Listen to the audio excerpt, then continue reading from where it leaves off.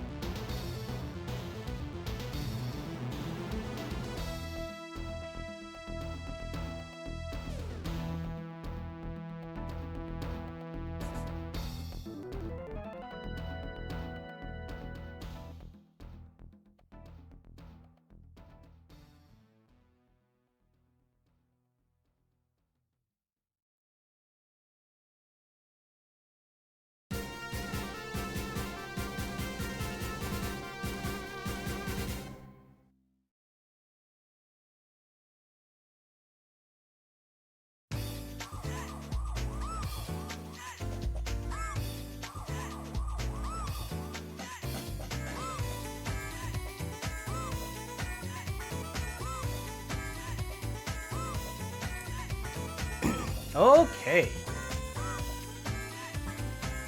How's it going, everybody? Another Saturday. Plenty more to learn. But really, I know quite a bit about these games already today. But that's okay. Sometimes that's just how it is.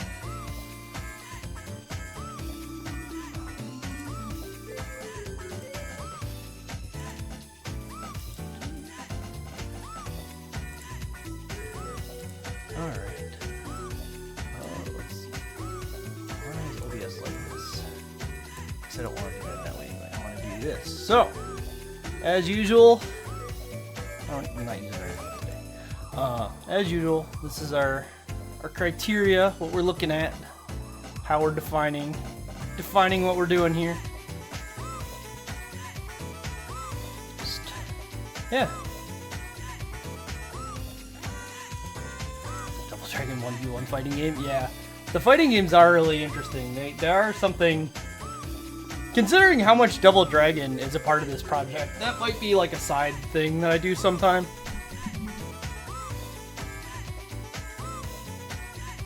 But definitely not something for today.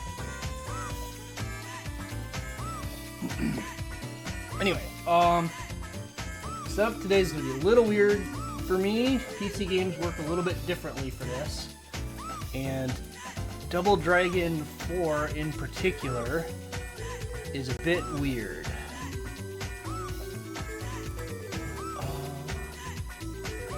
Okay, it came up right.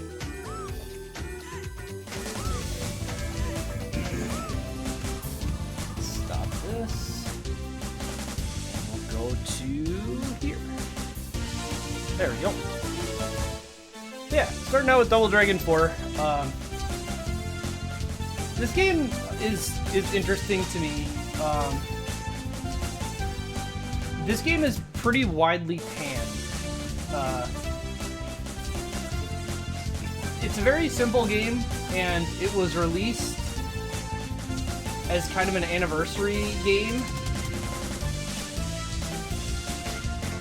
for the Double Dragon series, but it was also a very budget release. This was actually released at $7. Oh, this is loud?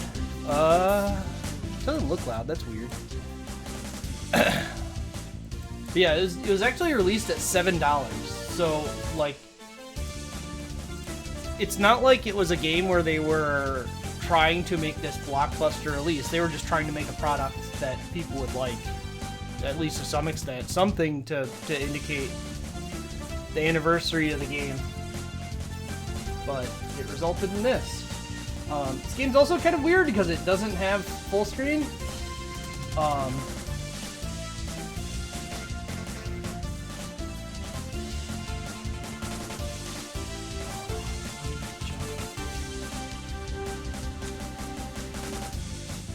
You're just in a windowed widescreen permanently, and it's not even that big. But, you know, what do you do? Anyway, play the game. Another interesting thing, you wouldn't have this when you first started the game, but you can play as basically anybody. I think every enemy character is playable if you want to, but I'm gonna play Jimmy. There's specific reasons for that. There's minor character differences between Billy and Jimmy, and one of them is more consequential for me. But yeah, driving to the dojo. San Francisco.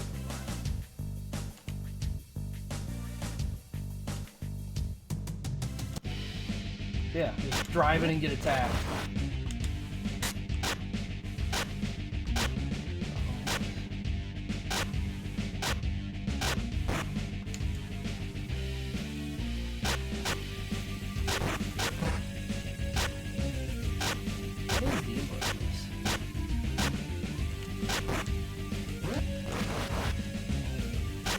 There we go. So there's this move, which is done by inputting a headbutt and then the jump button. And this move does a lot of damage. It is by far the most powerful thing that Jimmy can be doing, at least.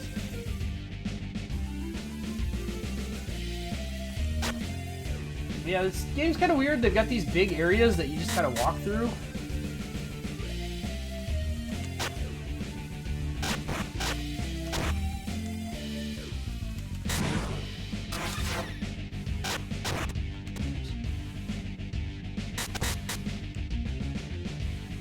And the enemies are just kind of like weird. They just kind of like mob you a little bit. I guess it's kick, not jump that does the head spin.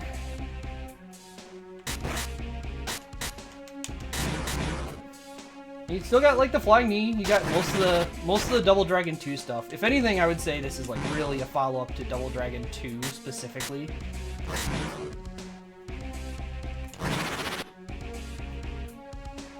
But you know,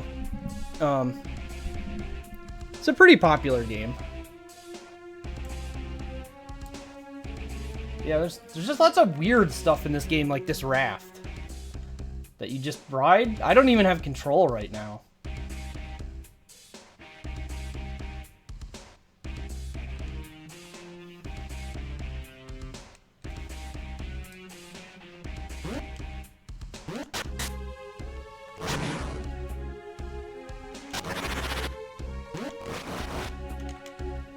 Yeah, all the Double Dragon 2 stuff works. It just and they added the head spin, which is quite good. This is an officially released Double Dragon game, yes.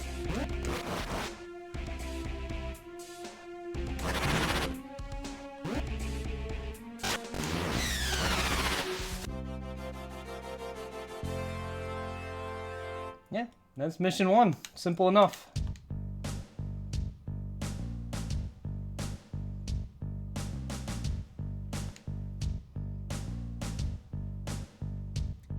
I love that it's Burnov, Billy, and Jake. Just total disconnect between the realism of those names.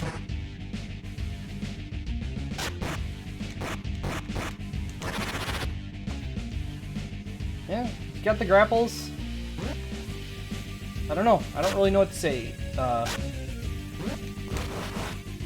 Like all the traditional Double Dragon moves are there. Just how good they actually are is questionable.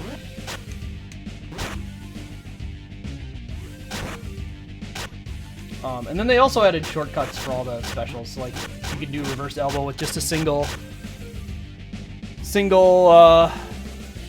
button.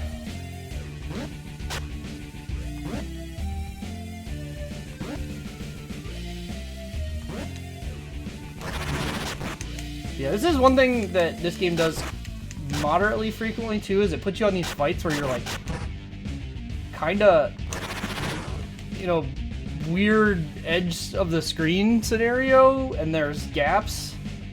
The fight design is very weird. And then like this guy who's standing in a place where you just kinda have to wait for him to jump up, because otherwise he's gonna,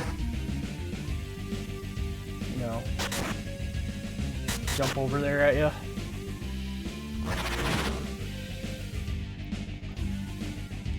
And yeah, the music being just like music that has nothing to do with NES. Even the stages look very weird. They're not very 8-bit.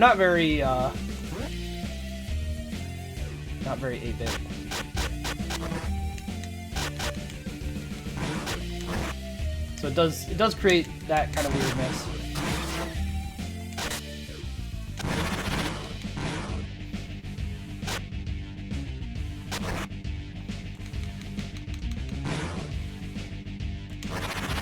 I guess it's any button. It doesn't have to be pick after that.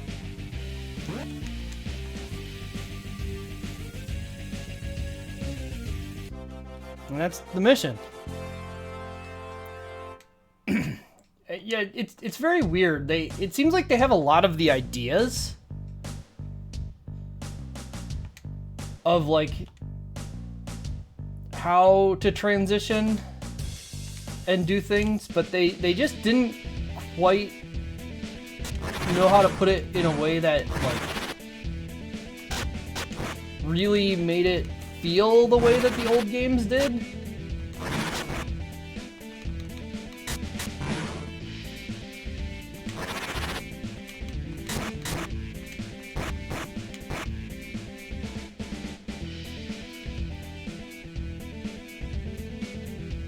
Yeah, I mean, like I mentioned before, this whole product was a, oh, right, they just kind of pop out of there without any warning.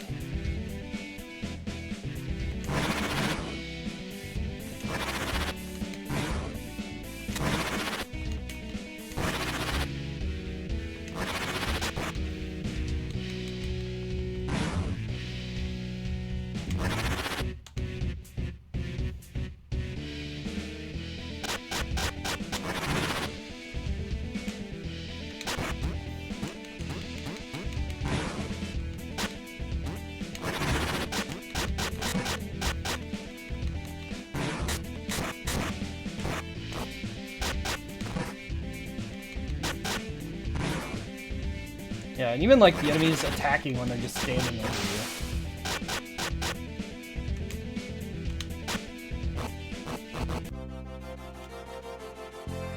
Yeah, and I mean, like I mentioned, this was a budget release. This was released at $7 as a commercially produced game, which is wild. Wheelie's dead.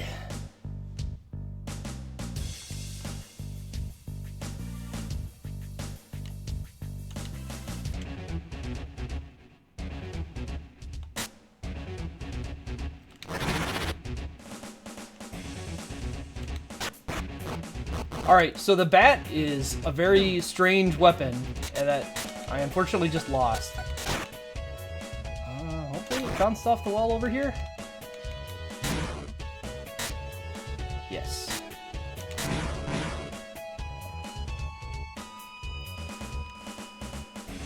So the bat in this game, you can obviously swing it like a bat, but the real power is in throwing it. I have no idea why, but throwing the bat is just immensely powerful. So you can pick up the giant crate, because why not? There's 2 Lindas in there.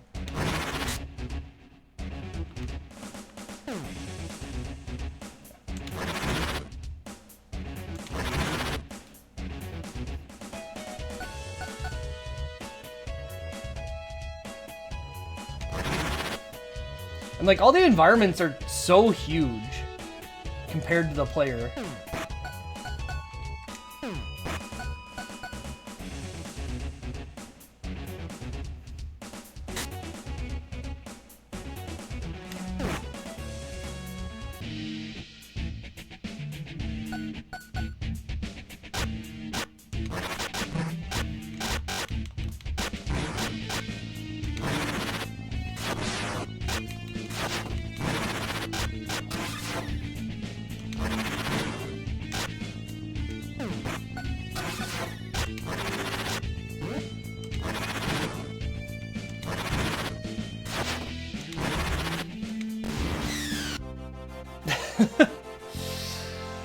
And the endings are just like very weird.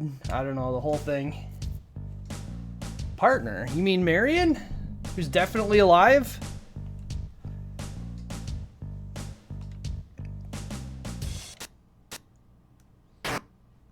And yeah, apparently just Double Dragon 1's happening again over there.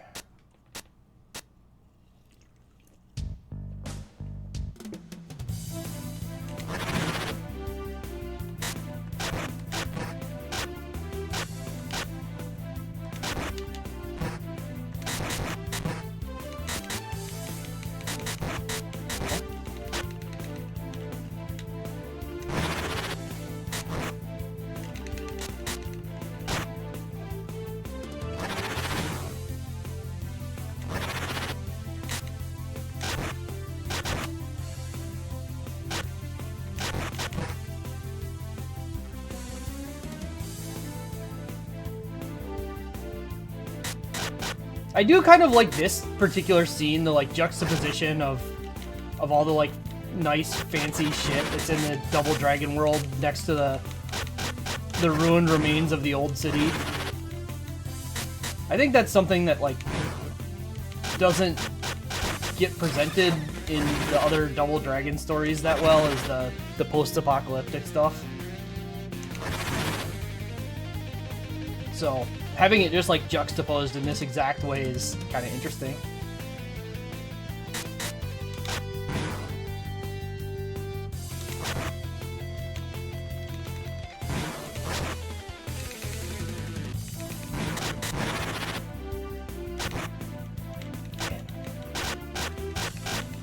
Yeah, like I said, they kind of just like mob up on top of you. It's very weird. It's like they didn't make the AI actually able to recognize when it was able to hit you, just that like it's supposed to stand this distance away and attack.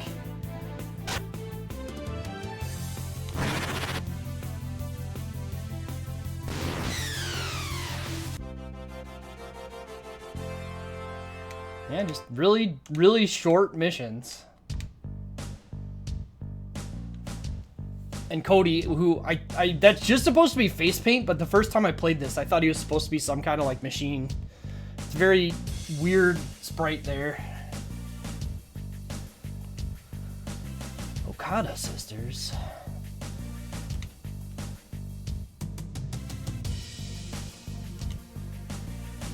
The Double Dragon Brothers. Not the Lee Brothers. The Double Dragon Brothers.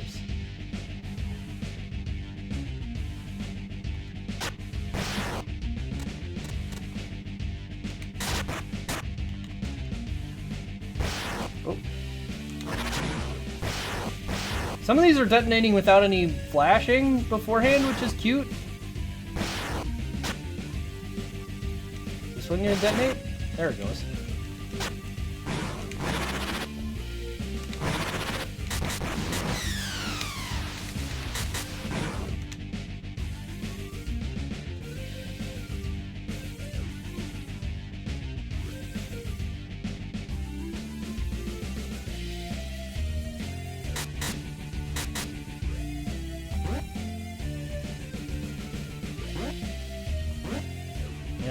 Gotta have some platforming.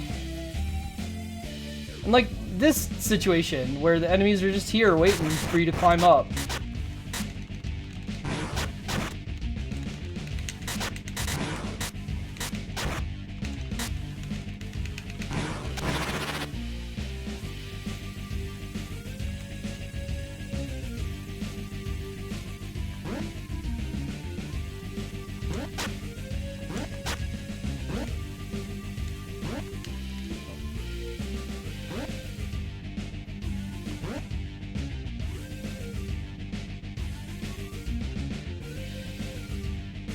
Yeah, like what are you supposed to do about this? I mean, I'm gonna get rid of this so I have a... No, I can't. I can't get rid of this now. I can't throw it. Alright.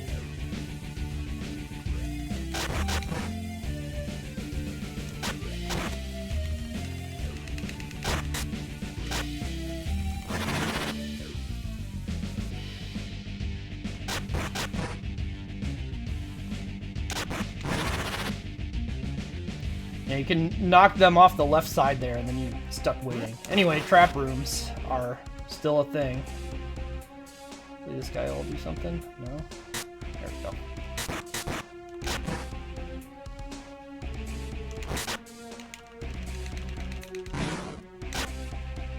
That guy was the guy that Sprite was supposed to be of. Cody.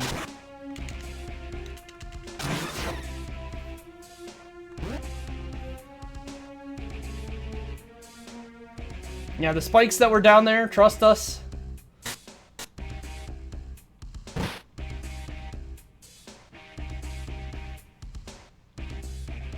Wow, he dodged that off.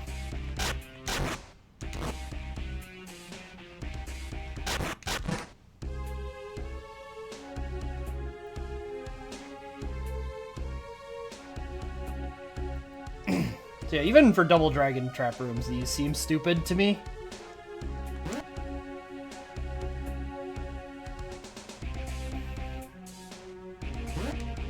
Like, just very weird traps. And then this, where you drop down onto a conveyor belt you can't see.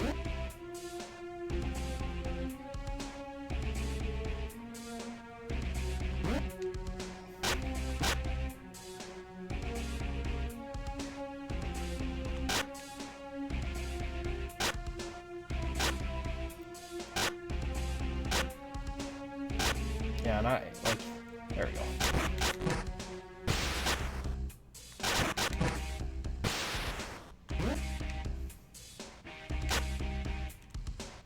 And then we're here with Burnov and Meebobos. Or rather, Meebobo and two Burnovs.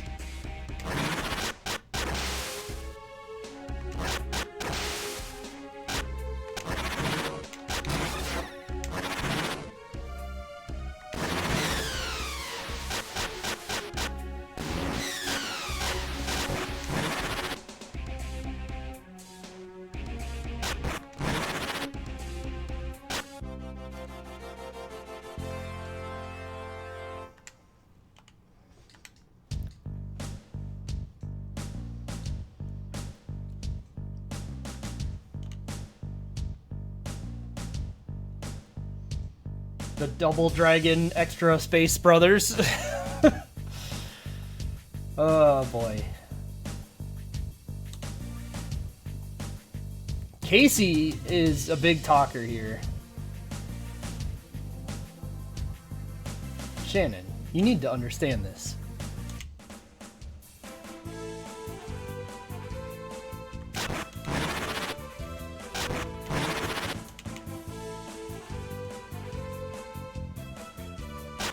Yeah, they did create quite a few new like enemy types like these guys, which is nice. Like they did do a lot of cool things in this game, but they just like kind of slapped it together into a product.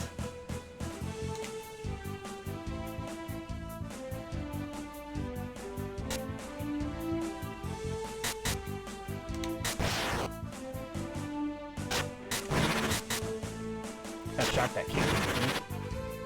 And like I do something other than the head spin, but there's just like not a lot of purpose to most of the attacks. And this guy going nuts.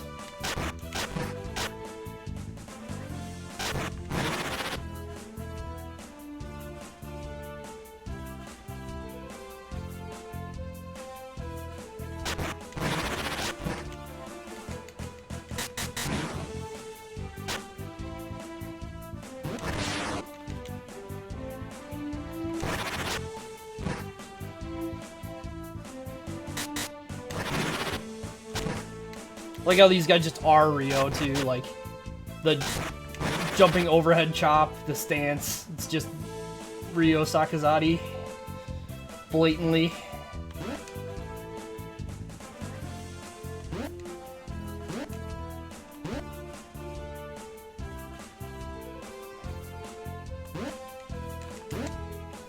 Okay. Platforming, which fortunately this game has a designated jump button, so it's a little better than like traditional Double Dragon platforming, but not by a tremendous amount.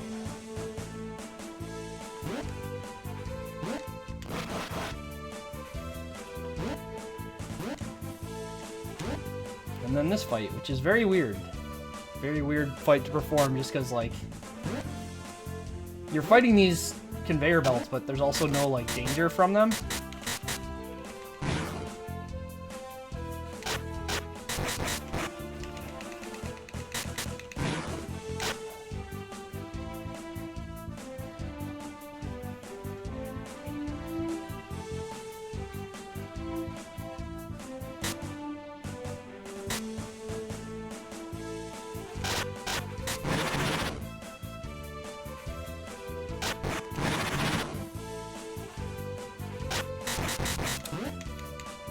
Okay.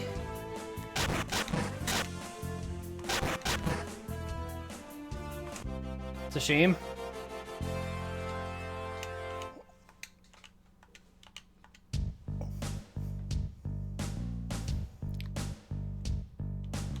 Stole a bike, went to the tower.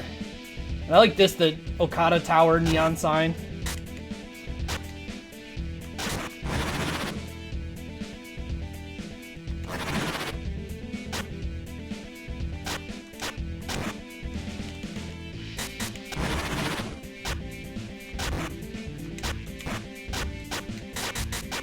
Look at this garbage. They're just doing whatever. I wasn't even standing up, and he just throws 3 of those things.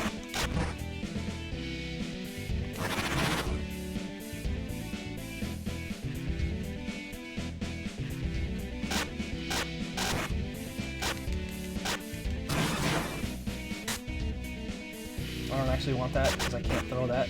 Throwing things is good, not throwing things.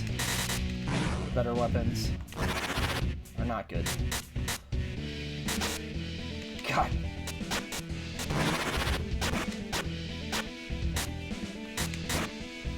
And like, the other weird thing is you don't have invincibility frames on standing up unless you do an attack. So like, when they're surrounding you but not actually in a position where you can attack them, you're kind of standing up into just shit town.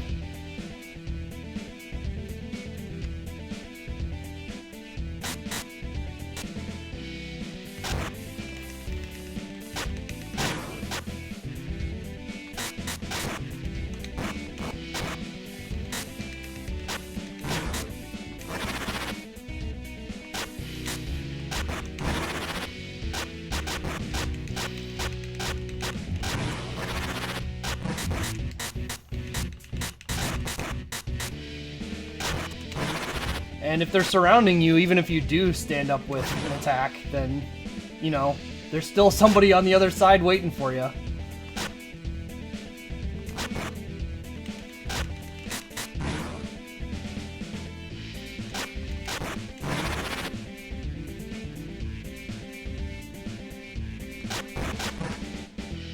And Bobo just on the elevator, ready to go.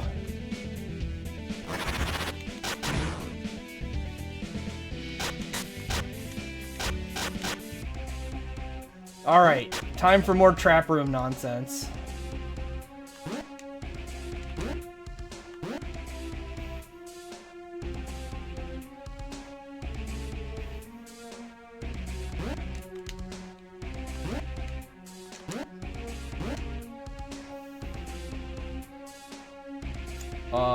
I'd love to know if there's something down here, but I guess we're blind jumping. Okay.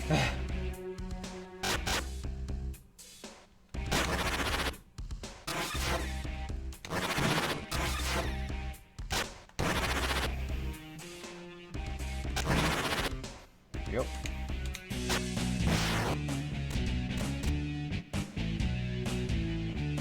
There's some different music.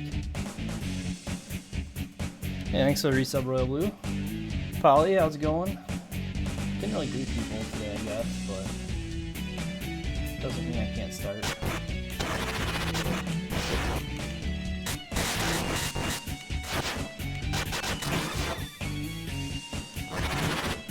Alright, well, boss is dead.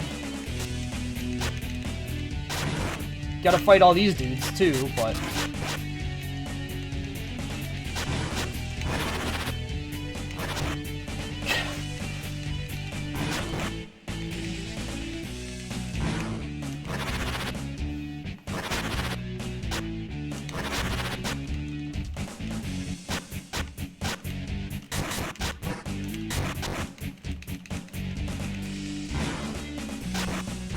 There we go.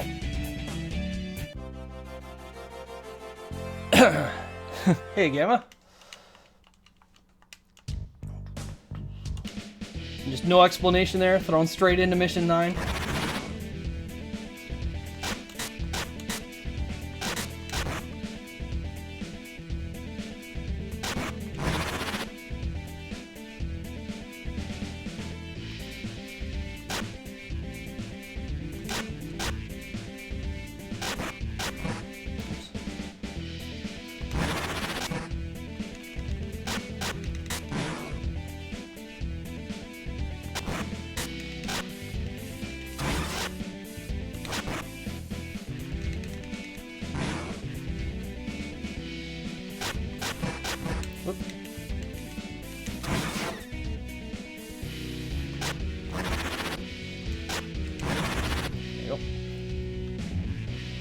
This is a pretty nice scene here, actually. It's nice that we're just thrown into it and then moved into here. Pablinka. And now our boss fight for the stage. The sumo. Who's very, very slow.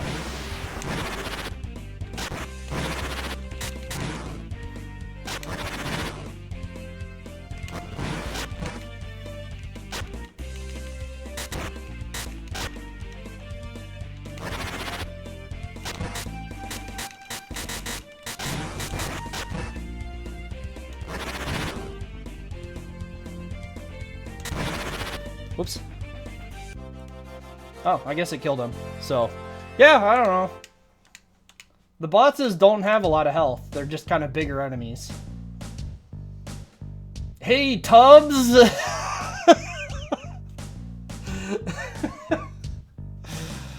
Oh boy, what a line to put in your video game.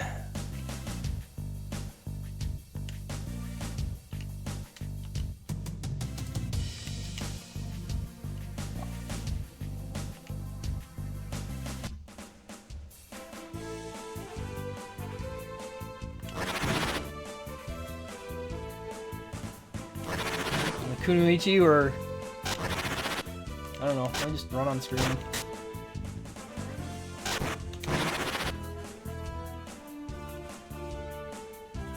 this situation...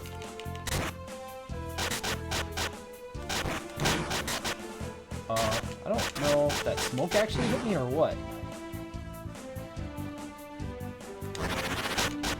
I guess so.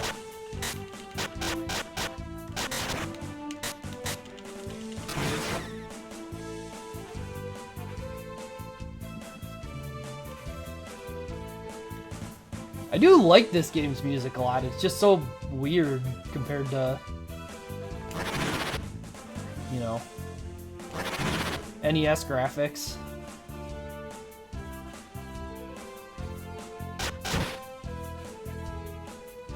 Smooth move, idiot.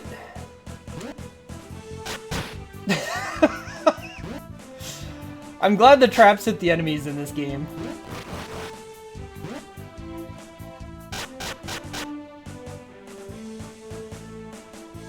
Guess those don't extend that far up.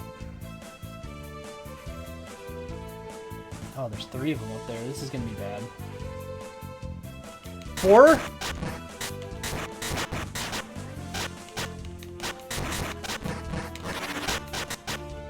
Yep. Where am I? Oh, continue. Okay.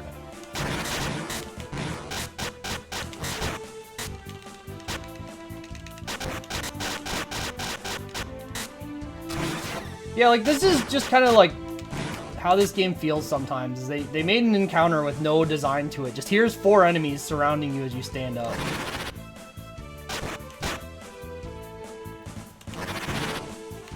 And it's not like I could have done anything about it because they were on the top of an elevator. Or ladder, rather. At least here there's a depth axis to like play around with these enemies a little bit. Thanks, Jesse. I believe if I go middle always, I end up at the boss eventually. Because everyone loves door mazes.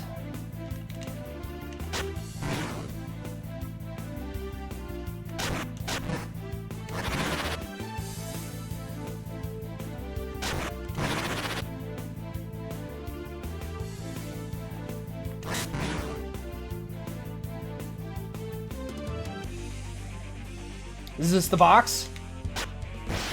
No, okay.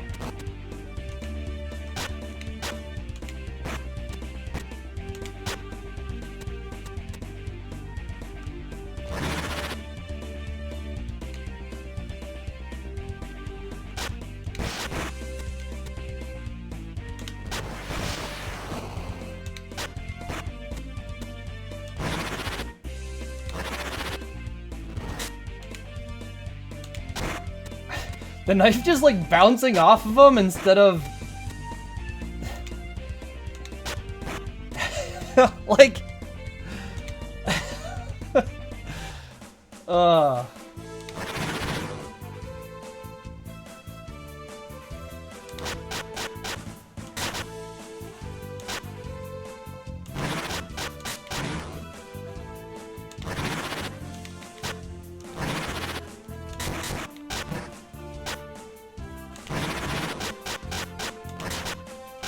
Actually, is this the first room? Did I circle around? I might have to not do center door. It might be like left door or something.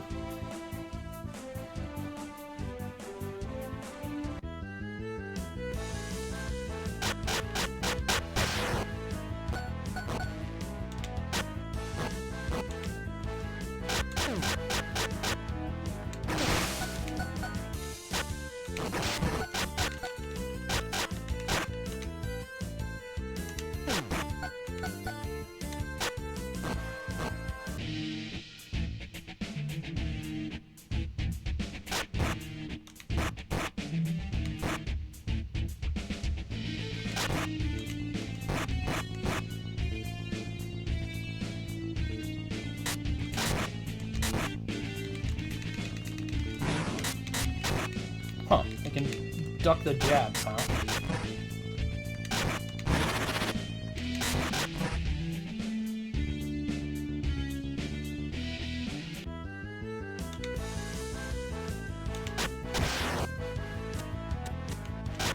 Oh, that was fast. The dynamite just having no consistency at all. is really annoying.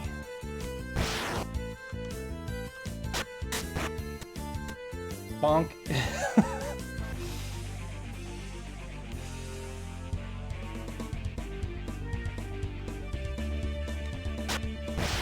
There it is, the box with a sumo in it. And by a sumo, I mean a whole fucking bunch of them.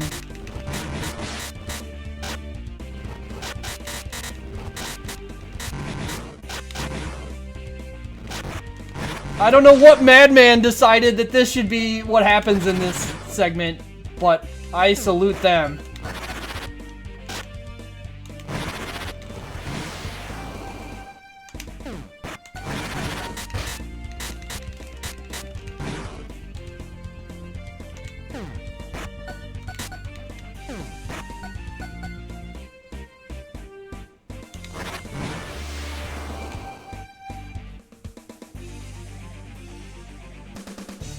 Alright, boss. So this guy is really weird. He has some attacks that, like, don't animate. And I don't mean, like, don't animate, like, in a glitchy kind of way, like, that they just kind of are an attack that hits. The invisible fireball.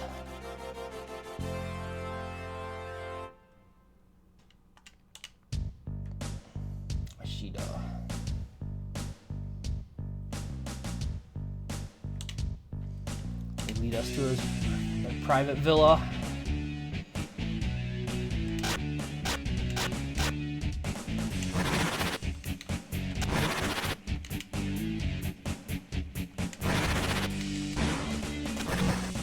Holy shit, that did damage.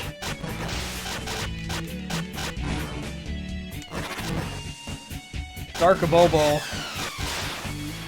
Darkabobo is a powerful man. With the... I don't even know how to explain what that attack is.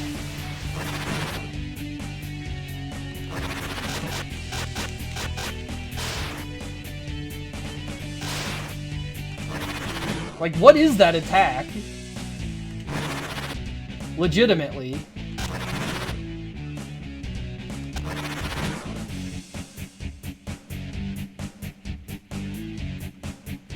Alright, we're led into the mansion, which is definitely not a trap.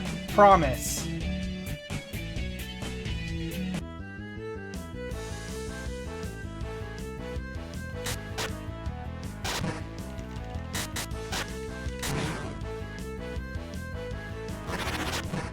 Oh.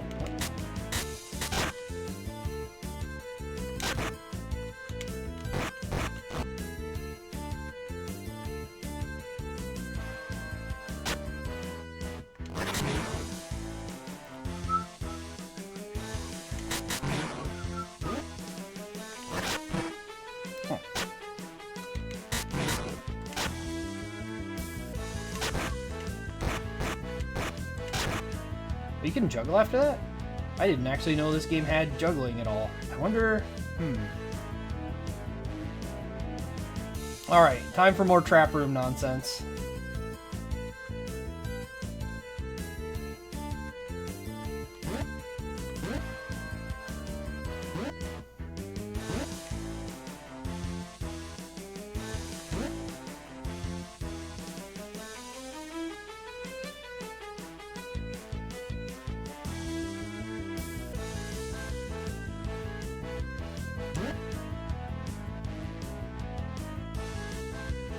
Come on.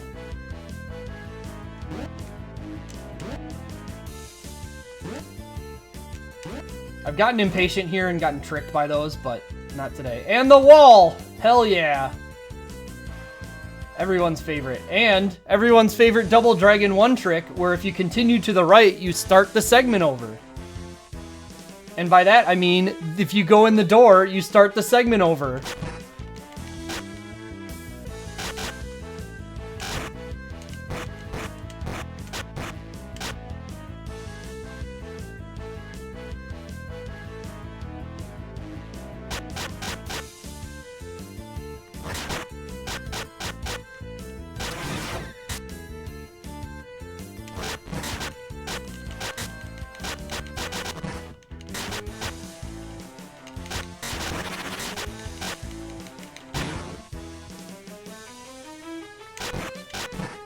Oh, that's not even a Double Dragon arcade trick. That's a Double Dragon NES trick.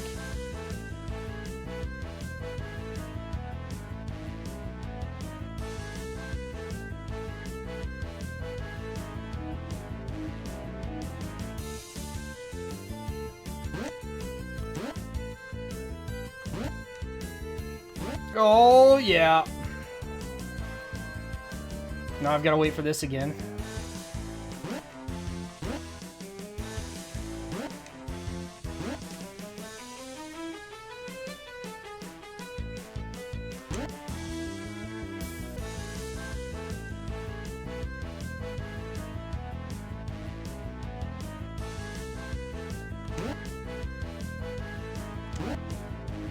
Yeah, I don't know. The trap rooms in general are like a really weird thing in Double Dragon. But this game's trap rooms are pretty awful, even for Double Dragon trap rooms. They're just like total nonsense. And then this part, where we gotta wait for these blades to come in. Oh, right, your hitbox is skewed very high.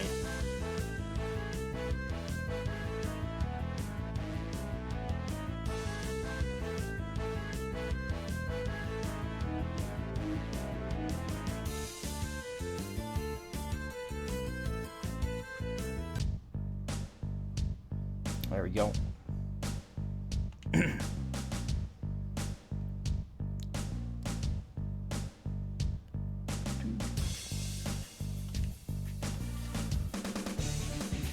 All right, mission 12.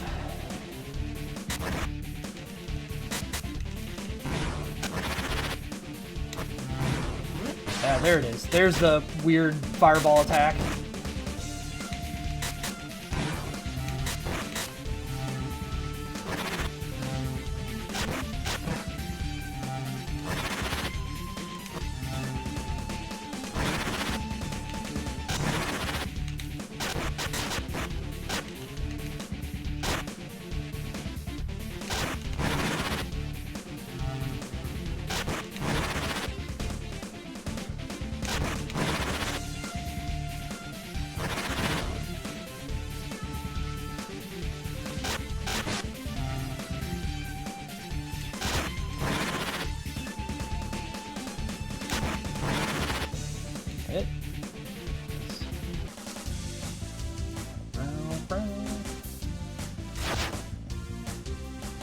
Alright, here we are.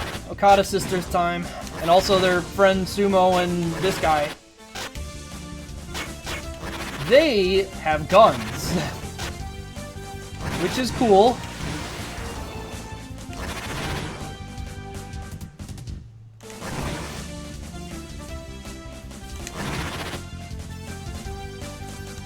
This is by far the best way I've ever had this play out. Yeah, alright. Well, they didn't get a chance to do much, so that's fun.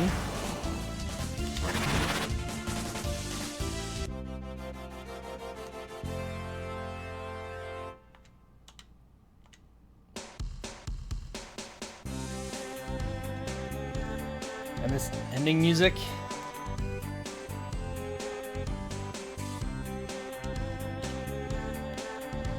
We don't use Sosetsuken to kill.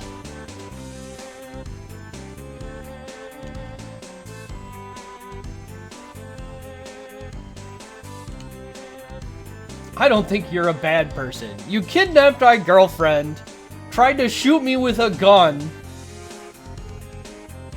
ambushed me a number of times, but, you know, you're alright.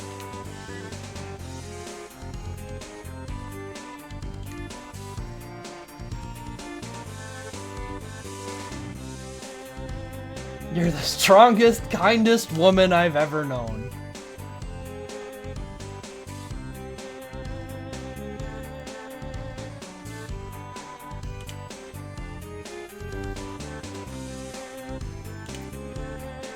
If you're thinking like that, then you're already halfway there. And that's it. That's the entire ending. That is this entire game. The story is very strange and presented very weirdly.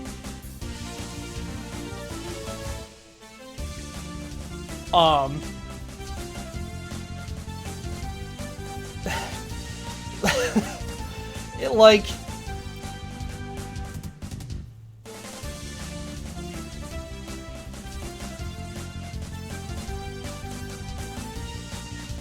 So, like, I like this game. I unironically like this game. I don't think it's great by any stretch.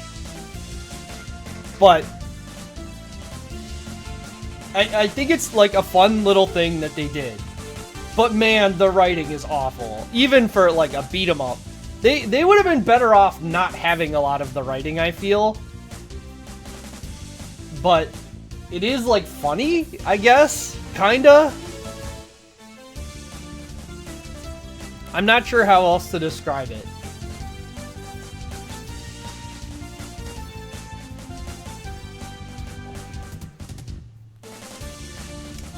All right. Well, let's write our stuff. Let's go over here.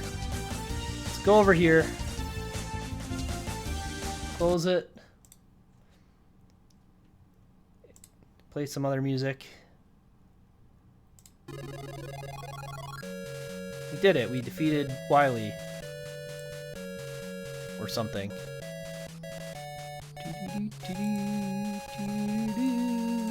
Alright. Double Dragon 4. Yeah, Marion's alive. Honestly, the whole story is a mess. Of Double Dragon in general. I call it, even though this is a numbered game in the series, I call it an alternate universe thing because I kind of feel like Super Double Dragon is supposed to be Double Dragon 4, and then, like, you kind of have a bunch of shit going on that's not really disconnected. The only really consistent thing about the entire Double Dragon storyline is that Double Dragon 1 absolutely happened the way it was presented in arcade. Marion was kidnapped by Willy. Willy went, or the Lee brothers went and beat up Willy. And then, like, after that, what happened is just a giant mystery. But kind of what I'm considering to be the like, primary Double Dragon timeline is 1, 2, 3 arcade. Which is very funny, because Arcade 3 is, like, even more nonsense of a story than most of the games. But, yeah. This is an official game. It was released by ArcSys, but they owned the Technos IPs at this point, so it is official. It is a commercially released product released by the owners of the intellectual property. Like it or not. Released as an anniversary. That's not spelled right. It is spelled right. Just looks wrong in this font, I guess.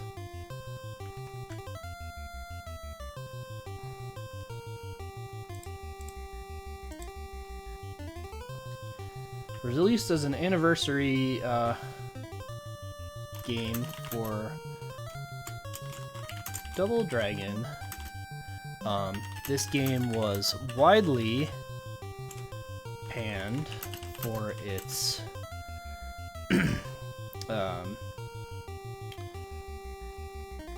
very rushed feel.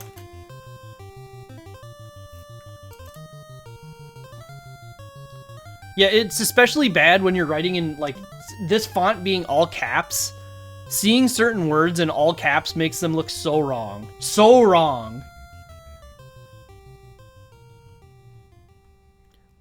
Like, wildly. I said wildly instead of widely.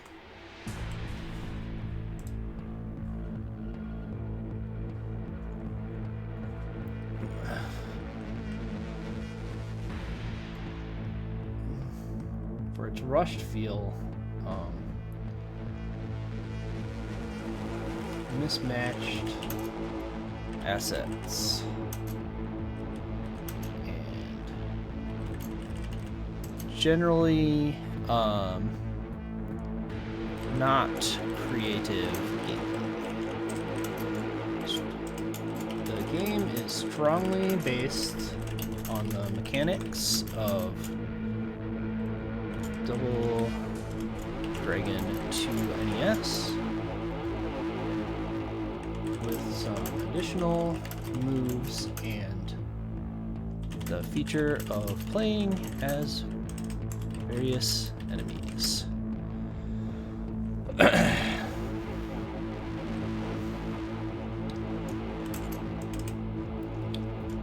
It is notable that the game was released as a budget game.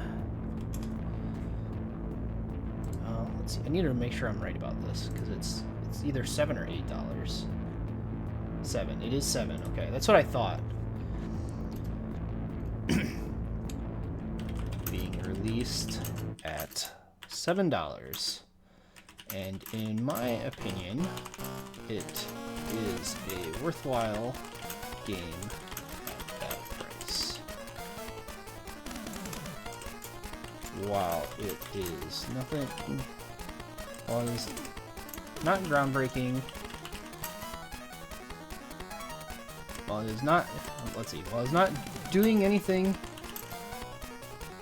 particularly new, it does control well enough. Well, I'm not going to say well enough. It does control well. There are numerous interesting moves to do in the style of the original games.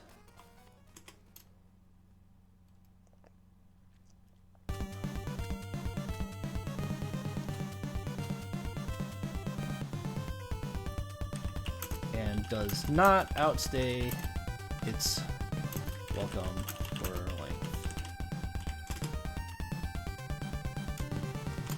I'd recommend this game to someone who enjoys the playstyle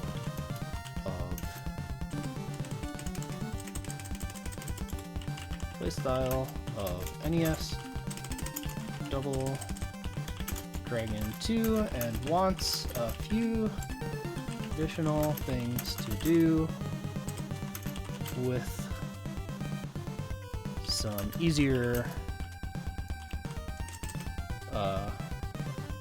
moves to execute. You may not enjoy this game if the fan game feel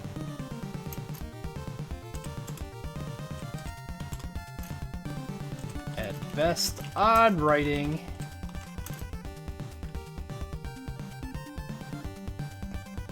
nope, this is the first game today.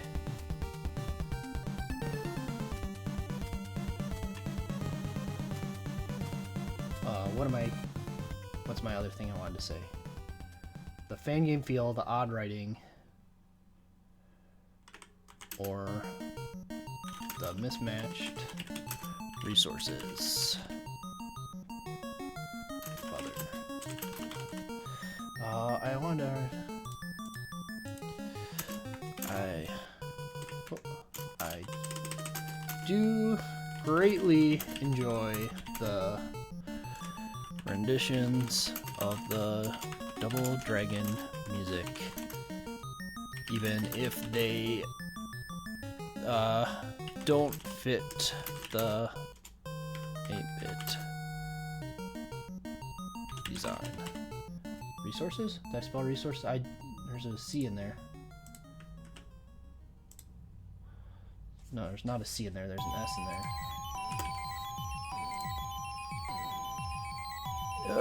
Did this escape that? It did.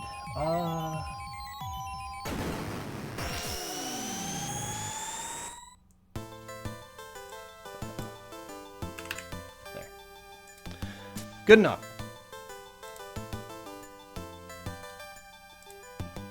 All right.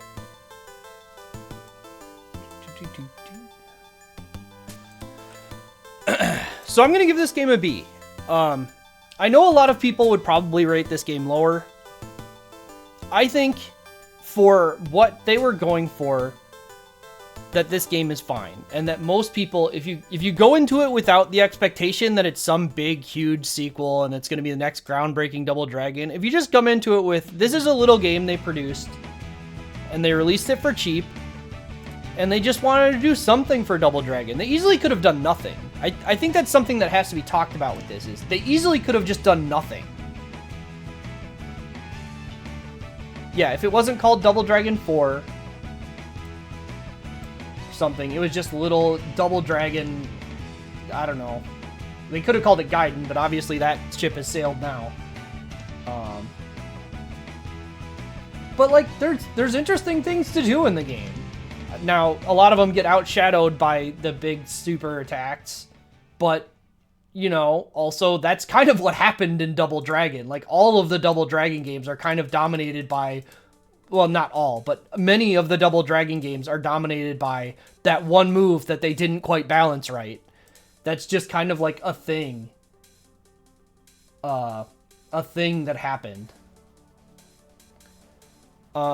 That said, given how long this game has been out, I wouldn't blame anyone for not wanting to pay $7 for it and wanting to wait for a sale. I think this game goes on sale pretty often because they're just like, whatever.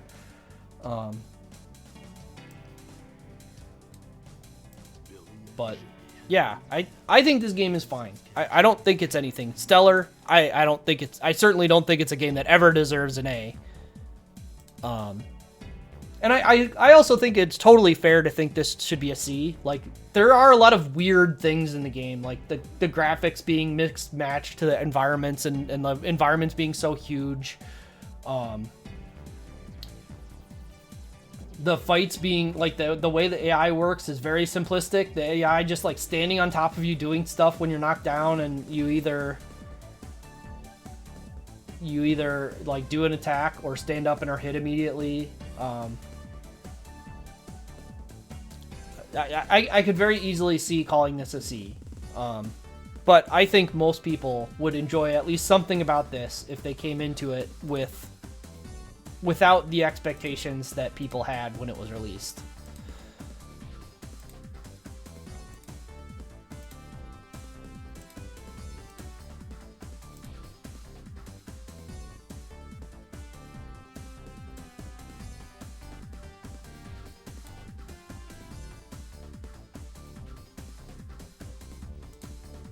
Yeah, the canon in Double Dragon is a mess.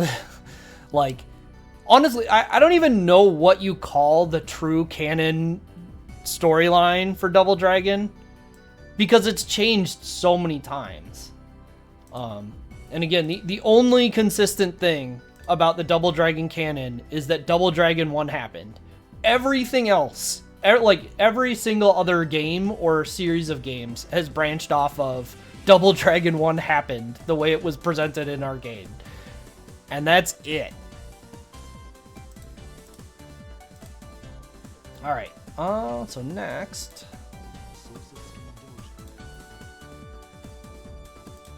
hopefully this will work the way I want it to.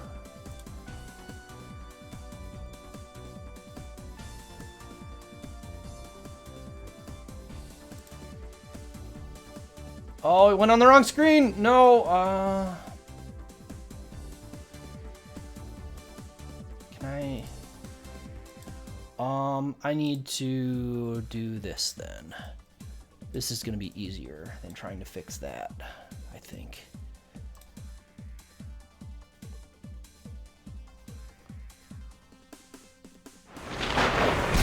Oh, that seems loud. Rise of the Dragon.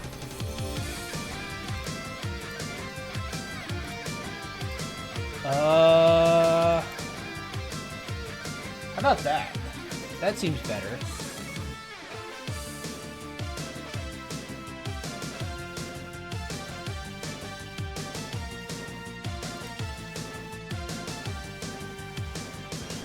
Nope, not that.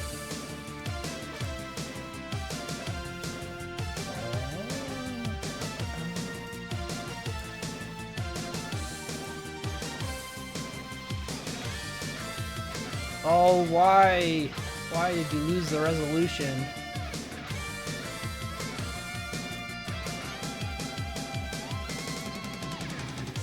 Yeah, that's just a side effect of how I set up my stream.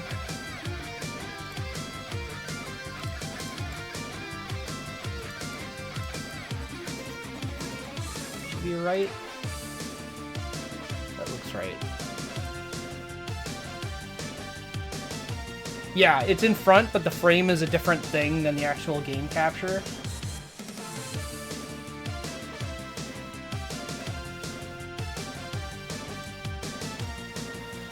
Okay, so this needs to be like this. I need to move physically over here to this. Oh, that wasn't happy. Okay.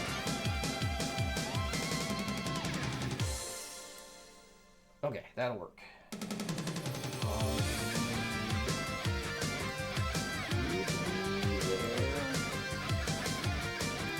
Then I can play the game. Okay.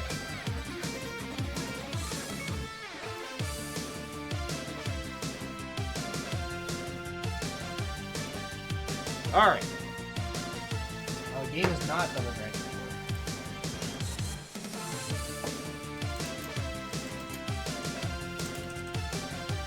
I am not going to put the subtitle on.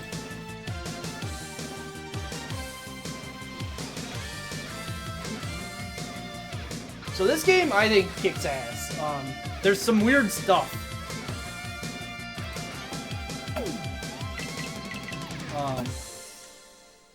But this game is a totally different approach to a beat 'em up. I've honestly, I can't think of another beat 'em up that's made this kind of approach of being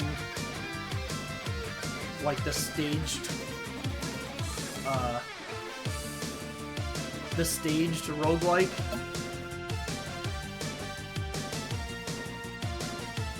And the difficulty is set using these modifiers where you get to choose individually like what stuff you want to be harder or easier, which and the only real change is the like tokens you get, how many you get back.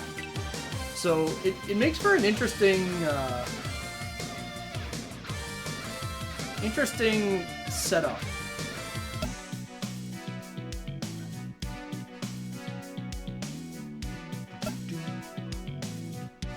And they kind of this might be the only game that doesn't acknowledge like Double Dragon 1 happening, because all of these are representing, these bosses are representing the bosses from each of the first 4 Double Dragon games. If we're counting Double Dragon 4 as like the canon line, where it's Willy being that I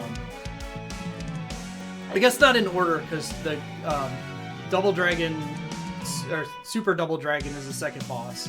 Anubis is there to replace Cleopatra from Double Dragon 3.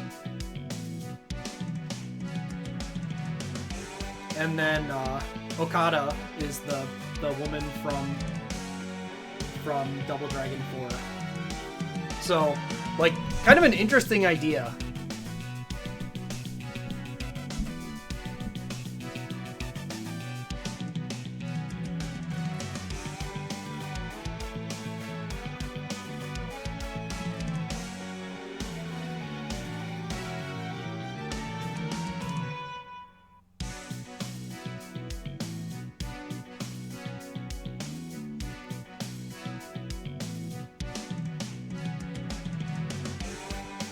Yeah, and Marion's a cop in this game for some reason.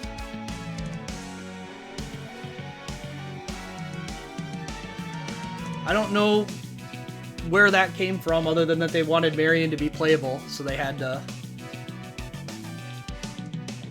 come up with some reason for that.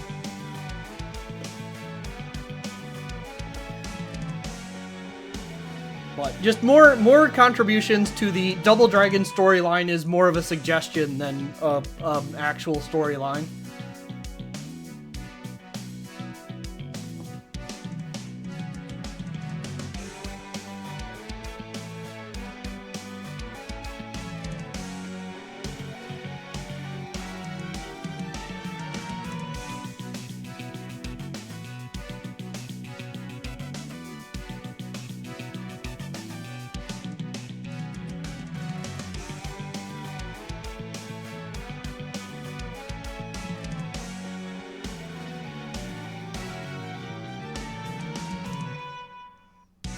And here's Matten. They took a name from a totally arbitrary sign in Double Dragon 1 that's been a mystery forever and turned it into a person.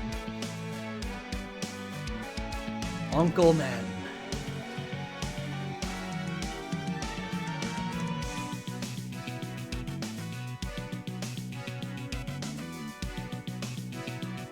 Also, Marion's like suddenly conscious. Wasn't she knocked out during the cutscene?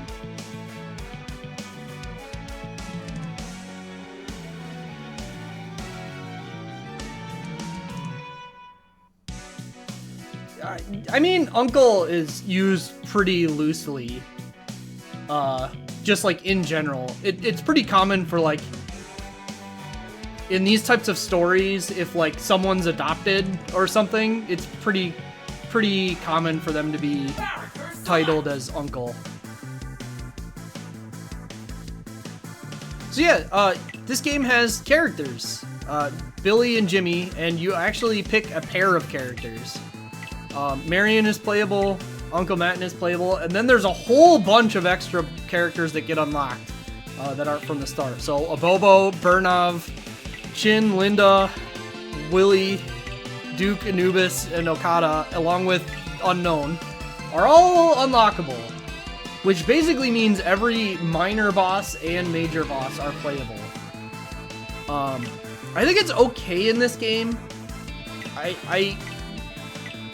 I'll talk a little bit about it later, but there's some things with how this game was designed that I think are cool, and then there's things that I think are very stupid. Anyway, I'm just gonna play the Lee brothers because I want to.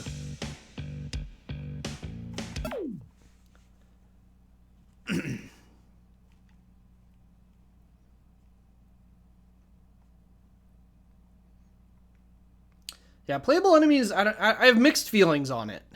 I mean, I guess I could just talk about it now.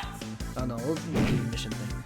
So yeah, you get to choose what order you want to do the first 4 missions.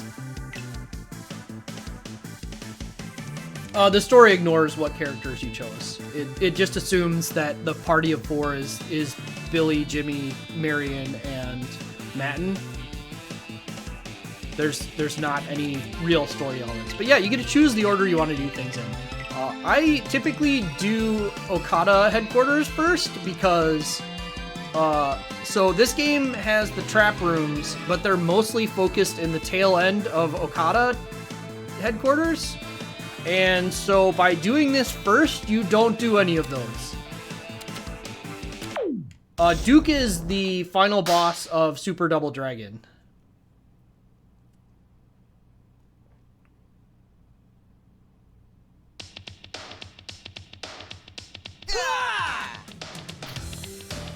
So yeah, the big thing with this, you just got one attack button, so it's a different, one main attack button and then a throw. And then you've got a special button that uses this meter. So, a lot of this game is based around managing this special meter because the specials do a whole lot of damage compared to your regular attacks and are used for some system mechanic stuff.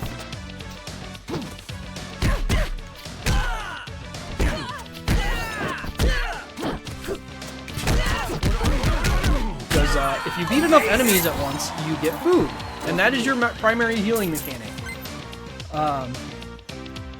This, in the original release of the game, was very obnoxious. You got here, I can turn it back on.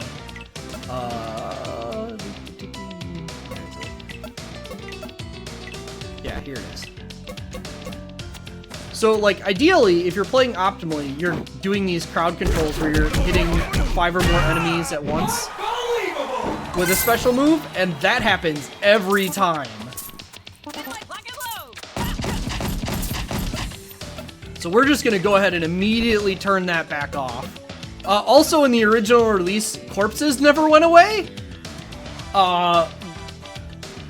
which was also something. They made some balance changes too, which I don't necessarily like all of. But you know, what do you do?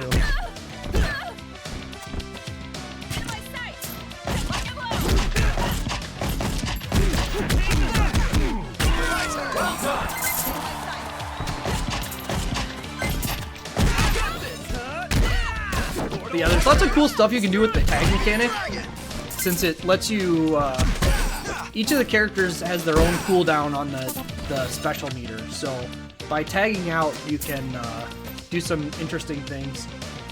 And then, in addition to that, that's your defensive mechanic when you get hit, is you just tag out to the other person.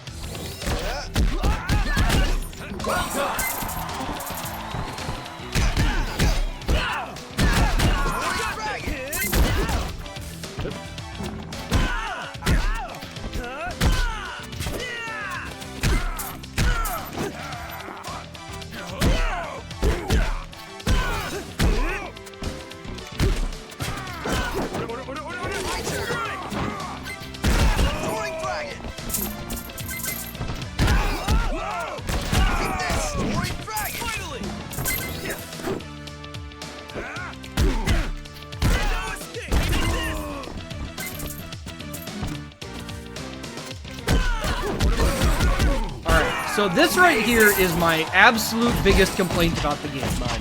This game has weapons, which, you know, is great. I like having weapons that you can use. That's always fun. But of the characters that are pickable, Billy and Jimmy are the only characters who can actually use weapons as weapons.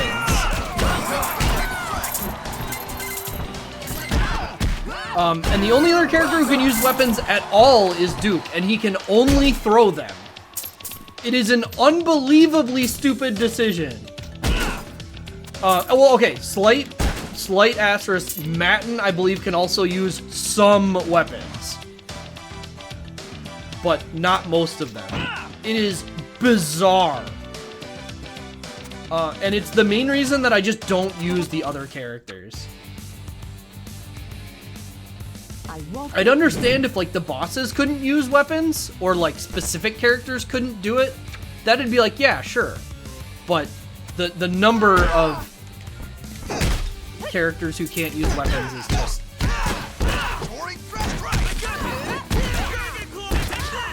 Like, you've got this cast where you can pick, what, 12, 13 characters? The 4 original, the mini-bosses, and Unknown? And a tiny fraction of them can actually use weapons.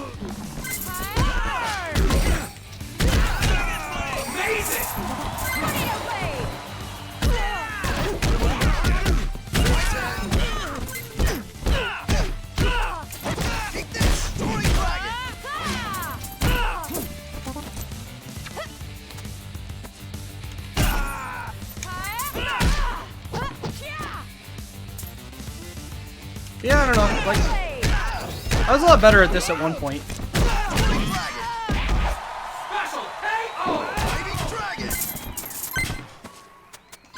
But it's pretty straightforward. Because this was first, we went in, we are done with the Okada stages. There's also bonuses you get for all this stuff, so getting big chain, getting a big crowd control, finishing the bosses with a special move is probably the biggest thing. And then we get to spend our money on this crap. These upgrades are kind of interesting decisions sometimes. But I feel that certain things tend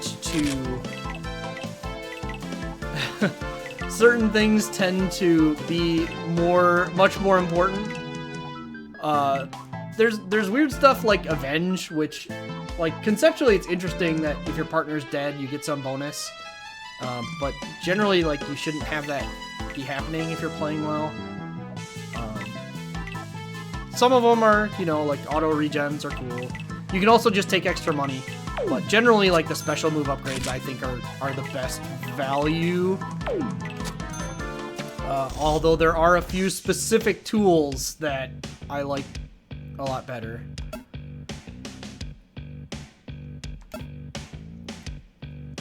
The remaining gangs are increasing their threats.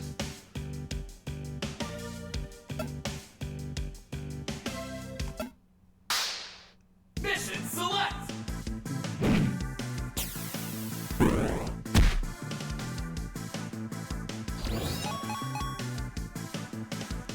Yeah, they go through this to show you all the extra stuff they do. Which is interesting enough. Yeah, I'm gonna go for the Royals next.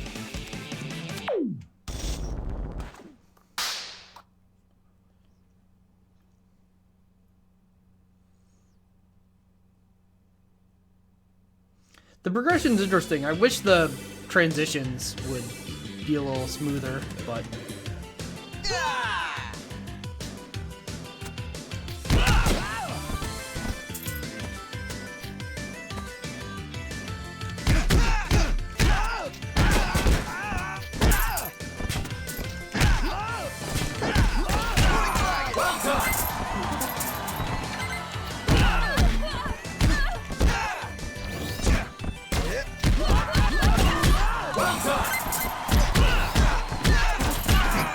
Yeah, like, most of the goals, like, so you're supposed to do the individual goals as the missions go on, and most of them are quite easy once you understand the game flow. What do I need here? Turkeys?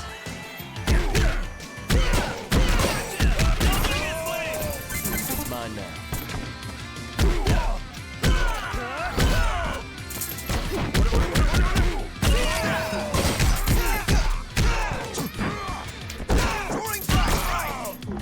I like it.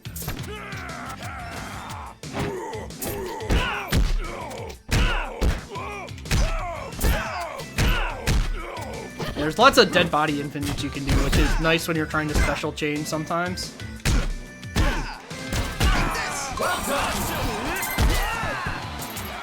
we go, there's 5. So yeah, to get a turkey, I have to kill 5 enemies in one special move.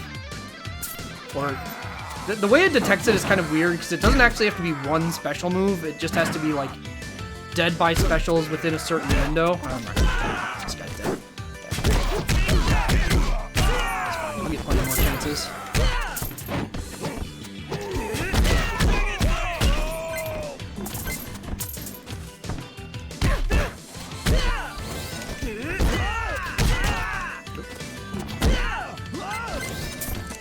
The Lees are also...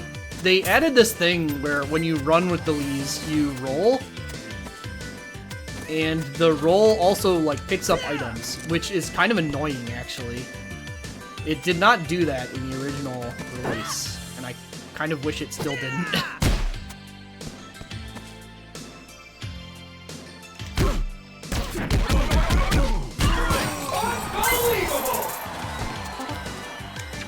It can be nice when you want that to happen, but...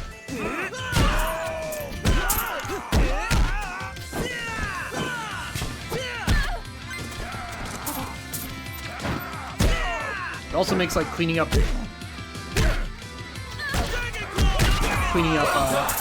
random pickups a little easier.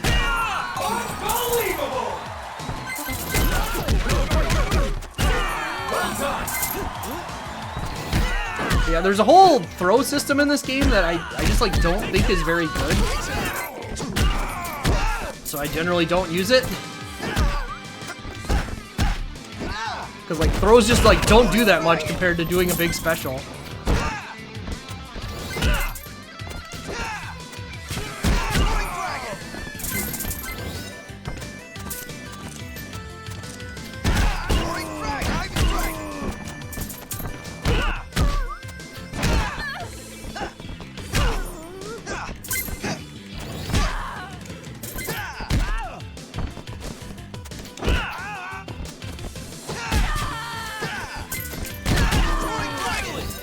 Yes, the tag system really adds a lot of interesting, like,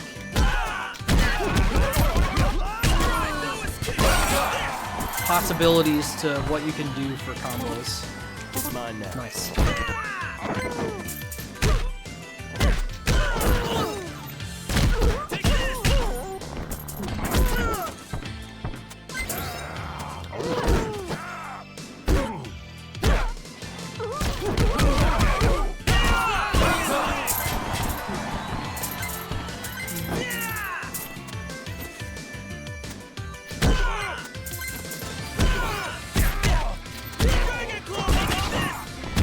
Oh, nice hitbox.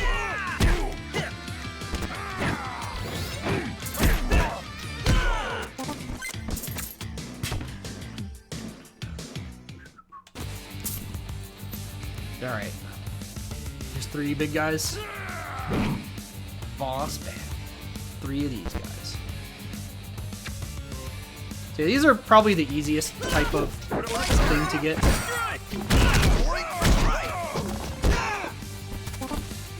They just like are medium-sized enemies, and there's 3 of them.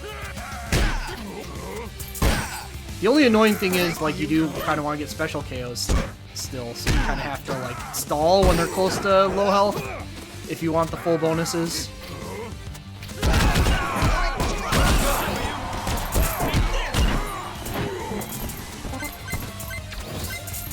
It's mine now. Special KO!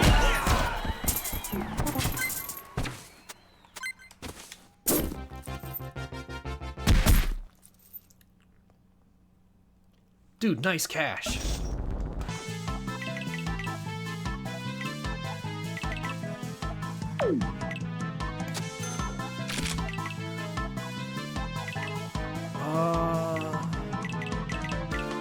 Standing ovation's actually pretty helpful.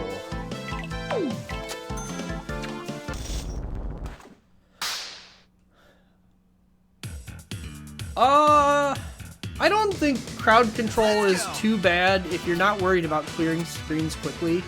Like, one of the things you have to kind of like keep in mind about the way I'm playing is that I'm like very focused on getting the combat to advance quickly, because that's just like how I think about these games. Lucky me.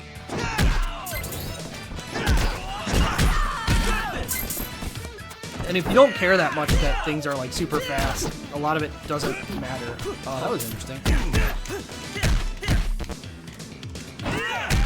Just probably another thing about the throw. You know?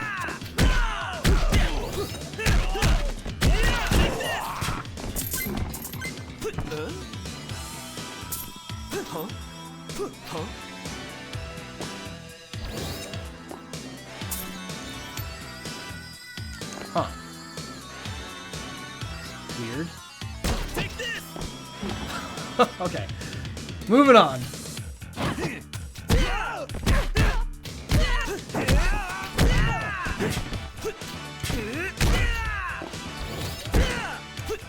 Yeah, there's lots of neat things to me about like the enemy behavior where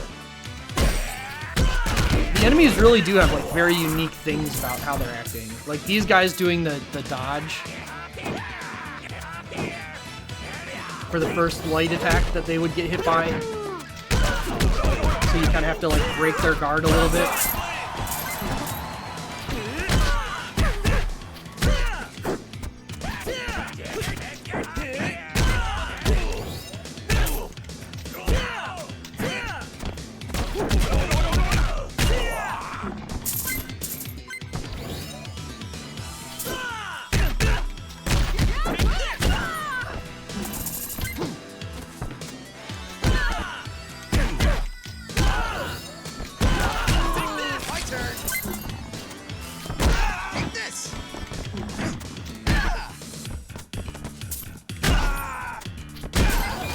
Oh!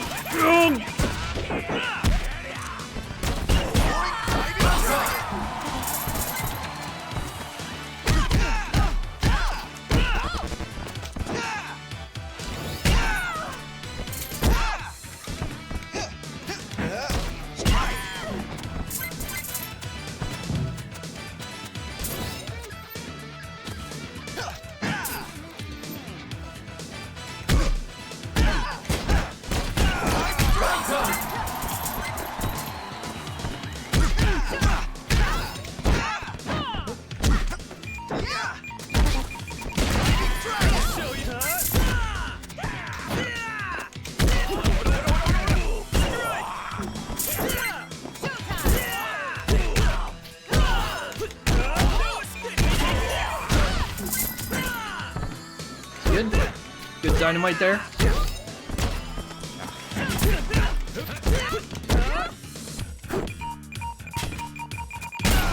You did it.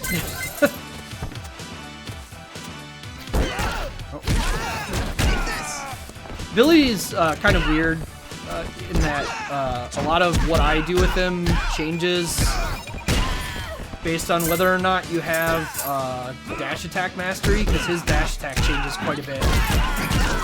Most attacks like change slightly in utility when you get an upgrade for them, but what? I'll show you. But dash attack mastery for Jimmy in particular is very useful.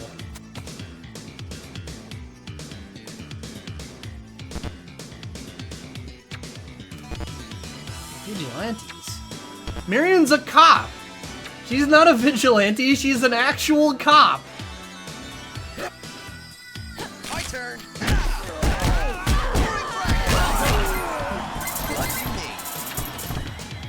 Does that gap jump skip a fight? No, it just skips having to go up going up a stairwell.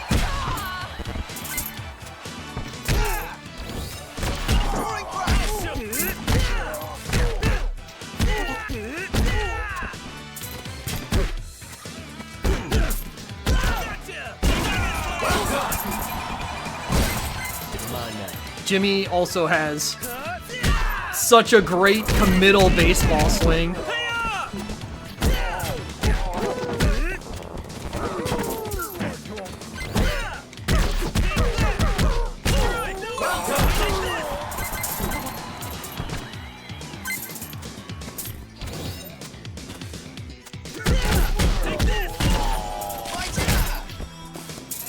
Thank you. I got this. More from me. Alright, Duke is a tremendous problem enemy. He's not actually difficult, but... Whoops, I skipped that. Well, that's a shame.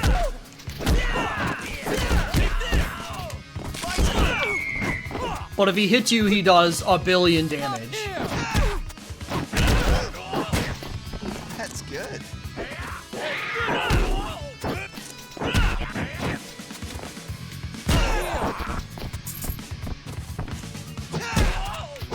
Surprise. Soaring Dragon, take this. I'll show you.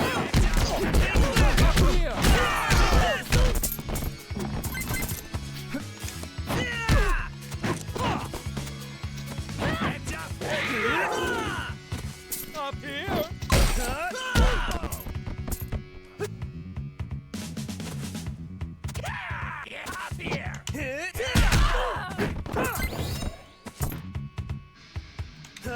Up here. My turn.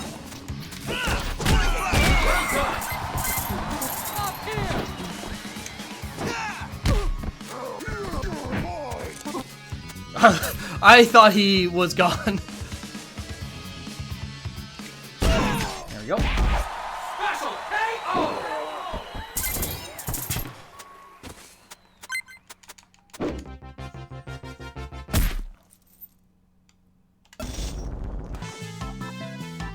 Run attack mastery, but it's Billy. I guess it's fine.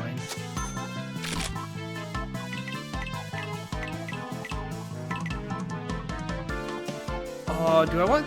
No, let's just take combo mastery. Like, one of the weird things with Billy is that I really want dash attack mastery. And so taking the first slot item consistently is like a bigger priority since it increases the likelihood that I can get it.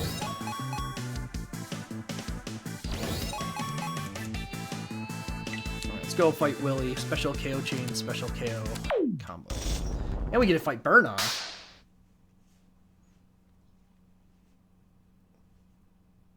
Yeah, Marion does have a bazooka in this game, and it is extremely good. Probably the best move in this game, honestly. Let's go. Soaring Dragon.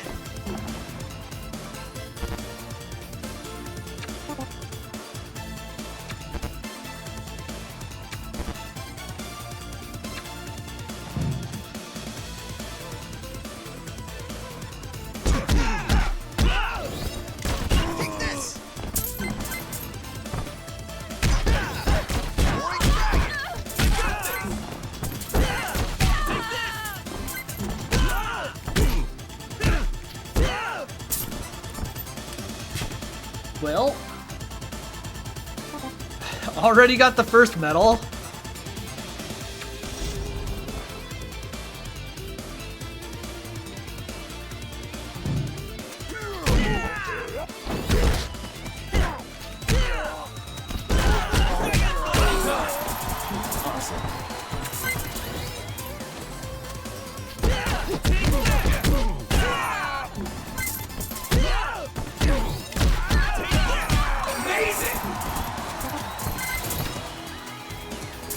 Yeah, this game, they did a great job with the music. And it's interesting because I think they just like commissioned some people. There's not like a single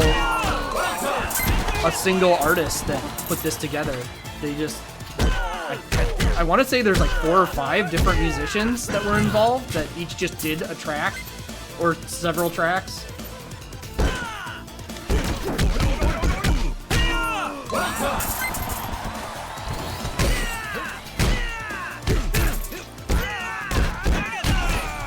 But you know, I think it's pretty cool to just like reach out to some composers and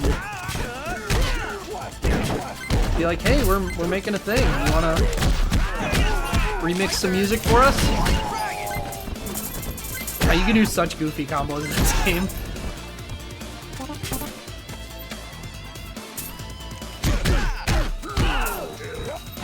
Yeah, the music's good and like it's good, and I don't think there's a single track that I'd say is like bad.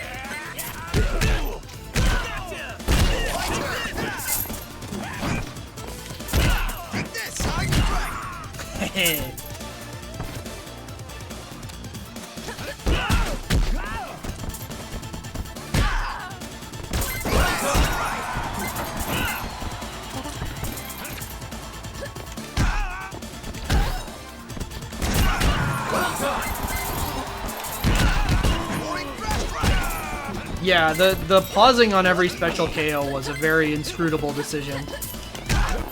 I, like, literally every single person I heard play this game was like, why in the world would you do this way?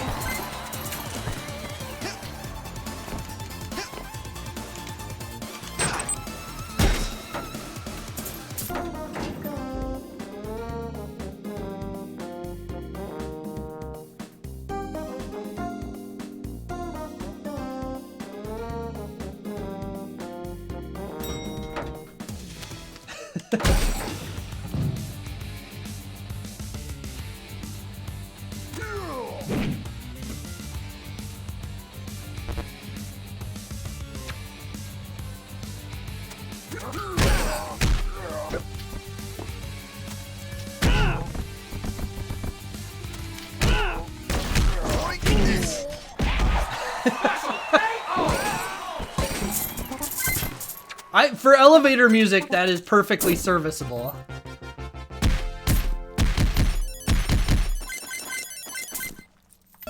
Yeah, that's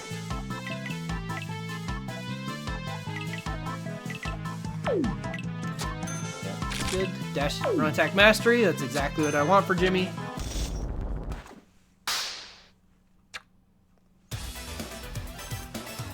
Let's go. So Jimmy's dash attack, once you get the upgrade.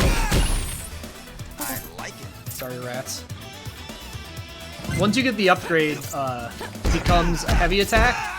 This game like differentiates between heavy and light attacks. What am I trying to do? Just special KOs. Okay, I thought. Oh, I was one away, of course. Now what am I doing? It's combo. Okay.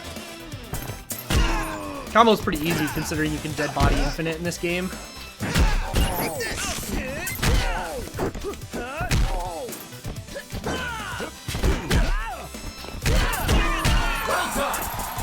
At least if you want to. You can't if you do that.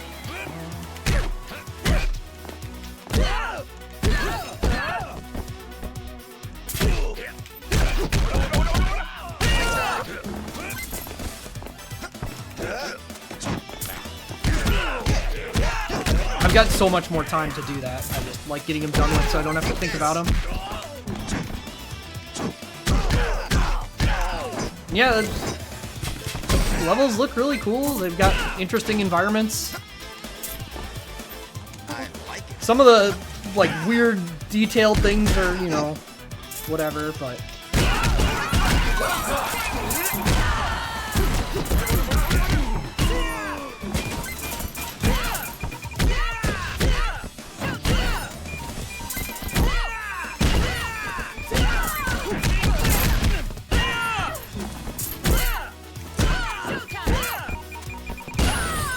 so another fun thing they did with the Lee brothers. Oh, no, I can't do it anymore. I lost the dynamite. Okay. Not a big deal.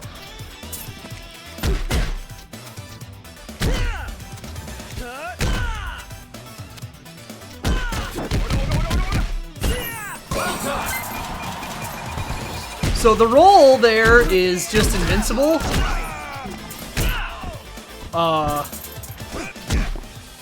And you can cancel the roll into itself, so like the Lee brothers can just be invincible as much as they want.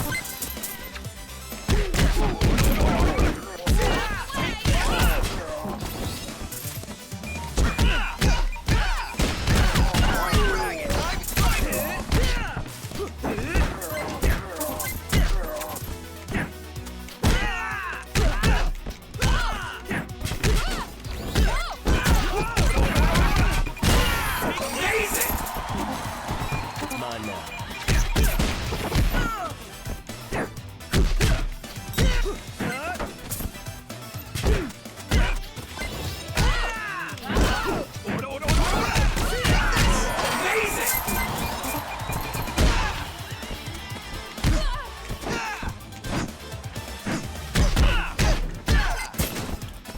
It's the advantage of an attack being heavy. So it interrupts a lot of things that wouldn't get interrupted. Is there a grappler in this game? A couple characters have specials that throw. Like actually Jimmy has this throw, which is a special move. So that's what you'd be looking for. A couple of the characters are like more focused in doing that kind of thing.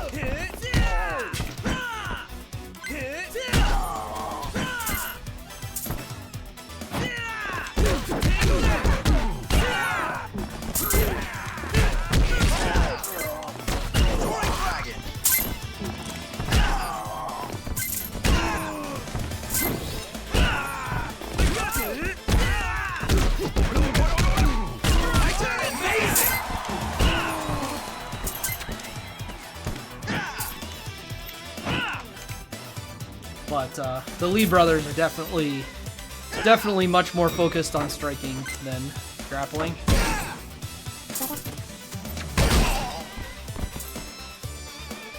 What hit me there?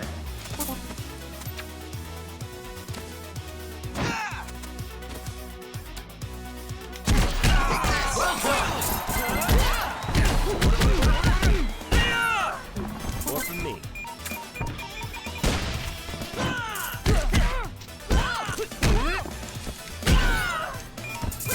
It's mine now.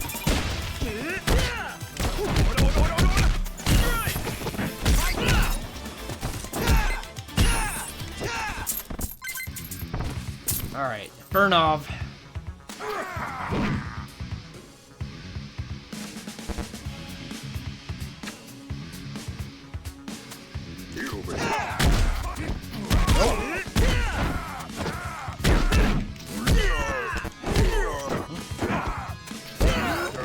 Oh! Yeah, fortunately, the tag mechanic is also a safety maneuver to get out of situations exactly like that one. Oh, I didn't kill him with a special. Awesome. Don't get the full special bonus. Yeah, like right there, where Burnov was armored. That's what being heavy, the advantage of being a heavy attack is it'll break armor.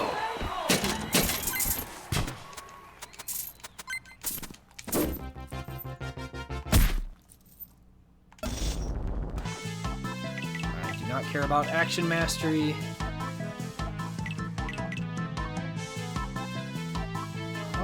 Hardened body's fine.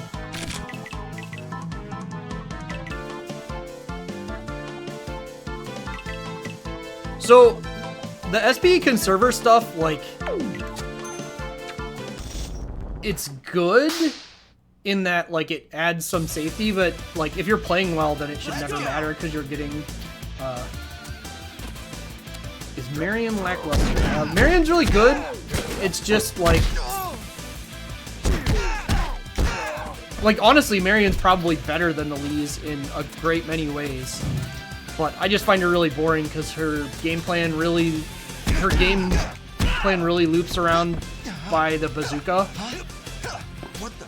I guess I can't grab that. I feel like I should be able to grab that. Take this!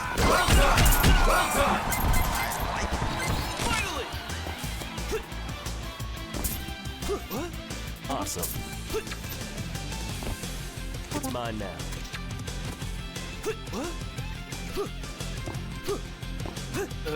Huh. It's mine now. Oh, there we go. All right.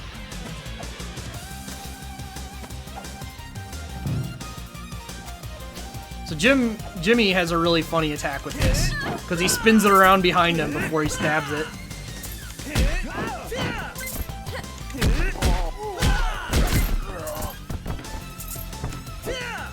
Awesome. My turn! Partner is here. I'll show you. All right. Well, that went well.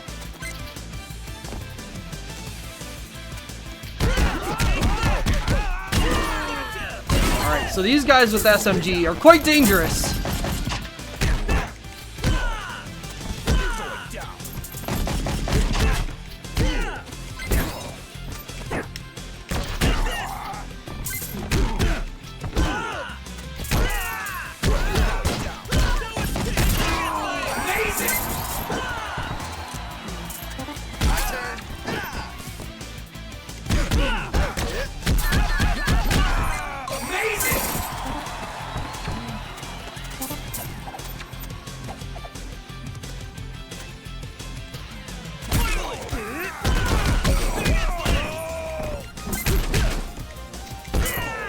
It's mine now.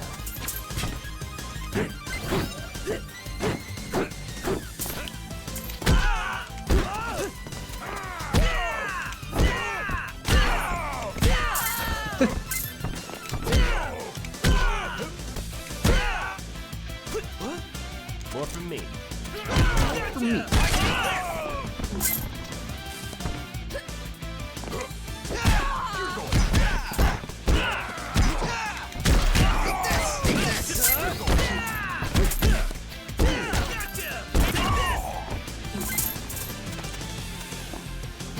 Why is this box vibrating?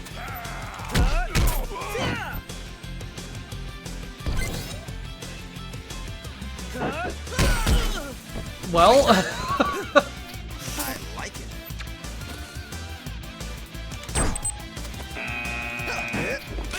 Jimmy is really fun. I think Jimmy's actually my favorite character in this game at this point. He's got some, like, weird shit, but catching people with, like, the air throw is really fun.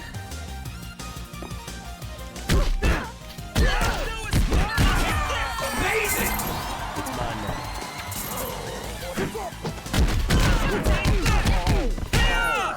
More from me.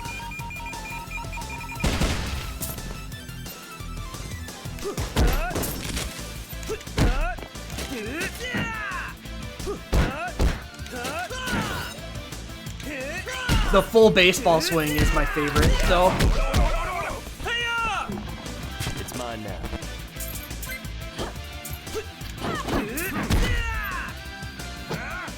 another thing that's deceptively dangerous in this game is the enemies that just throw a weapon. Take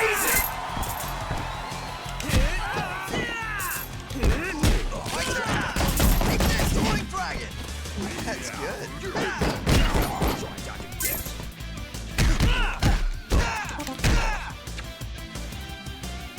Lucky me. Show you.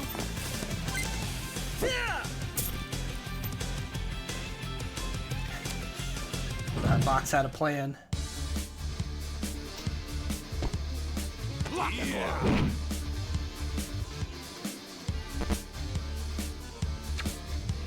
Alright, so Willie lives up to his name of Machine Gun Willie in this game. Does lots of shooting the gun. Also, sometimes he falls off the building like that. Which is fun. Oh, yeah.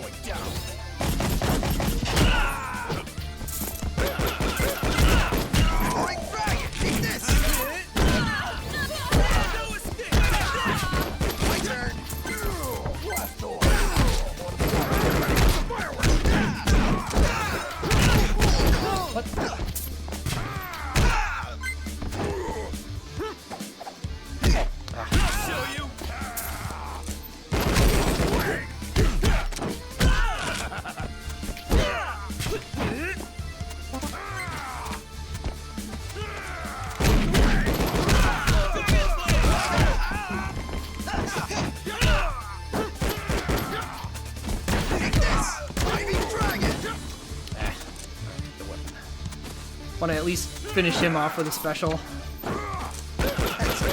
Just throw the broken bat at him.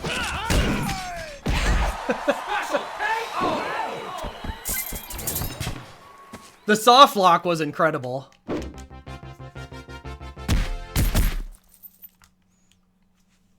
Alright, what do we got here? I actually will take SP from the server on that.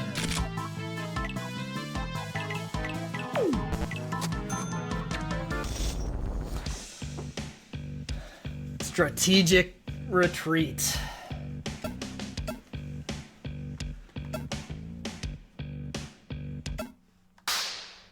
Mission select. Willie got pushed off screen in a way that he didn't respawn. Was all that happened.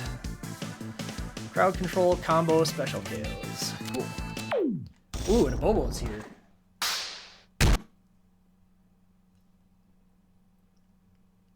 Not sure what that noise was.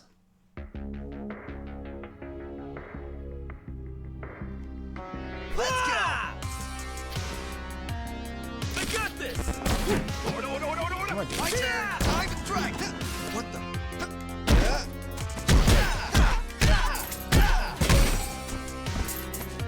That's good.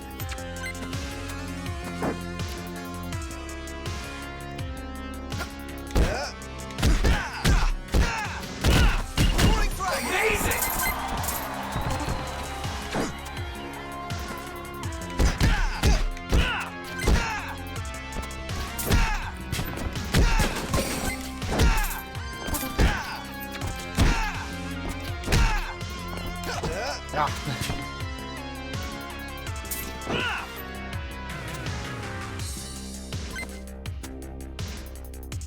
Oh no, did I break the scrolling?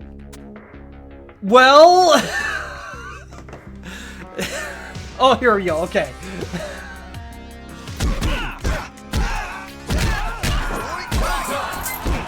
I think I did screw up the way this scripting was, because I think this is supposed to be a fight that's like way over to the right.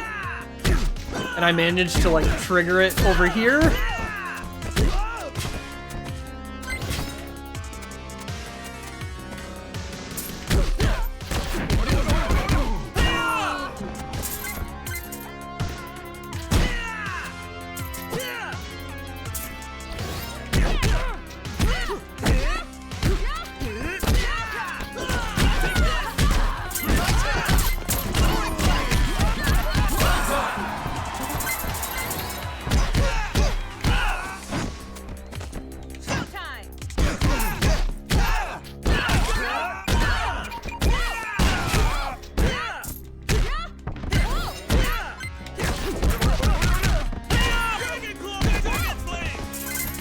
Is that not what I was supposed to be doing? Crowd controls, okay.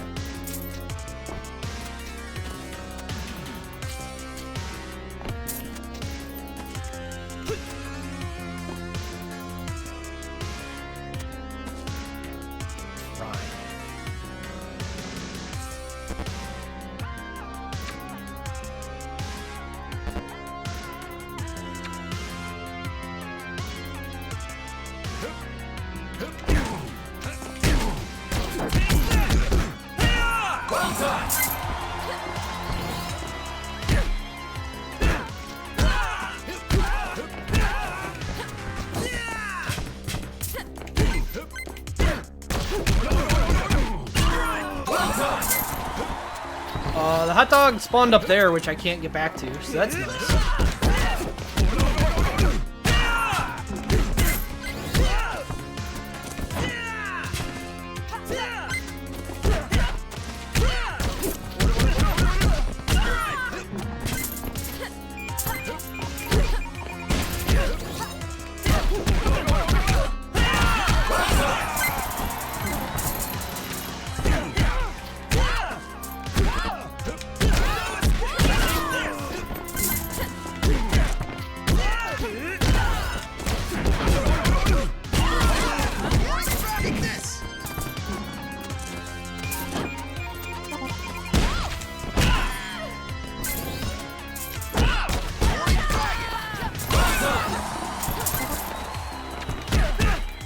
Yeah, I'm not sure, like, one thing I will say about this game is the mid-game gets a bit repetitive. And I'm not really sure what I can say about it other than it's just clearing enemies, which, like, I enjoy this. It's fun, it's just hard to find unique things to say about it.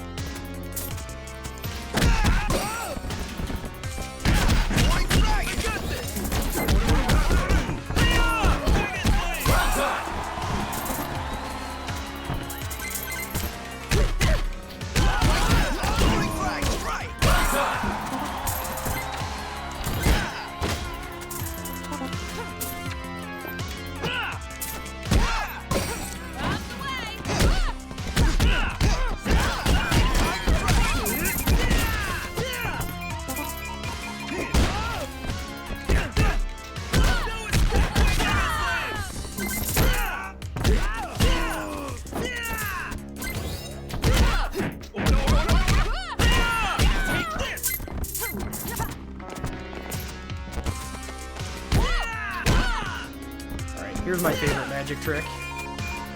Oh, nope, couldn't pick it up. Did they patch that again to make it not pick up dynamite? That'd be interesting.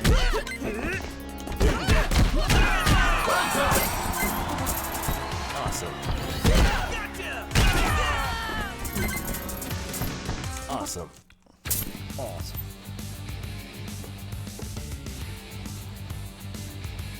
These guys. So this is another example of like the strong attacks changing how things work a little bit, because these guys are supposed to dodge, but they can't actually dodge strong attacks. So I realize it sounds weird. It is kind of weird.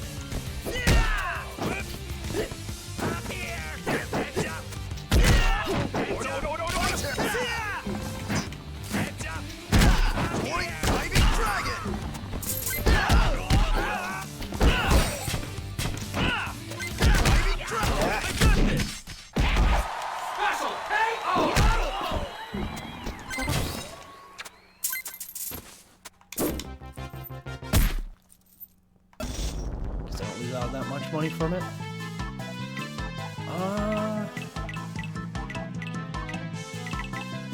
Jump attack mastery is pretty decent for Billy.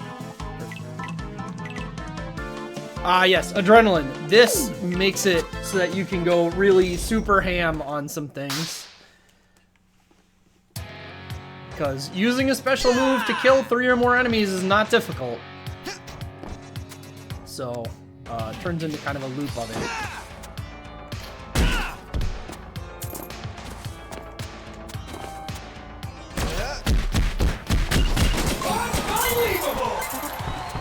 Which, given usually if you do that, you get enough recovery anyway.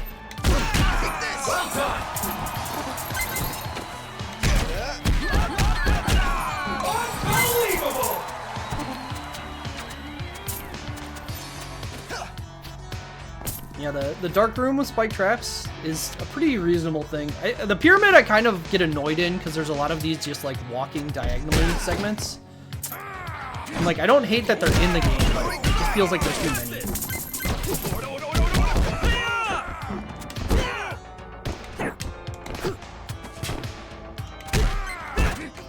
Oh, nice grab, dang.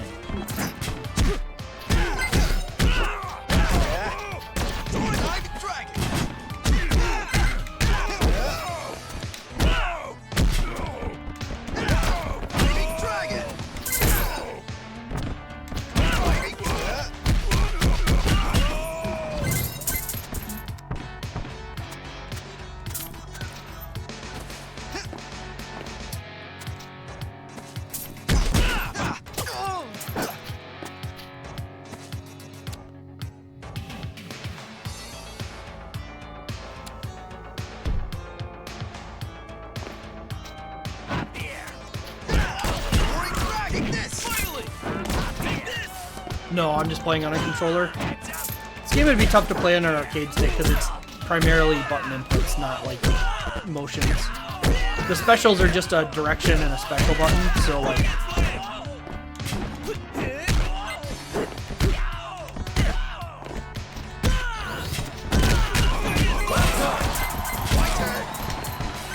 It's not like you'd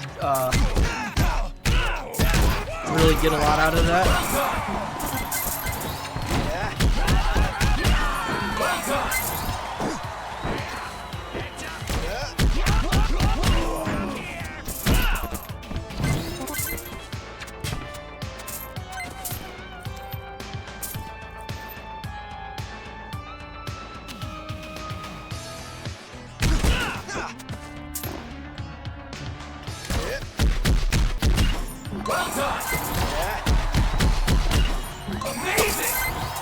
Hurricane kicked some scorpions.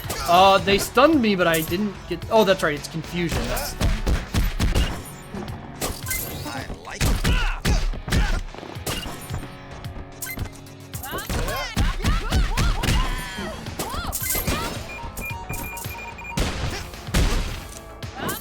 Oh, those spikes were broken already. Okay. I was like...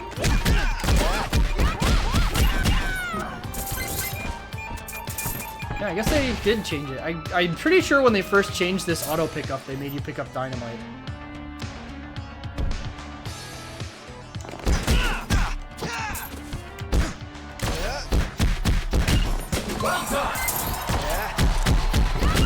Or maybe I'm wrong. But yeah, like, the rolls being invincible means you can do funny stuff like that. Just pick up dynamite and then roll around with it.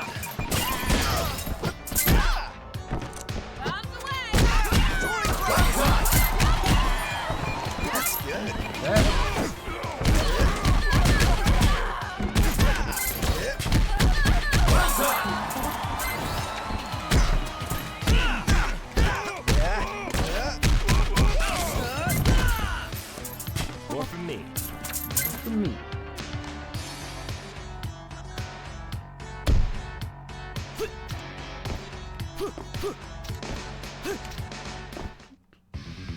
Here he is, a Bobo! A Bobo time. He said it, and he said it.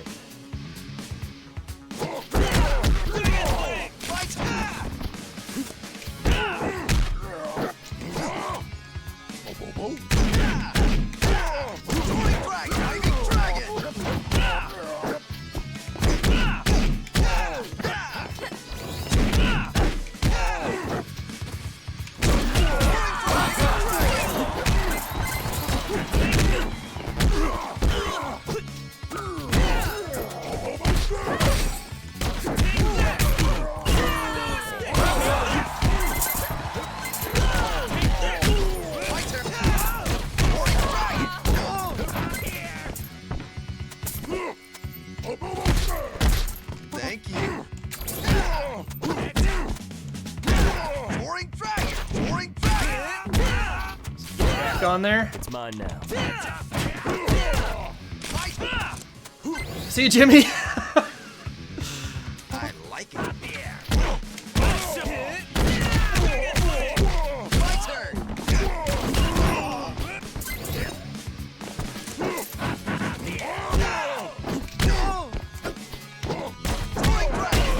Recovered it so weird.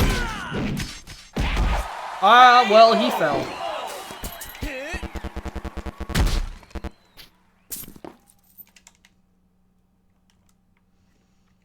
No special KO. My favorite character? Jimmy. Jimmy has so much funny stuff to do.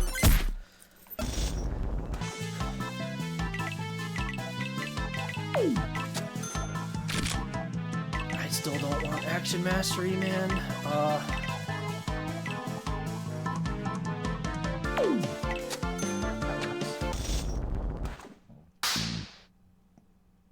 Alright, the last area of Pyramid kind of sucks, but the last area of every area kind of sucks.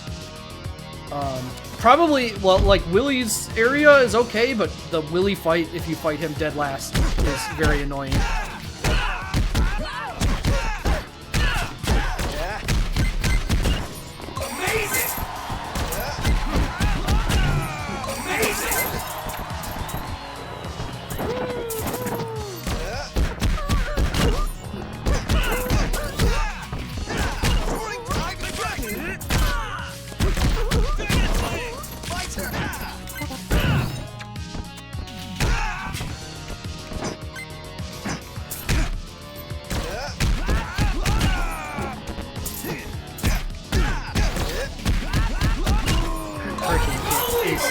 Hurricane Kick is the move that I think I thought was the worst when I first started this game, and as I've used it more, I've been like, actually, this move is kind of fucked up.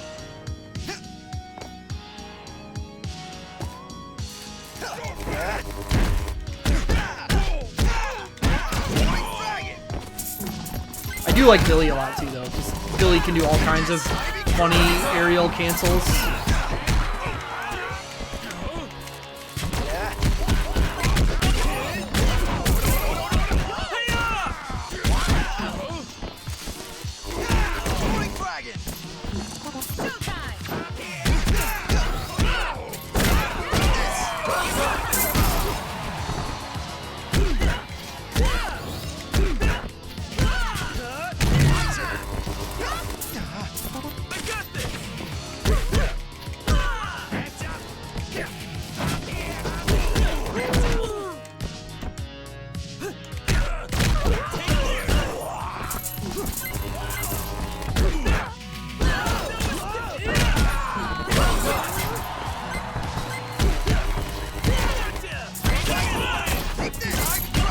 Got him. Lucky me.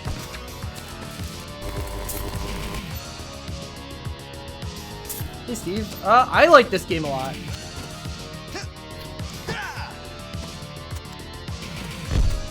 Yeah, Panza. Also, Okada gets to be pretty nasty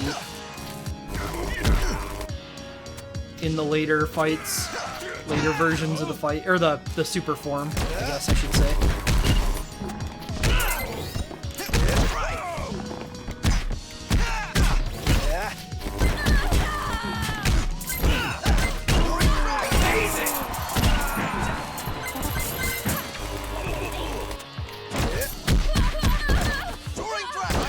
I really appreciate both this and Double Dragon 4 making enemies take damage from hazards. Something that doesn't happen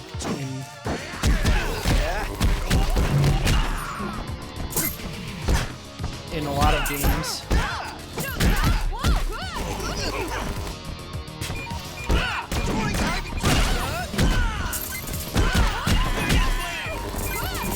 I mean, I don't think trap rooms are inherently, like, bad. It's fine. It's just, like, when they design trap rooms that make no sense or, like, are totally invasive to what's going on. Like, these trap rooms, like, yeah, the lightning floor is annoying, but this is perfectly fine to play around. The hazards in Okada's stage are, like, really hard to play around because of how random they are. Anubis is interesting because I find his super form here to be easier.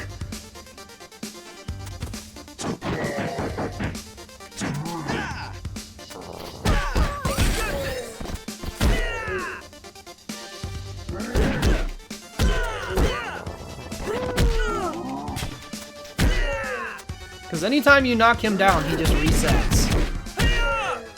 He doesn't do an attack when he reappears, so you can just kind of bully him.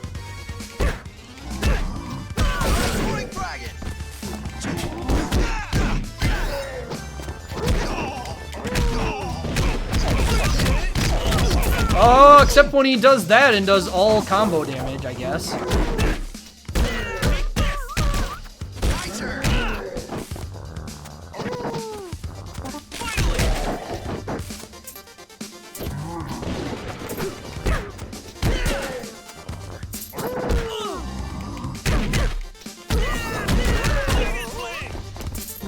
That said, he also spawns a bunch of scorpions, which makes it pretty easy to heal.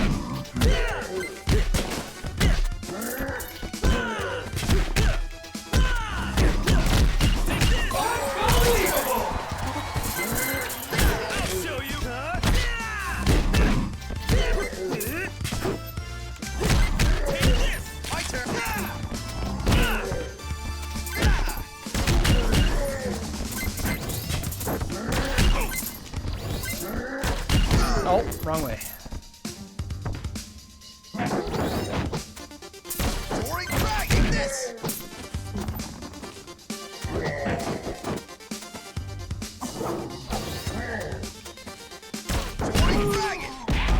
The flying knee to the chin.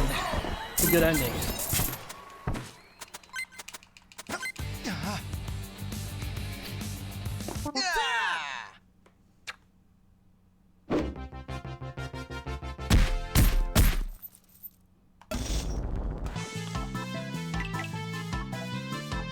Yeah, tag safety is good. I still don't want action mastery. I've never wanted it. I guess I'll take Armstrong.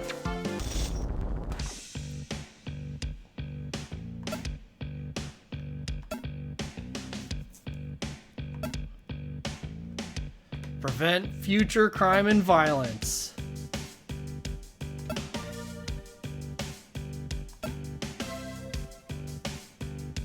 So, you legitimately can, like, this isn't the lie, you can just join him and the game ends, but, you know.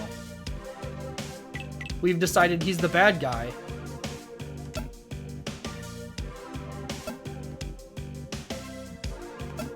So, turns out he's the mysterious warrior from Double Dragon 2.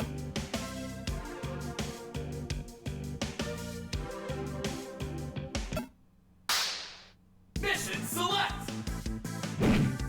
I don't even know why we say no to him. He's not, like, revealing an evil plan. He's a little bit of a dictator, I guess, but...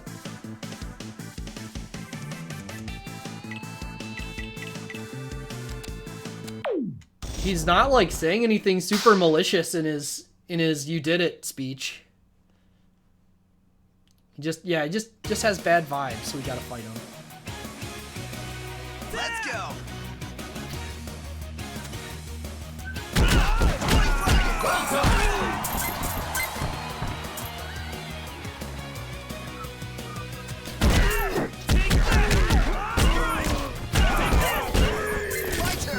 I don't believe this game has any specific co-op moves like Neon did. Lucky me.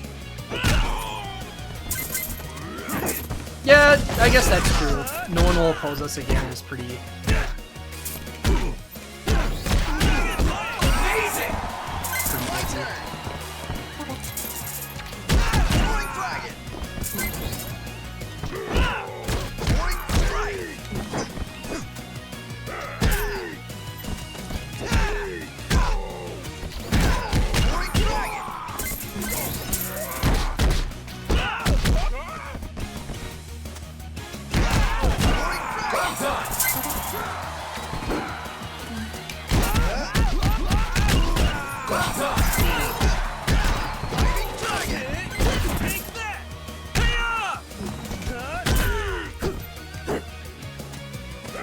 It's mine.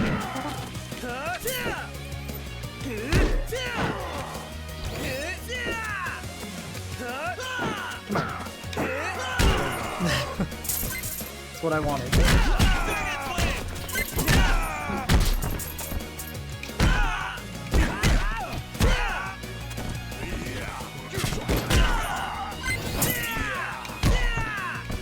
It's not dead yet. There we go.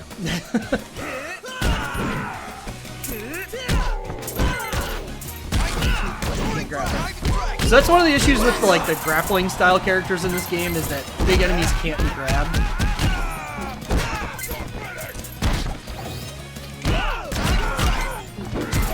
But it's not like a character who truly can't do anything to them or anything. It's kind of annoying when you have a special move that just doesn't work.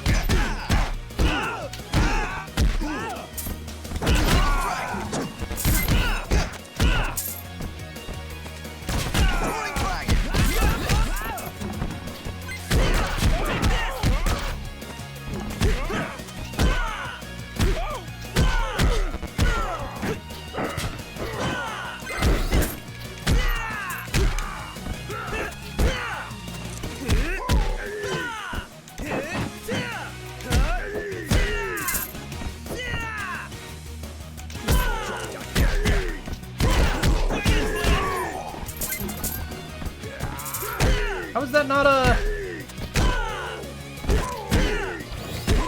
crowd control?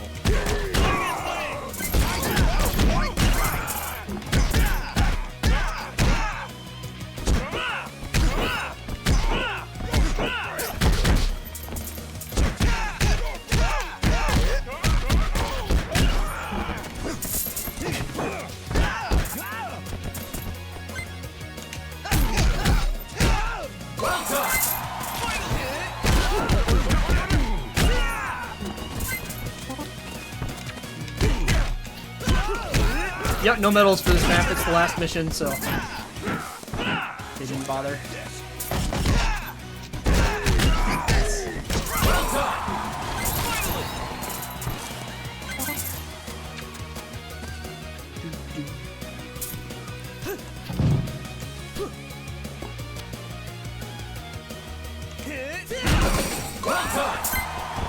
It's mine now.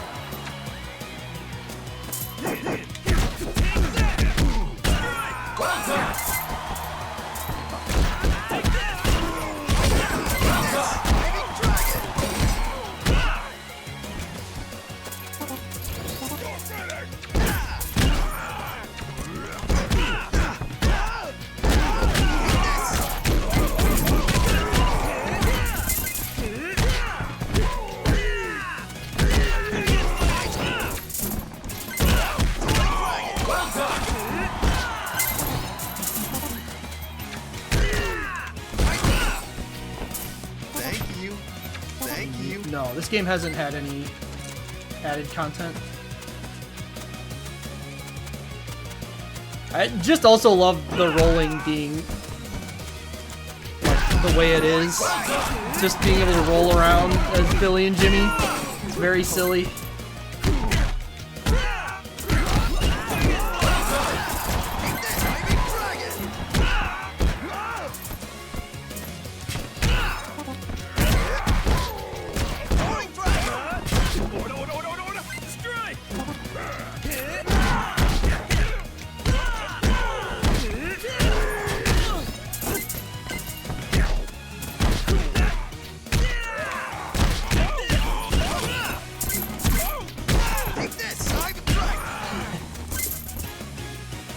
God, chasing enemies with Billy's specials is so fun.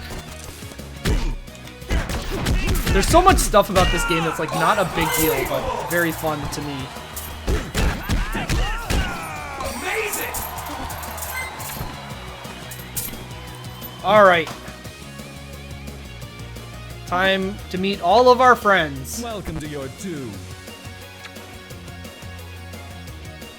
Lock and load. I won't go easy. Praise Anubis.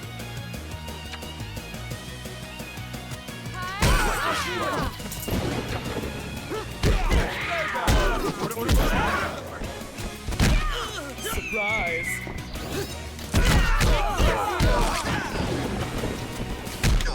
What?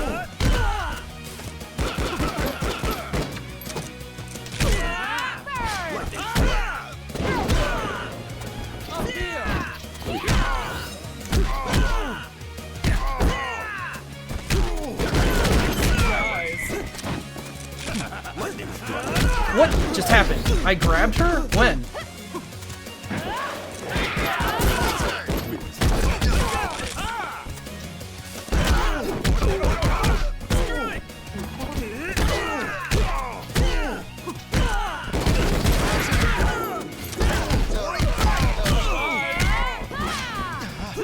So one thing that does happen in this game a lot is that, you can tag to, like, get out of a combo, but your character doesn't immediately go away because of that. So sometimes, even though you tagged out, Be gone. you'll continue to get hit.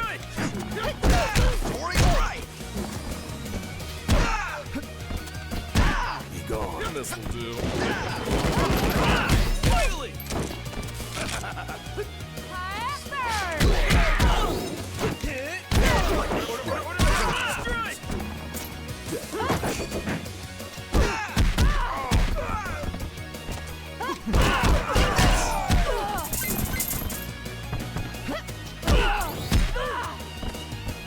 Yeah, this is the ideal. Get them trapped like this.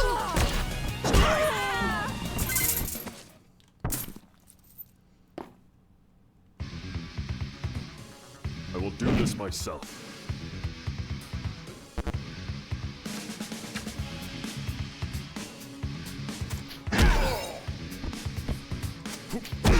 I got this!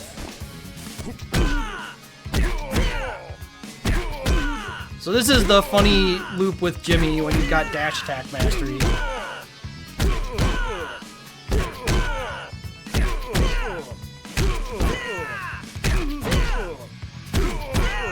This works because his dash attack is like a hard knockdown, essentially.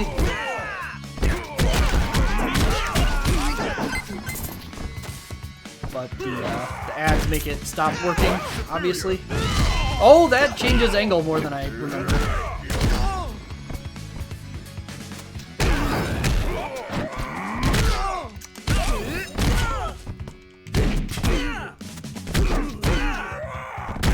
I mean, it doesn't stop working, just becomes difficult to hit him with safely.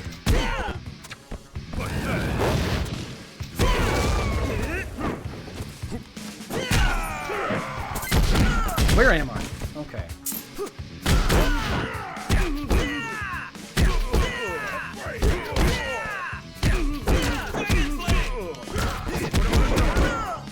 Yep, they got me.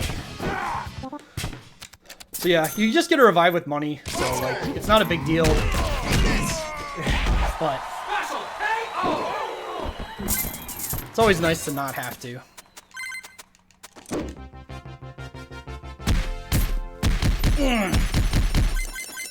Yeah, just pay to live.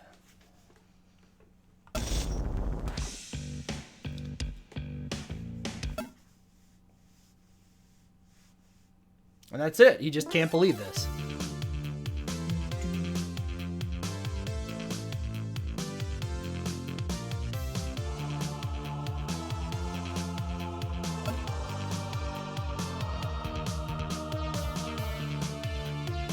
You heard it here.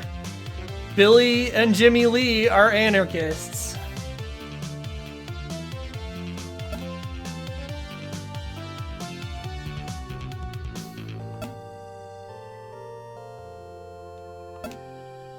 Except then Marion and Matten are still cops in the NYPD, apparently.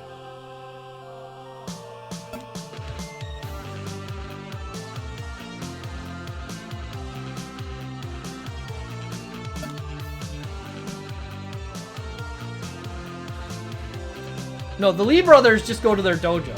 It's Marion and Matten. They're the ones who become cops. Billy and Jimmy just fight.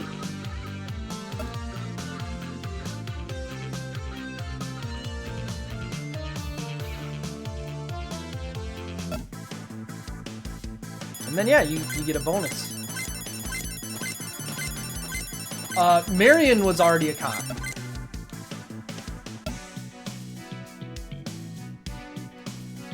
So yeah, like, very strange ending to the game. I mean, I realized that, like, the story was not a priority in this game, right? Like, they made a premise and they went with it, and that's fine. I think they're better off for it. But, you know, the whole cop thing is obviously, a hot button thing for people, which I agree, but NYPD especially is not, not great.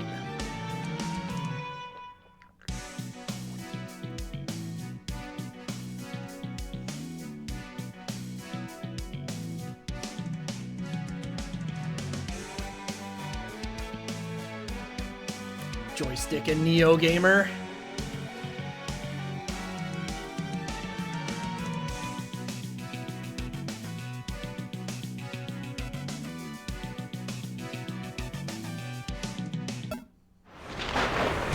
Double Dragon Gaiden! Rise of the Dragon! So I will show the token shop. There's a lot of cool stuff, like tips about like how to play the game, which is cool. There's also a bunch of art, which is always nice. It's always nice to see their concept art in the things. Wide Jimmy. Why is he like that in that picture? Why? Billy didn't have that. Jimmy has 2 arts, but Billy only has 1.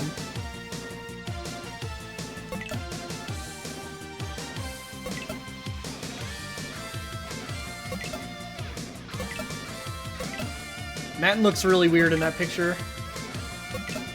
Where?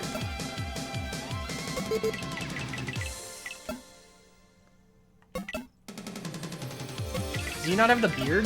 Yeah, he doesn't have the beard, that's why. Okay. Willie looks... yeah.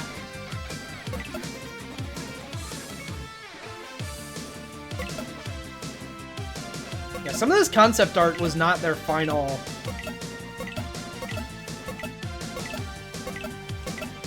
was not their final drafts, clearly. Yeah. Kunio? Yeah. You know, it's good. And then all of the music is here. And the cool thing is, when you open the music, it also shows you what game that it's from.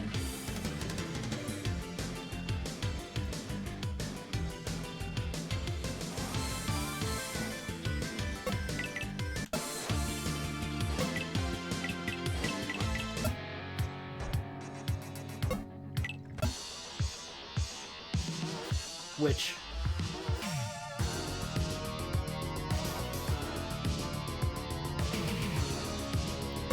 is really nice.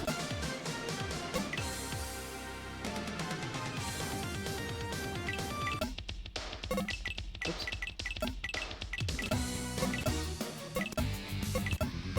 Trying to think. Yeah, Double Dragon 4 music. We're just gonna move on from that.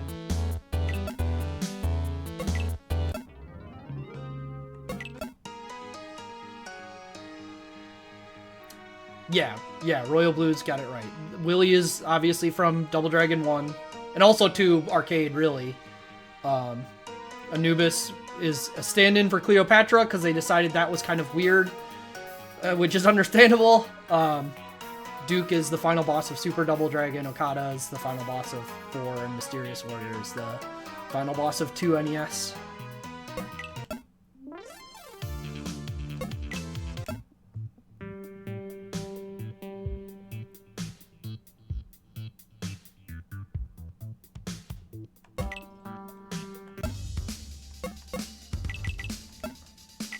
Yeah, this is the unlock for the characters, so gives you some details. I'll show real briefly. I don't want to play through again, but I'll show real briefly at least Marion and Matten. I don't think I want to go through all the boss characters because a lot of them are kind of like half done in my opinion. I mentioned before about the my issue with the items and how they work, and like literally none of the bosses engaging with the weapon system. But I also just like generally feel like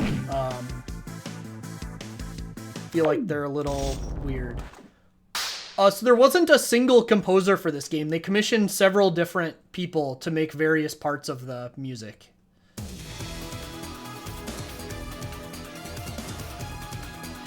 Let's go! But yeah, Marion is interesting because her basic attack is a pistol, and so that, you know, has its own implications in gameplay-wise.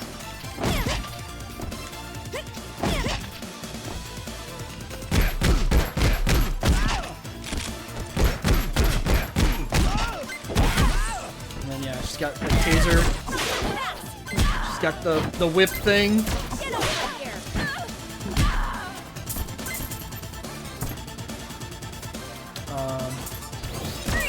Then there's the bazooka, which is just like completely a fucked up move.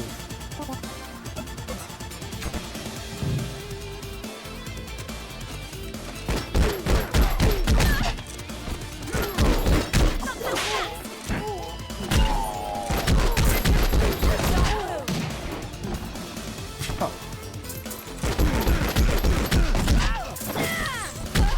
Yeah, and I mean, I get what they're going for her design. I don't feel like they made her too egregious in general, other than the bazooka just being an absolutely unbelievable move.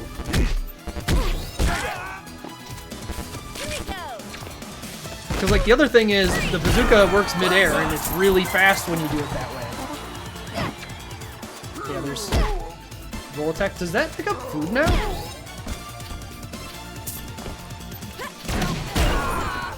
So, like, a common thing to do if you're gonna use Marion is to not actually use her, to just have her on the back seat. And then you do like... Oh, did they change that? I thought that was... Maybe it's only if you're doing the safety swap. Payback, children. Because I think you can... I guess you can't. Okay. I thought you could... Oh yeah, and then the mine, which is very weird.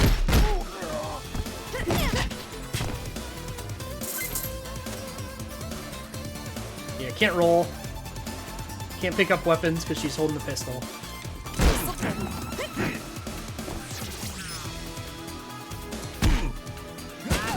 The mine is so weird. Just vacuum them in and wait a while.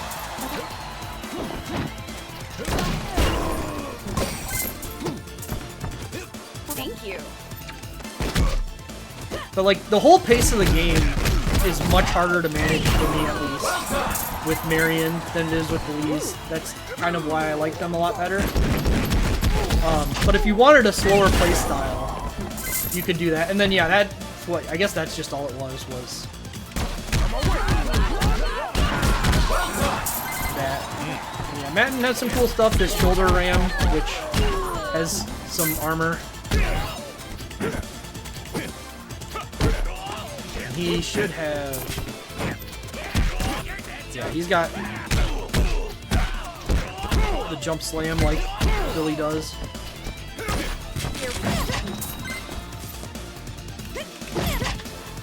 I think most of the characters, some of them do not. A couple of the boss characters, like, legitimately, I feel like they fucked up.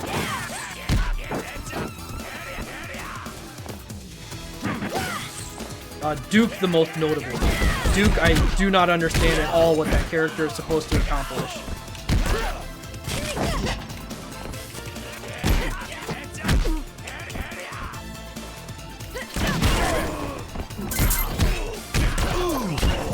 There we go.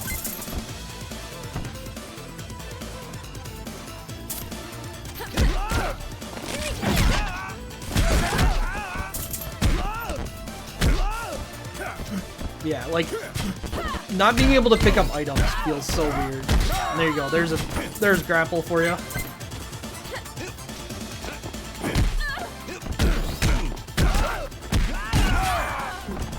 Like, they're not bad. Like, I could probably play Matten if I wasn't so annoyed by the not picking up items situation.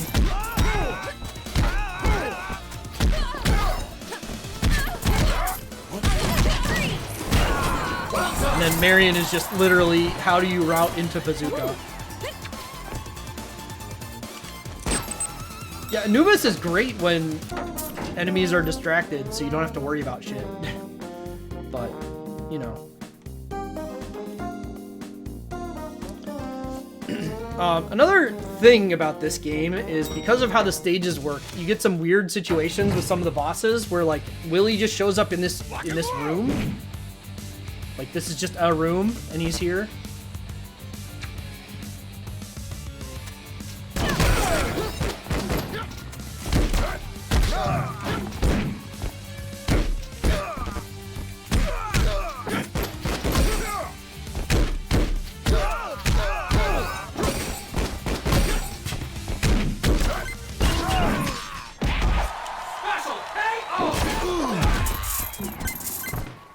Looks good.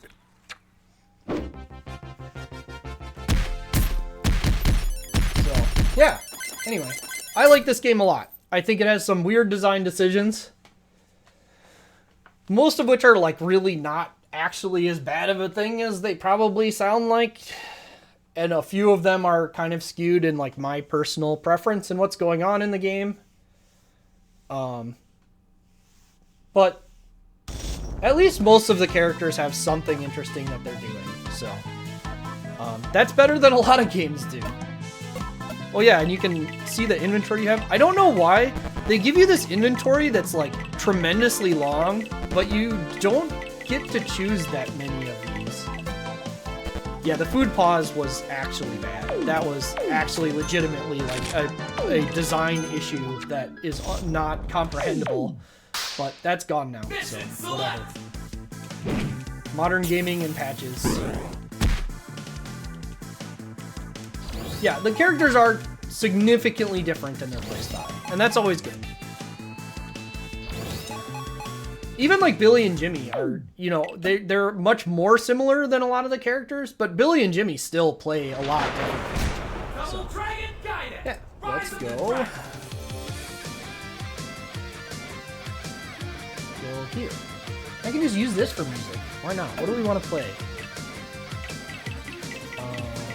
Shop, music. Let's see. We didn't hear. Yeah, Okada 2. Okada 2 is a good theme.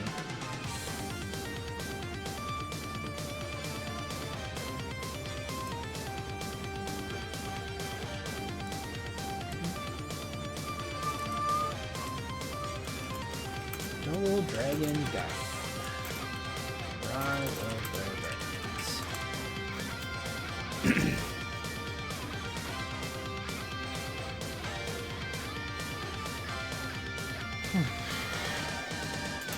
Modern take on the series, taking place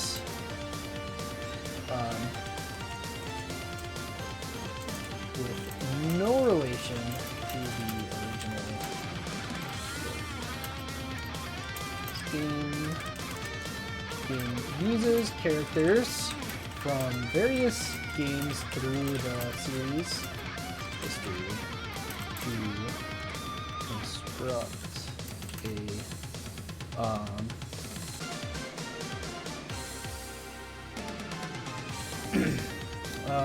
what's the word I'm looking for here? Because this isn't really a roguelike, right? Like it's not. And it's not like it's open in where you go. It's just like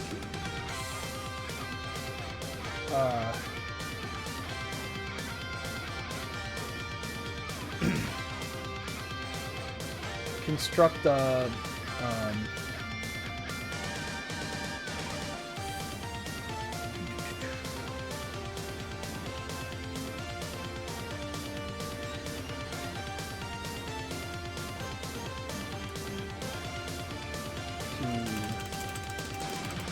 give the player options of how to what order to progress through the various characters. The gameplay is focused on utilizing special moves to defeat larger groups of enemies in quick or with one attack or in very session, which can be very fun to optimize, but may not lead to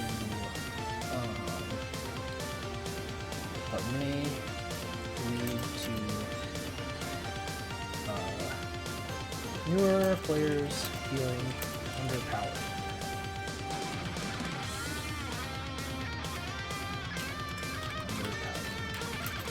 The character variety is very high, with each character's moves having significant implications for how they approach situations.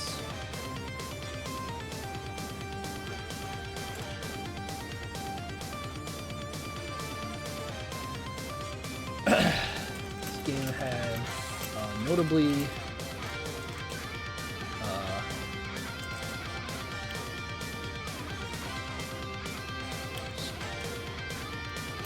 release due to a pop-up interrupting the gameplay on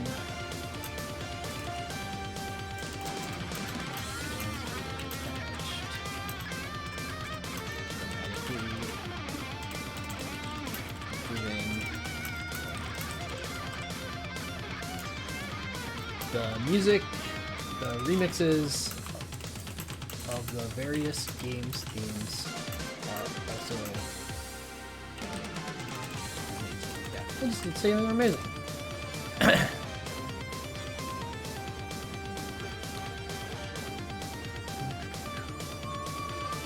Yeah, I see.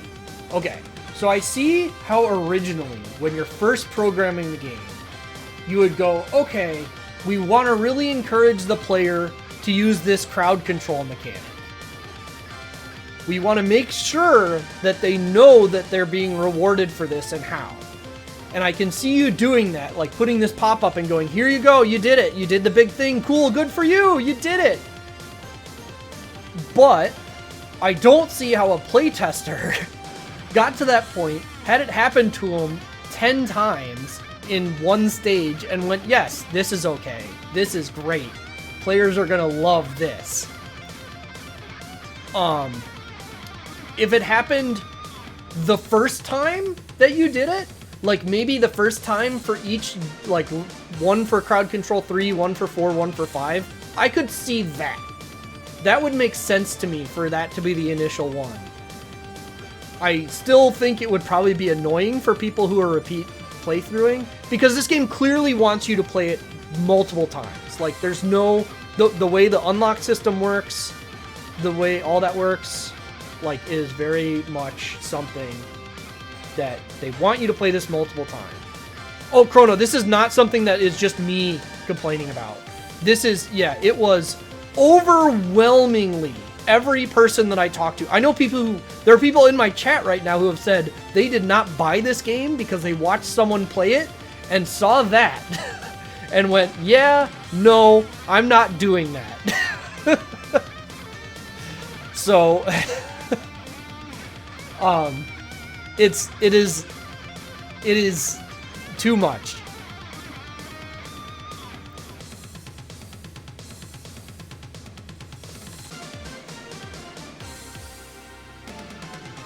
There was also some stuff, I'm not going to write about it, but there was also some stuff in the initial release that I personally liked because I felt like it gave a little bit more character to what was going on.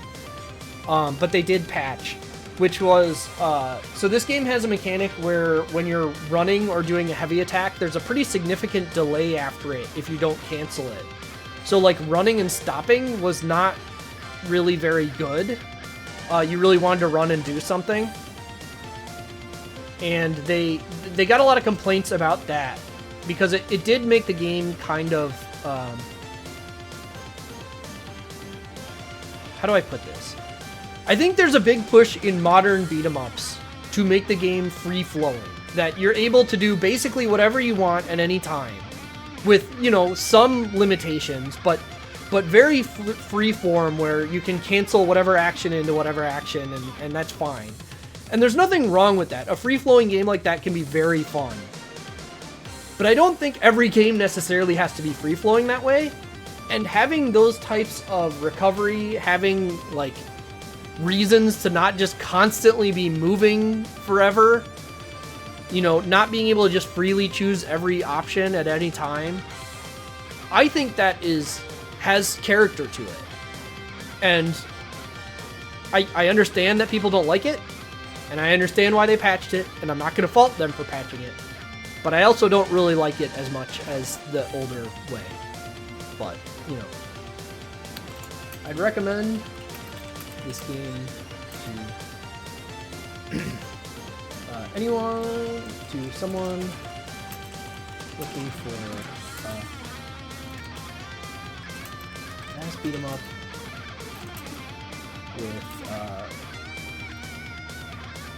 with dynamic risk-reward decisions from managing their moves, special moves. You may not enjoy this game if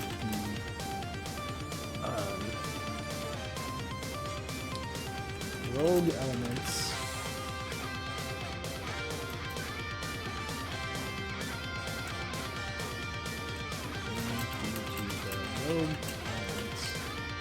for the stage design resulting in some late stages being very unpreferential. Is that a real word? Is unpreferential a real word? And if it is, how wrong did I spell it?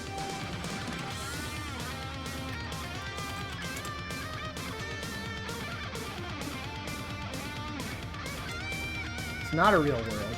I also spelled it wrong. The part of it that was a real word wrong. Very annoying. We'll just leave annoying. Having awful traps. There we go.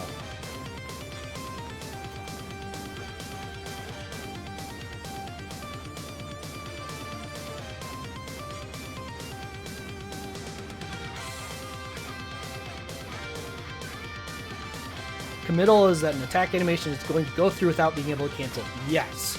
So a committal action is something that once you have chosen that action, you're no longer able to change the action.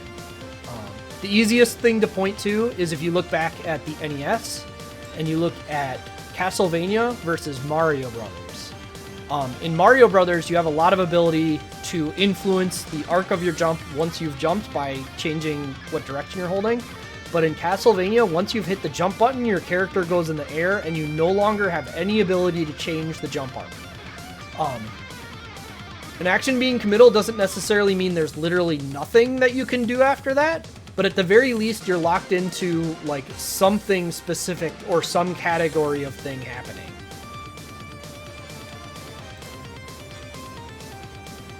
Let's... Oh, I need to give a grade. I think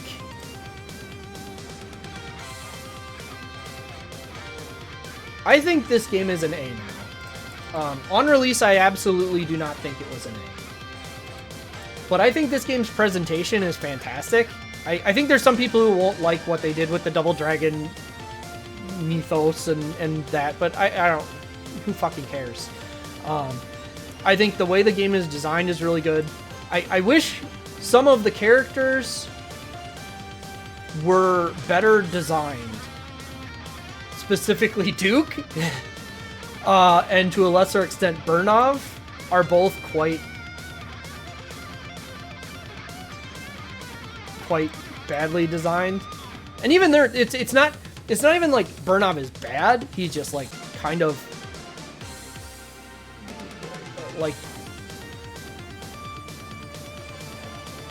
there's not a coherency to what's going on with them. The music is great. I guess if I were to point to this game's biggest flaw, it's probably that like the level 4 version of the stages gets a bit long. I think maybe changing the way that I think, you know, honestly, I think if I were to change something about this game, it would be the difficulty scaling. Instead of having it make each of the stages longer, I would probably just remove the third chunk to each stage and just have all of them be the 1, 2, and then do something different with that. Like, do something different for the scaling. Maybe like make it like 2 areas, and the second area gets a little longer and the bonus version of the boss or something. I don't know. It's difficult to say because, you know, there's a lot right with it, but it does make it feel very weird that the first 2 stages end up being the same length as the 3rd and the 4th stages individually. And that doesn't feel quite right. Maybe like changing the way that the stages were so that the first stage was just like naturally longer, and then the second stage was a little bit shorter and the third stage was even a little bit shorter, so that the difference between, you know, an early and late stage was less, something like that. I don't know. It does feel a little bit long for a game you're intended to replay as many times as you are.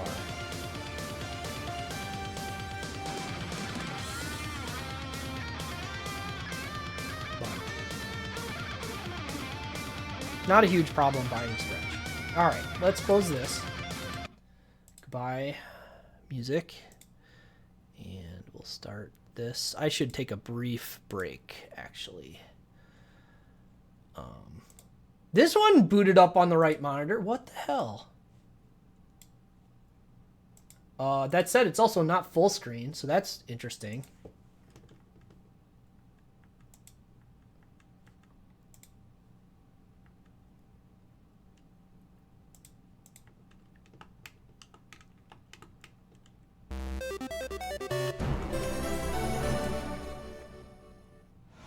Maybe like having the fourth add the traps, having the traps not there, but the traps are also shit.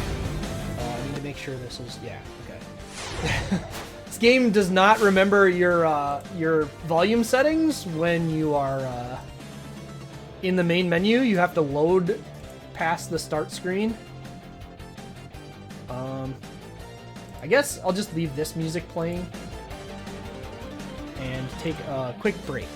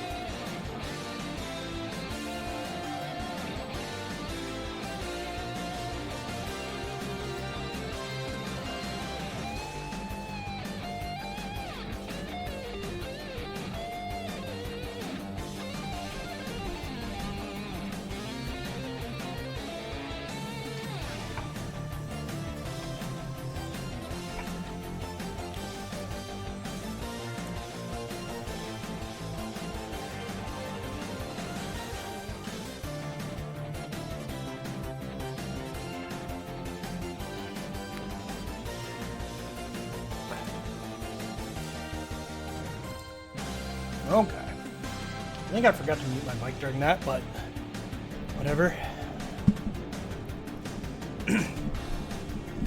Yeah, AVP is around 45. I think that's for me, that's a little bit on the longer side.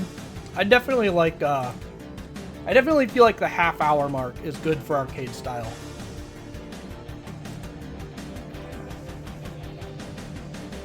Alright, let's see here. Oh, I want this.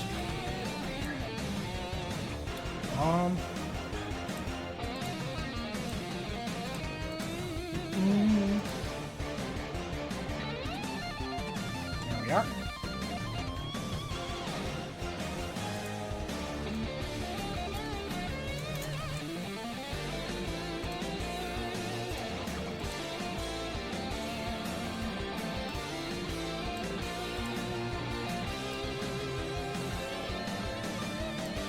Okay.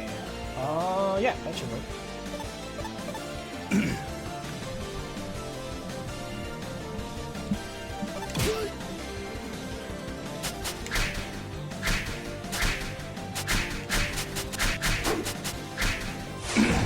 So, I guess to bury the lead here a bit, this is among my favorite games of this genre, like, at all. In fact, this is kind of the game that got me, like, pushed me from liking beat 'em ups to, like, really loving this as a genre. Marion? Oh man, not this again. That said, I will not pretend it is a game without problems. This game is very built around the gleam mechanic. Also, this might not be the best way for me to run this. It's going to run this way.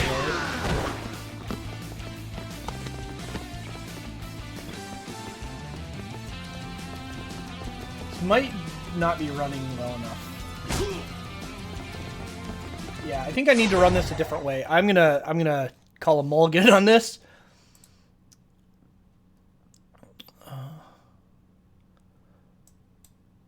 One minute. Let me fix things.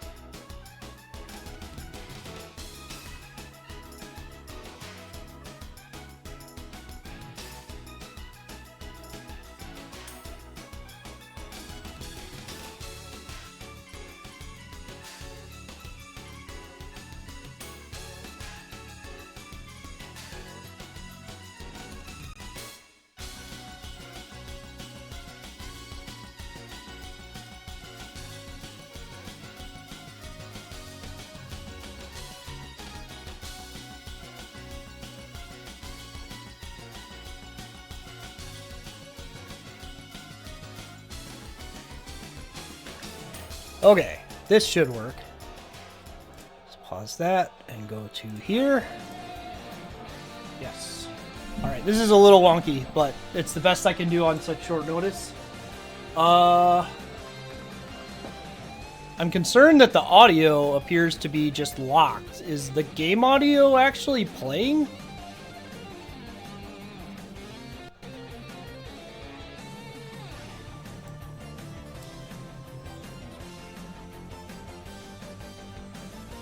Can you hear it? Is the volume okay? Where do I need to be at here?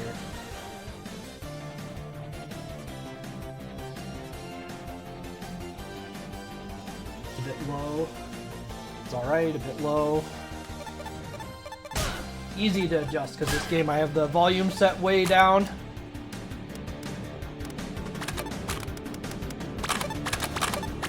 How's this? How are we at here? So looks like it should be pretty good. Slightly high, seems good.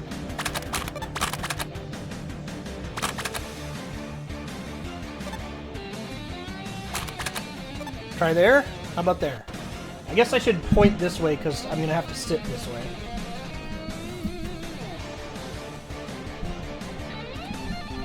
This seems okay? Alright.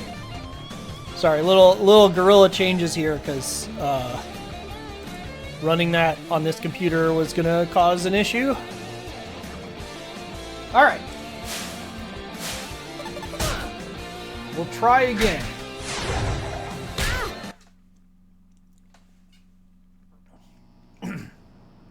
So anyway, yeah, like I was saying, this is among my favorite beat 'em ups.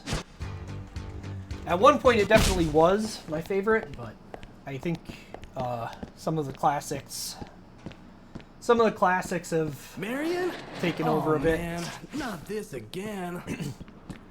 So yeah, this was a little bit more of a humorous take to the series.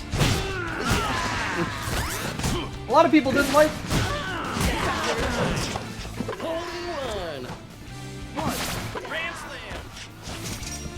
But this game has a lot of cool stuff going on.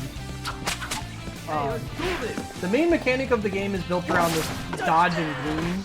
It's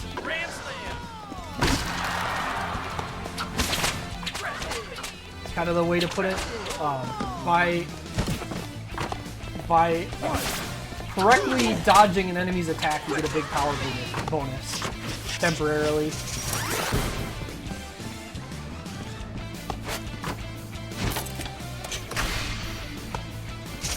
Which is very fun to play around with.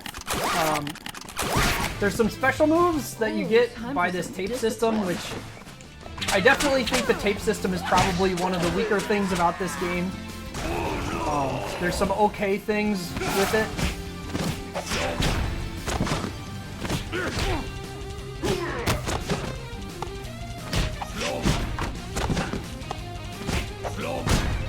Come on.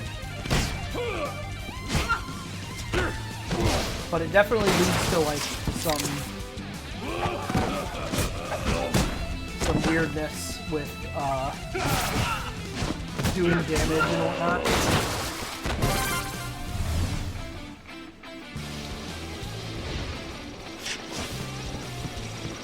Yeah,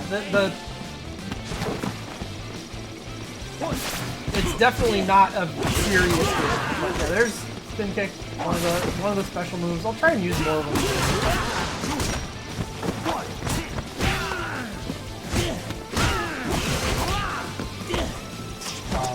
Just pretty much an MP system. Gleam also, in addition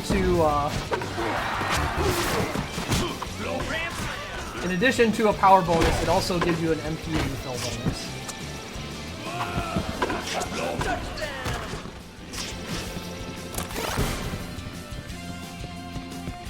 Yeah, I think this game wasn't designed with the intention of being finished in one sitting like a lot of, like, a more traditional beat 'em up. It's definitely meant to be like a potentially couple games or couple sessions.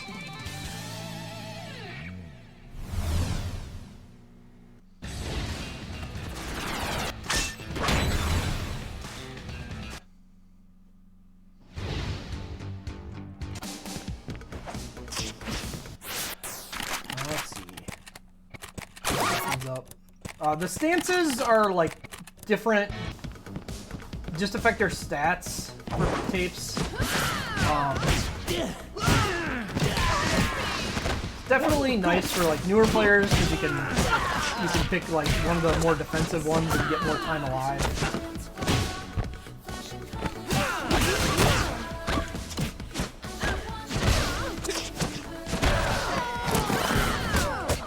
Time for some discipline.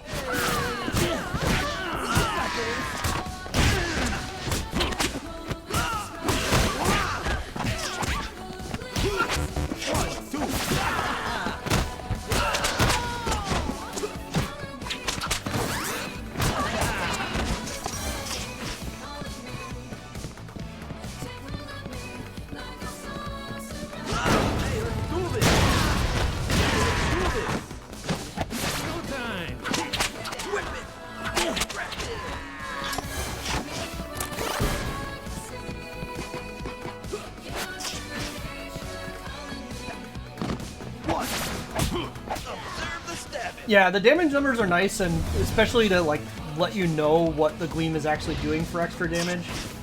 You can turn it off, so like it's not like it's totally disruptive if that's something you don't want. It's your cartwheel kick. One. Touchdown. Easily. Home run. Barely worth fighting. Naughty, naughty. Home run. Grand slam. They didn't give me 3 fireballs. I guess I'll use it. Not that it does anything for me, but.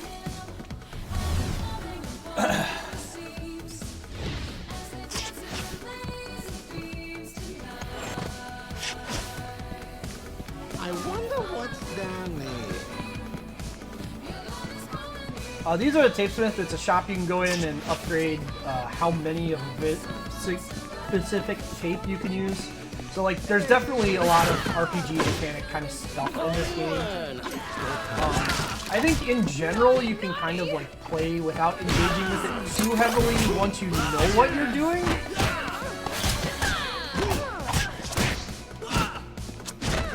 But a casual playthrough, like I'm doing a lot of dodging, but there's a lot of casual playthroughs I've seen where they just kind of like do this a lot. You're just punching. Stuff like this, you'll see people do like that kind of stuff a lot. And like, I get it. But, you know, ignoring the things you're supposed to be doing with the mechanics in the game doesn't help have much fun.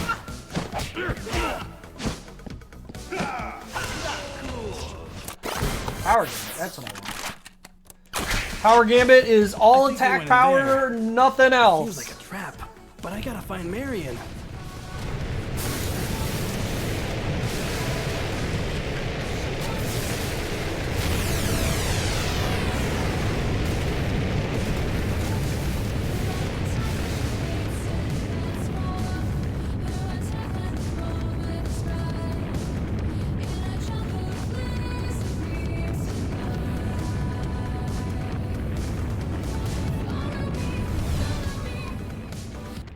But yeah, I definitely can see this being a game where Man, if you just like played it and didn't learn anything, you may not enjoy yourself. Marion! Engaging with the Gleam mechanic Who are you? is critical to it being fun.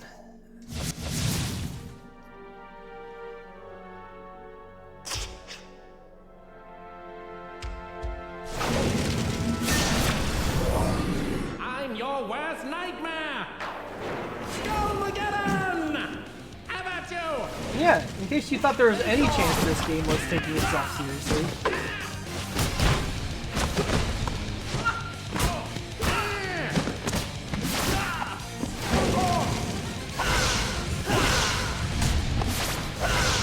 Turtle actually does a lot of damage. Time to make a marrow escape! Bon voyage! Yeah, the sinister reveal and then the voice. John Velasco really leaned into this role hard.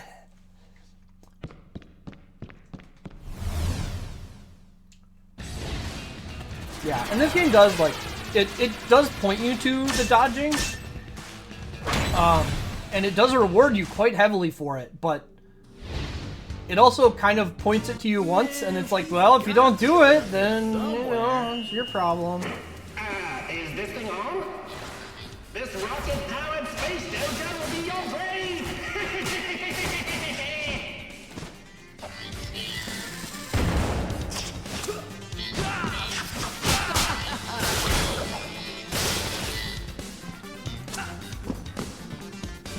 Ignition!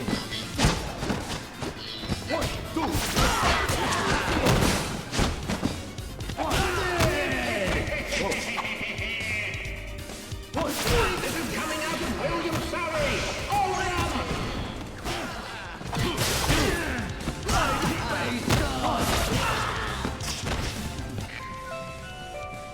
Attention all visitors! Please report Go in to the the hidden bridge shop. to greet our guests! You freak, you boy. And this guy, buy your tapes from. I'm not going to because I don't really want. I don't want any of that. Brodozer and Bomb Toss. I mean, to be fair, in River City Girls, he is just kind of a guy. Like, Skullmageddon is just kind of a guy, and he's not doing anything.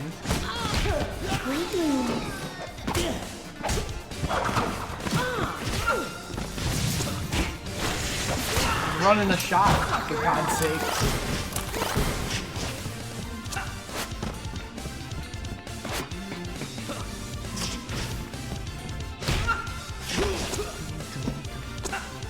Greetings.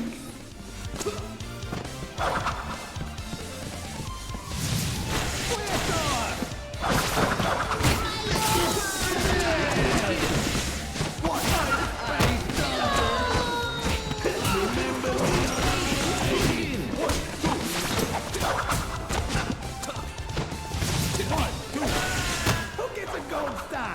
Who gets a gold star? Another great Williams line. Yeah, Fireball does so much more damage than I remember.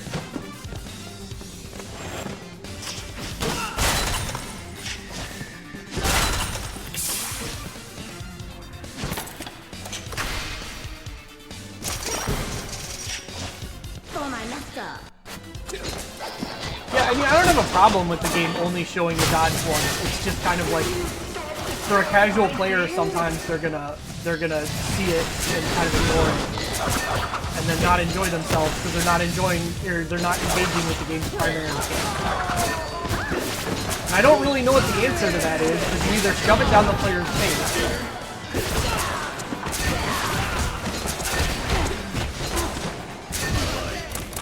or you just accept that they're not going to engage with the mechanic and move on.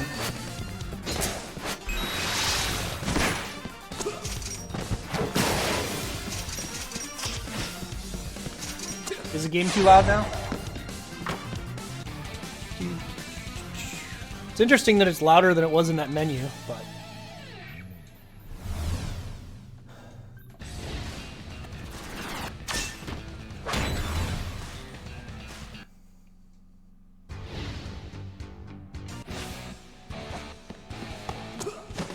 Go Team Space! Cartwheel in the days! Fight Space Stars! Ignition!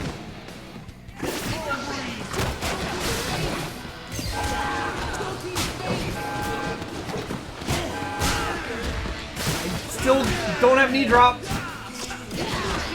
Messing with me, man. I usually have knee drop and play the game like entirely with that. Not having it's really throwing me.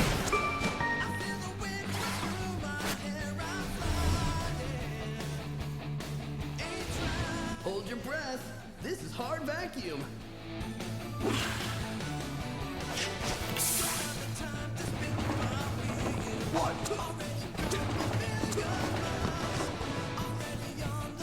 Ignition! Greetings.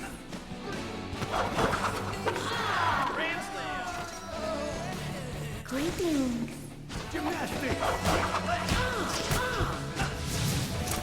Knee drop.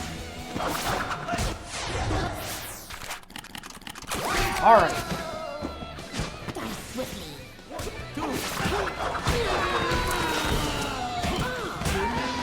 Whoop.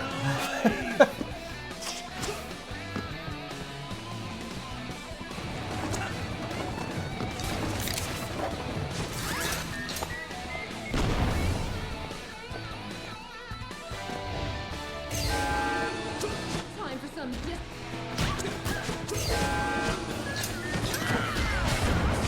Missing a lot of these wings.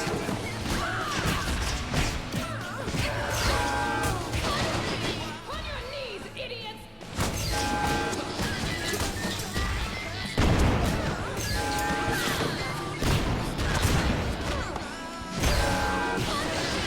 Time for some discipline. These segments make so many silly interactions.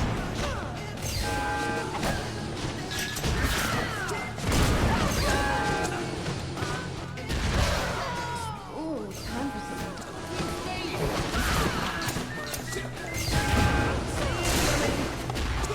What the?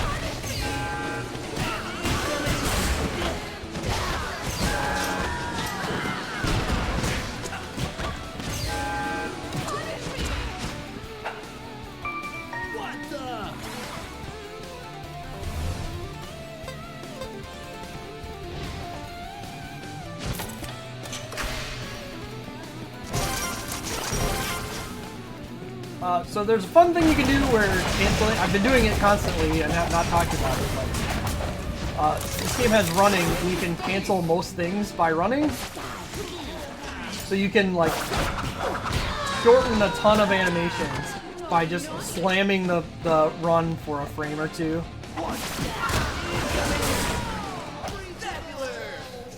And yeah, you can get a lot of stuff out of stuff you're not supposed to get much out of.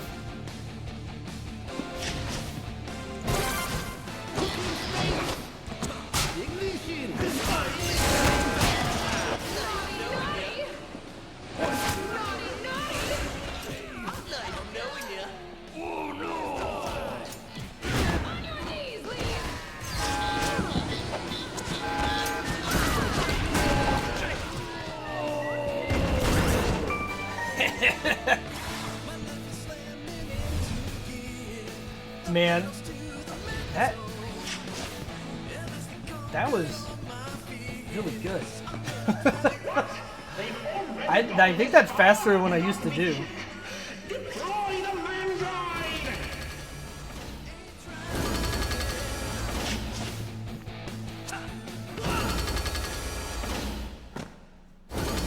The old Mega Man reference in.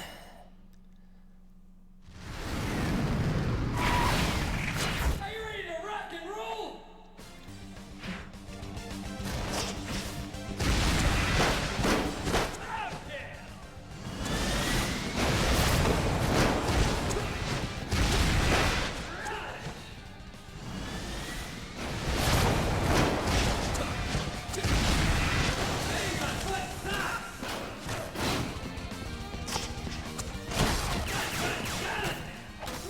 Whoa! It doesn't usually do that when you stab him.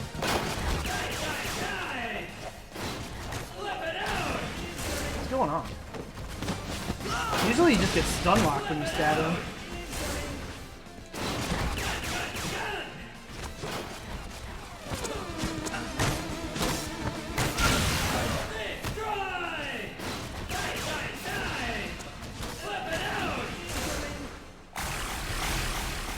This boss has a funny bug in the original release where if you can kill him with a bomb, then he dies twice, and it makes a lot of weird shit happen. Unfortunately, I'm playing on the Steam version, so that's patched.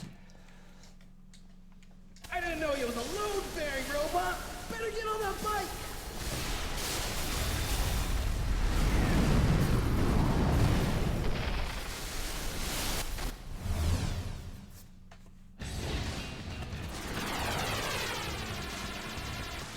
Anyway, back to the Earth.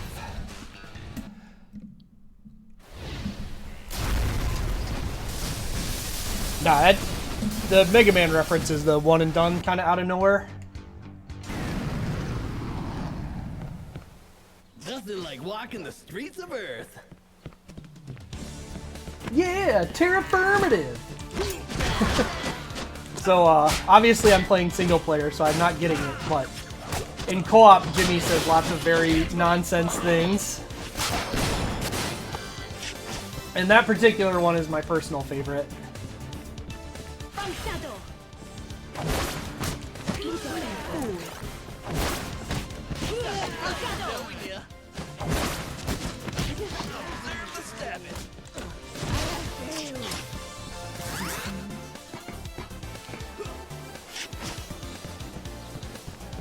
Yeah, a lot of these situations, like, I already know what to do pretty well. So, I wish I could provide a more, like, nuanced version of what a newer player would be seeing, but it's impossible to unknow things, you know?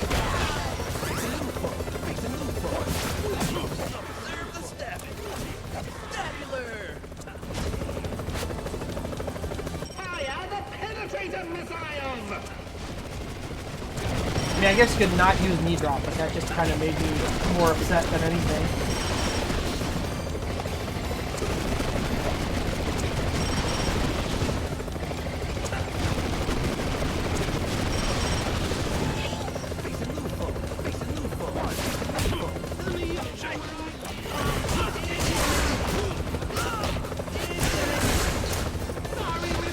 You fools! This is a rental!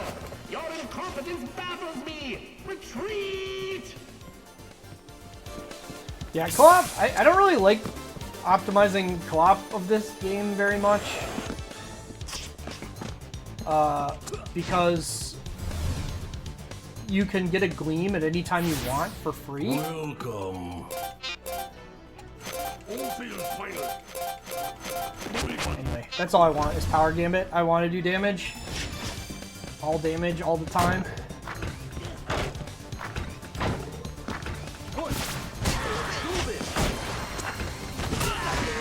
Let's roll.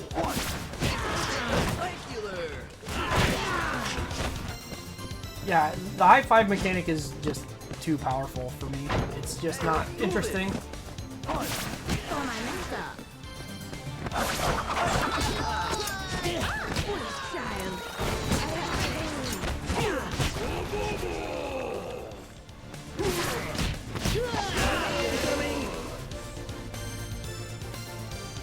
Oh, good, that's on screen.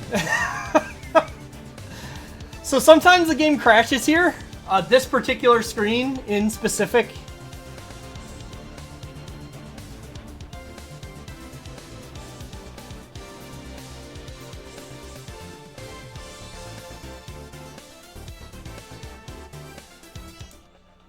Too powerful, yes.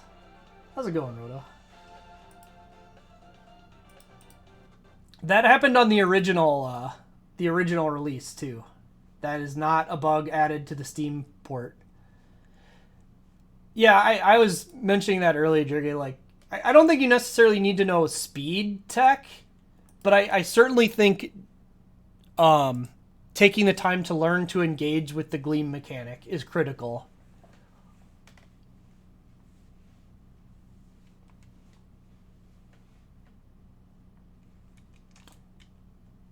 Yeah, I mean, the high five mechanic I'd probably be okay with if you could only do it sometimes. But the fact that you can just literally always do it is pretty boring to me. Alright, fortunately this saves at the beginning of every stage, so I'm gonna have to redo that stage in specific, but not losing too much.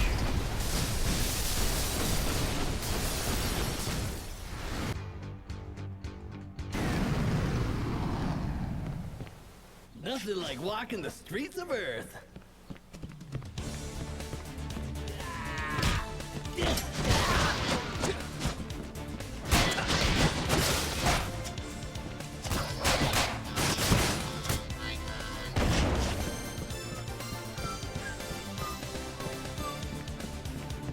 child.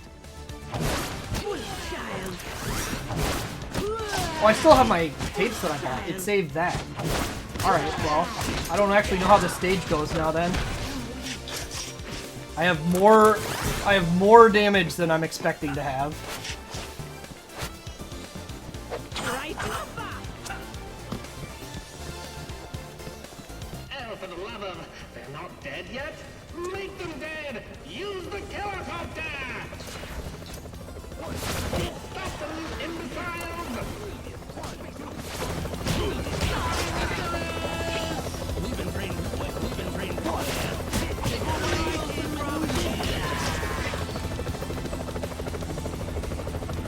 Fire the Billy Buster!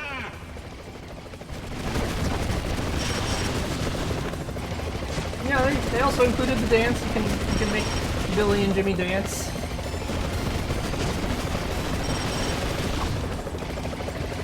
Got a few different ones they can do, which are chosen at random.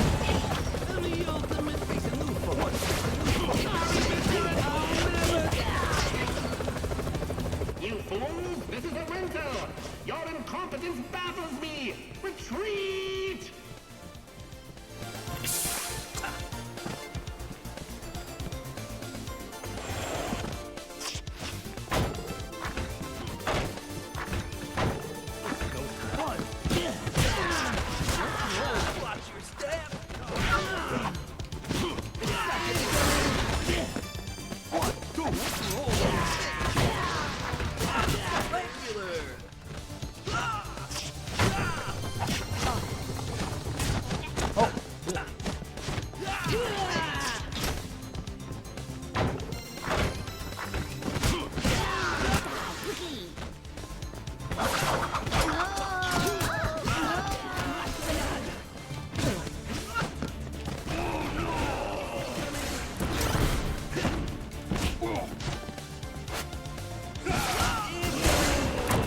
Okay, didn't crash.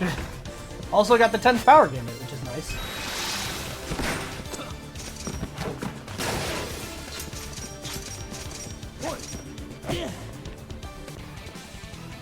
Yeah, sometimes you can get loose enemies who just, you know.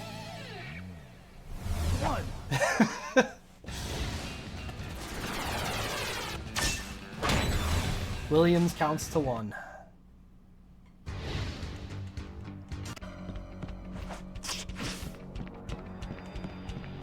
Now where did I put that gun?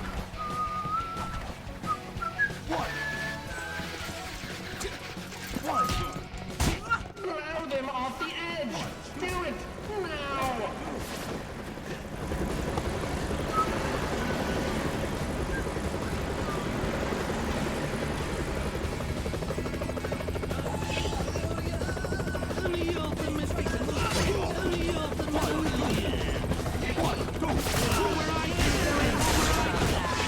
Wolf child.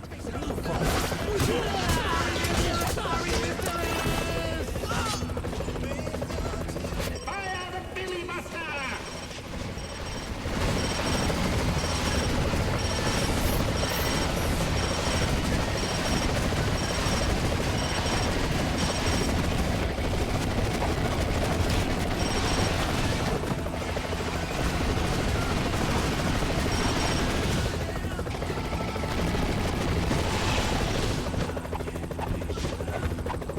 Wolf child.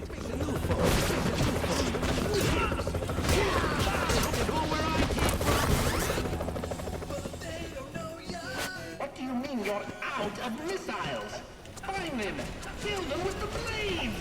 So yeah, do some maneuvers. Pretty good pilot. Above average. Although humorously, this is one of the less impossible things for a helicopter to do of what it does for maneuvers, but you know.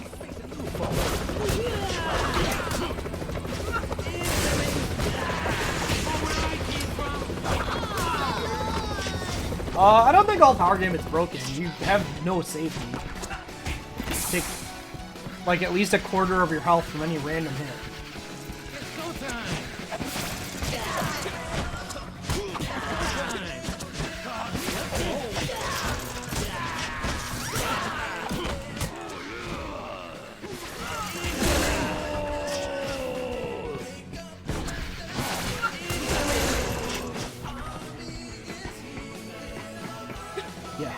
Williams has so many good lines in this game. You have much to learn.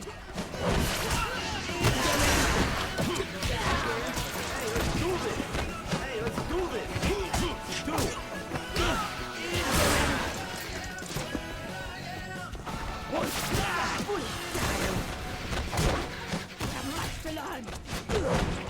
Don't rouse me.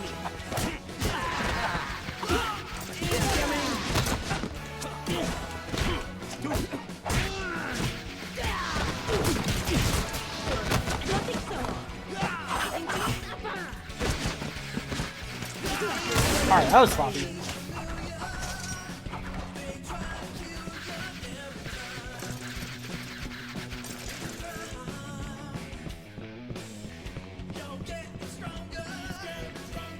Yeah, and I get that, but like, I was talking earlier, I get not liking the startup and things being so much more of like an action that you're doing, but I've played so many beat 'em ups where just nothing is committal. You can do anything at any time. Excuse me. And I really like that this game doesn't do that approach. That it's you're doing these big actions.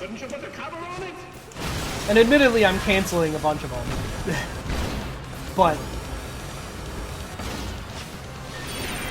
even like the run, like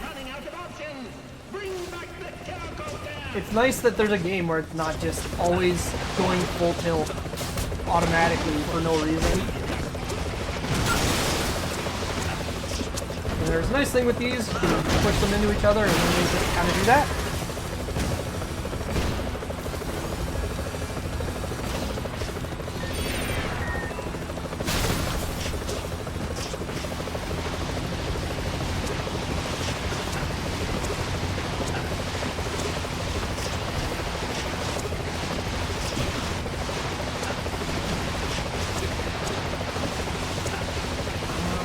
Do it, just keep all away. Yeah, just shoot down a satellite at them. You know.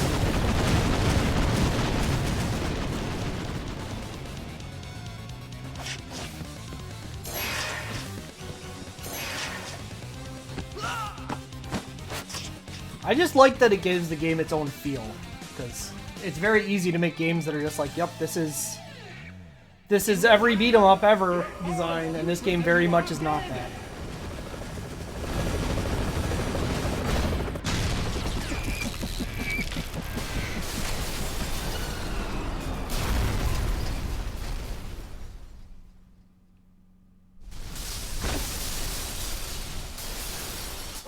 Now's your chance to capture him. Take him to the lab. I'll make him a new brother.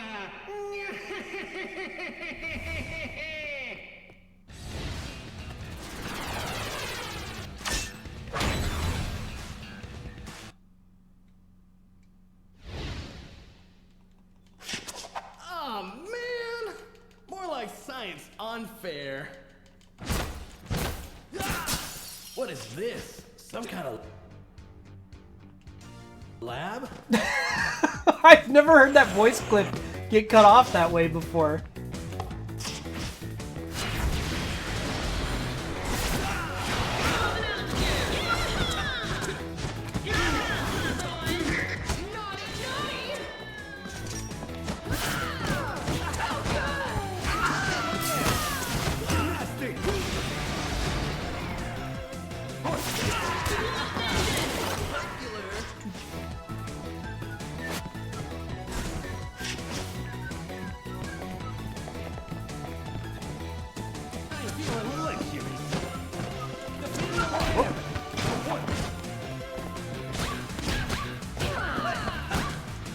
To fall over.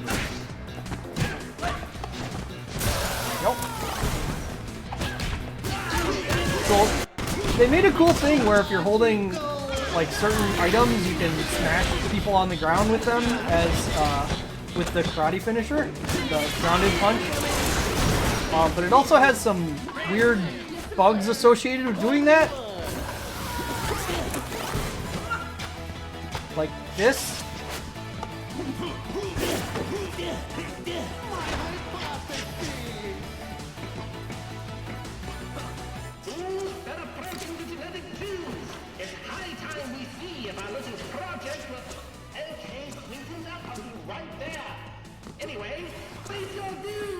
You know, it's fine. Oh, I'm hit.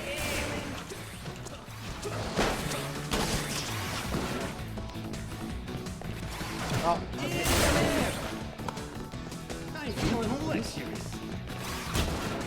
So one thing that happens in this game sometimes is when you're trying to play fast and do the gleam stuff is an enemy stands in front of you and doesn't punch. And then you're kind of just waiting.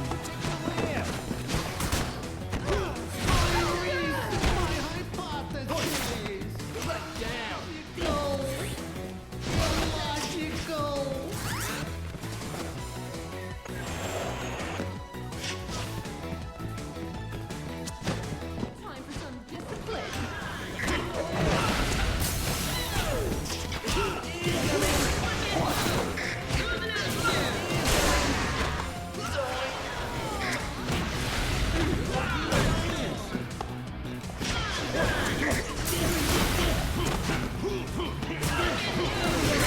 Fine.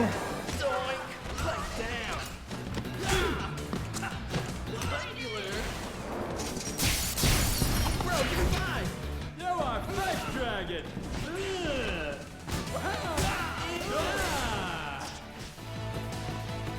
Good old Bimmy and Jammy. Playing off the typo from Double Dragon 3. Infamous Bimmy typo.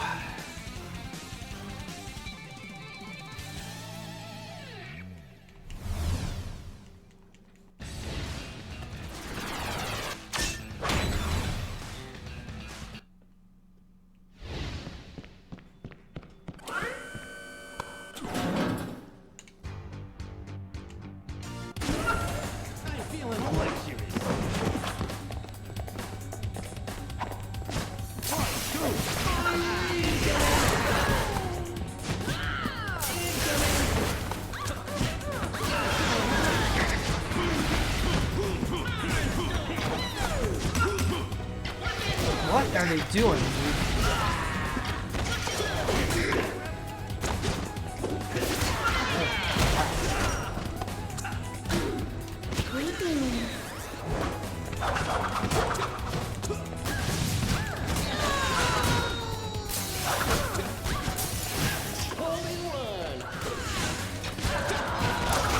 Also, in this game's very serious nature is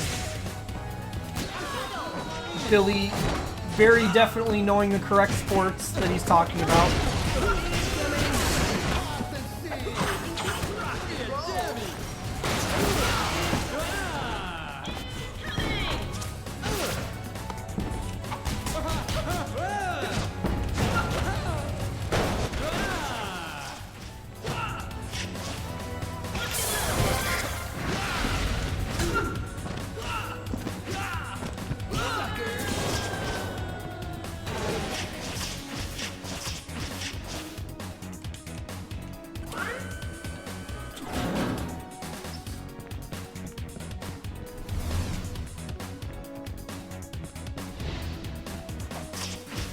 I really like this track. I mean, I really like basically all of this game, but this track is just really nice. I'm not quite as big on the vocal tracks as most people are. I like them a lot, but I really like the just. Just blocked out. I just hugged the lunar.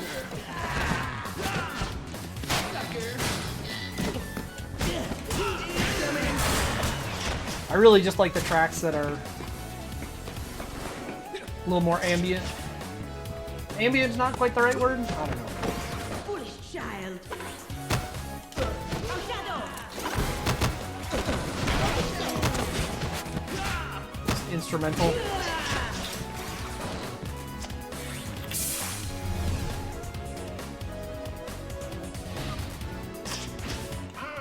I see my clothes didn't slow you down. Very well. We'll soon get to the root of the problem, and I will make you leave. There's a secret shop there if you go down, but you know. Get back.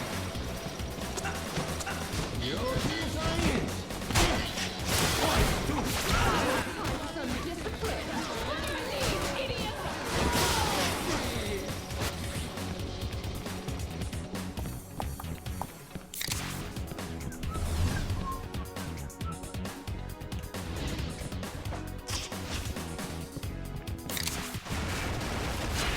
Ah, yes, this is another weird bug with the PC version, Mechanical. where this boss doesn't spawn correctly, so it spawns way up in the air, which is really annoying for me.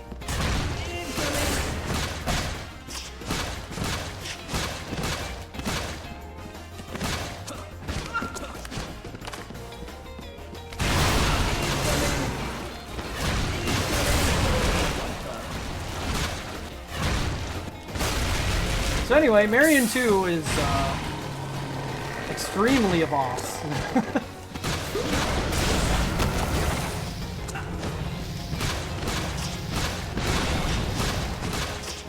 They do allude to this a little bit earlier in the stage with some of the monitors. So it's not totally out of nowhere, but it is pretty out of nowhere.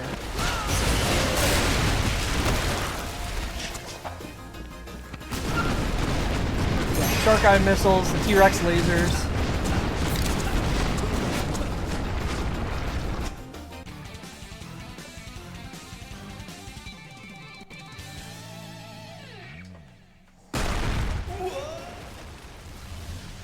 Yeah, Audrey too.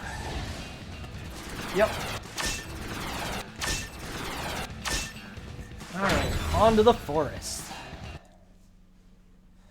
Introduces, oh right, this part that absolutely will fuck the encoding. That is not an in-joke. That is not the definition of an in-joke. Time for some discipline. Referencing pop culture things is not an in-joke. Naughty, naughty. Foolish child.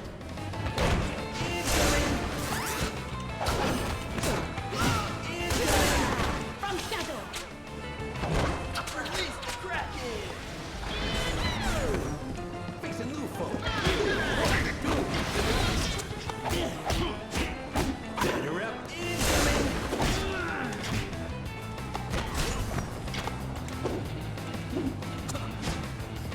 From shadow. From shadow.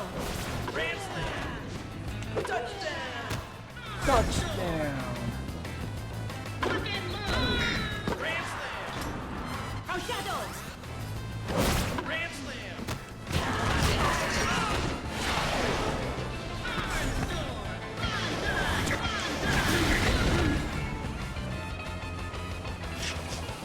Oh, you're alive.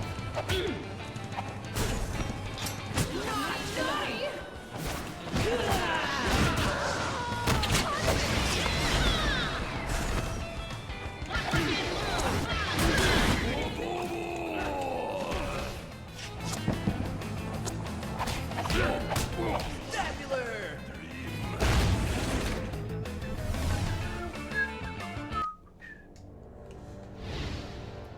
No, a dated pop culture reference is still not an in-joke.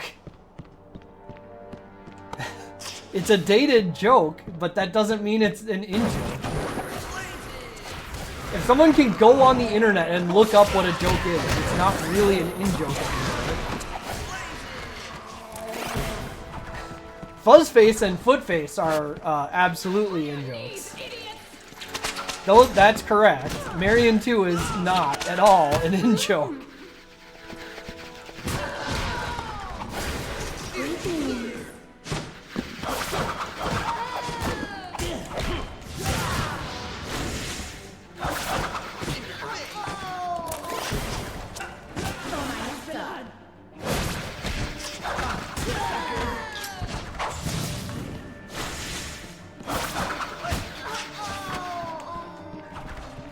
Naughty, naughty. Meat Club.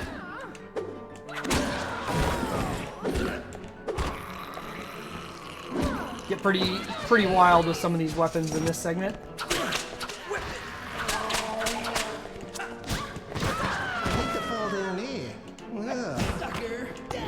I do appreciate the Linda skeletons. They're not just all Williamses.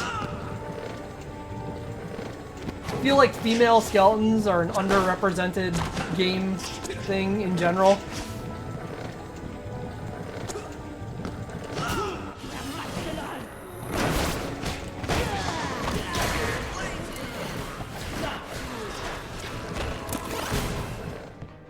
I'm worried about Marion.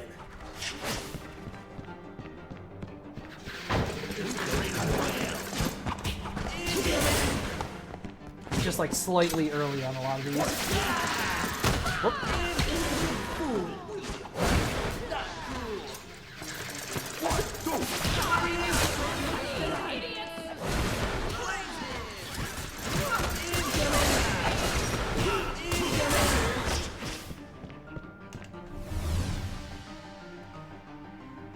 Palm skeletons, yeah. Skeletons just with hair. Because why not?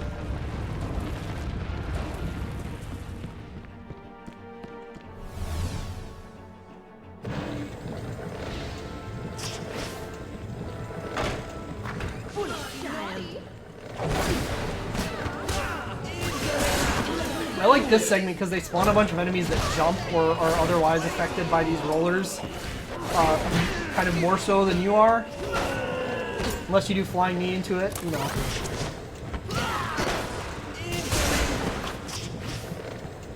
But a lot of the enemies, there will suffer it of their own accord. Plus the traps that you can do. Nice.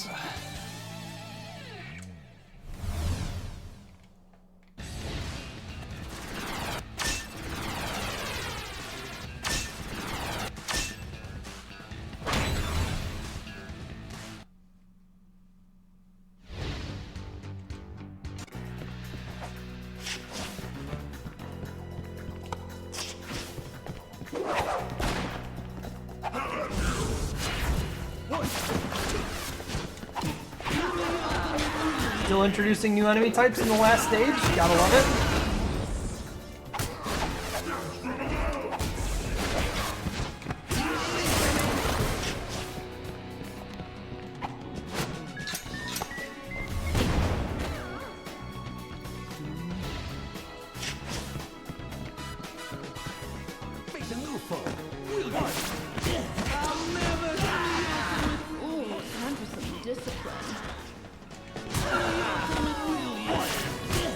Yeah, I killed a couple enemies with gun earlier.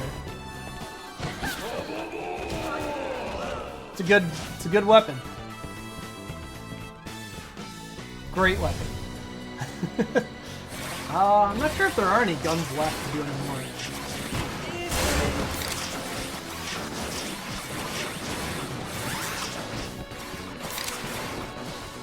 Oh, there's the one.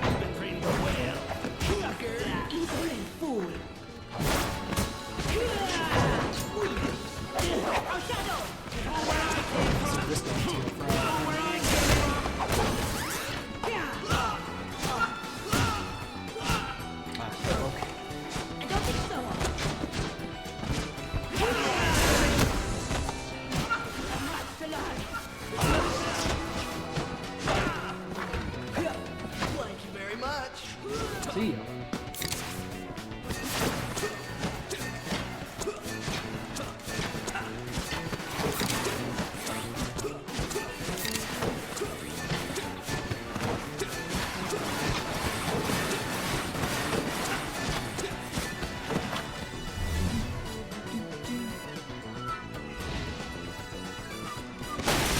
Touch your hand with my hand, bro.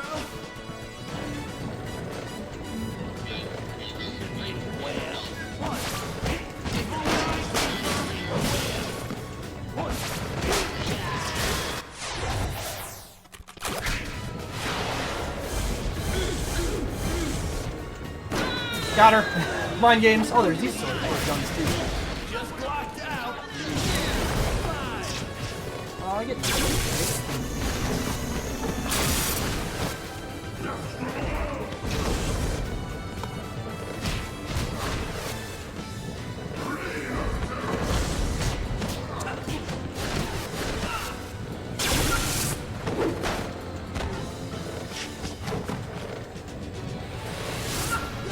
Pistol whipped.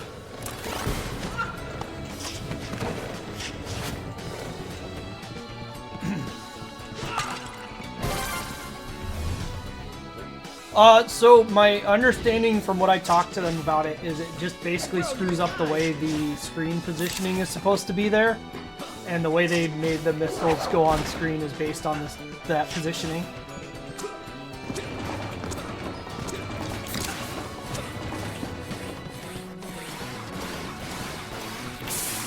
The screen's supposed to lock, but I prevent it from being locked.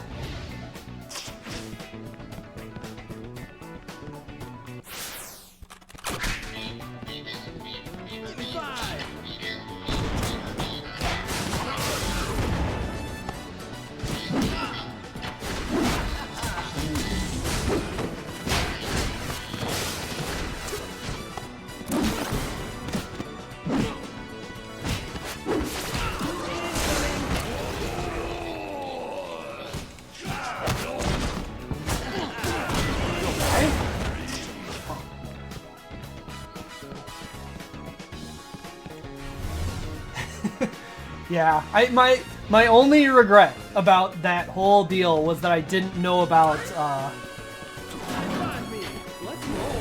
the acid glitch then. We've been training well. I got shot.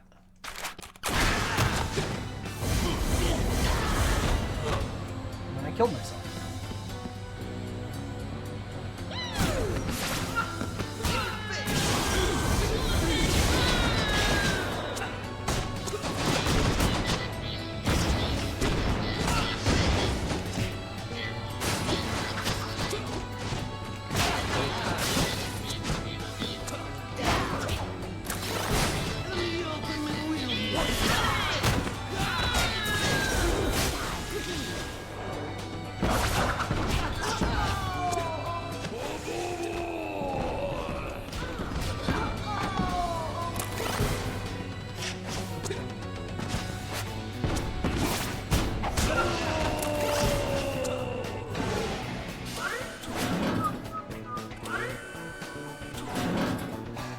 Yeah, I mean, most beat-em-ups don't have a specific dodge mechanic like this, is the thing.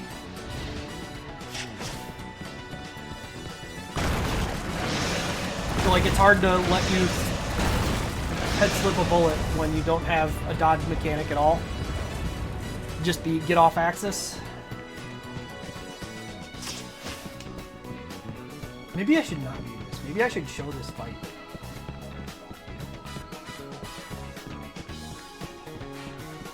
Yeah. You got nowhere to run, Skullmageddon. Now where's Marion? Oh, where are my manners? I haven't introduced you to the new and improved Marion. I call her Evil Marion. I'm bad. You evil jerk! You're going down! Silence, you baby!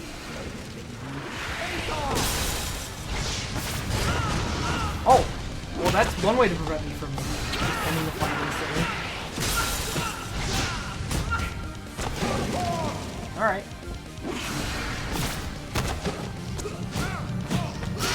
Whatever. Yeah, unfortunately the Steam version is broken. There's supposed to be a bunch of random quotes where Skullmageddon can call you different insults, but on the Steam version he will always call you baby. Believe me, I dare.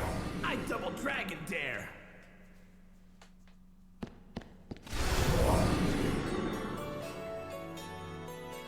I'm finally So, free. yeah. Ugh, you don't want to know what I've just been through.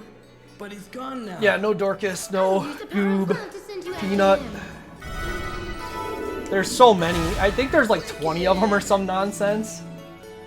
Oh, It's and, way more than there needs to be. I'm pretty sure human bodies can't survive this transition, so, What? it'll be fine. Just go. Just do it. Whatever.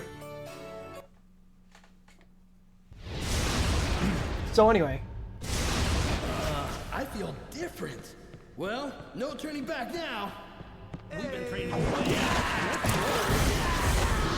so now we're a robot, or as this game likes to put it, a brobot. And also we can damage boost here into the cutscene. You've taken my pride. You scrapped my rocket dojo, laid waste to my laboratory. broke my televisions, and murdered countless Williamses. All I wanted was a date. This ends now.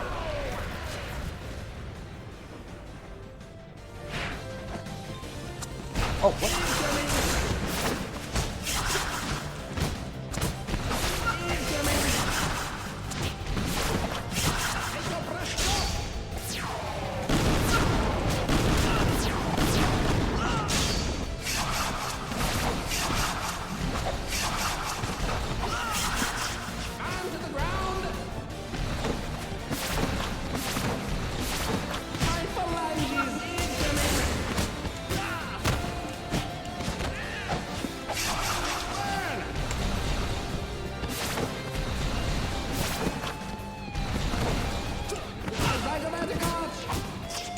I'm gonna let him do a thing.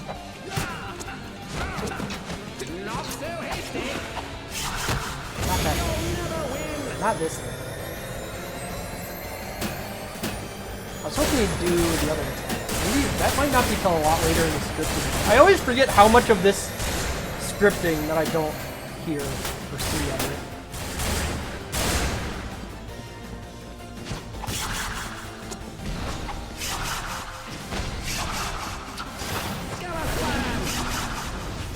Oh, yeah. Does this version not do it?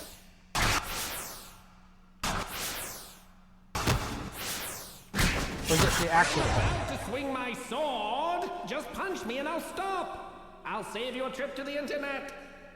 So there's quotes from him during the fight by pausing. To swing my sword, when I'm about to swing my Stop giving me that one. flashing orange so fast. Just surprise when I'm about to swing my look, I'm flashing orange so fast. Just hit me one more time. Guys, look, I'm flashing orange. Look, I'm flashing. This is the last time I'm fighting you. I'm pretty sure it's all quotes. Oh, I can't do the thing now because I will actually game over. Oh, well, I game over.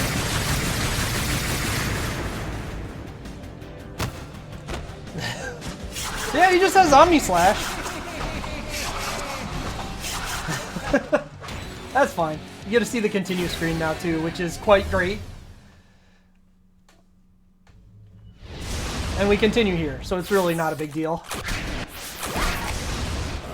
I feel different. Well, no turning back now.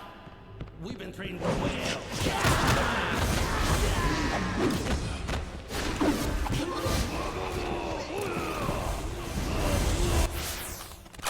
Alright, I can actually just properly beat him this time too. You've taken my pride. You scrapped my rocket dojo, laid waste to my laboratory, broke my televisions, and murdered countless Williamses. All I wanted was a date. This ends now.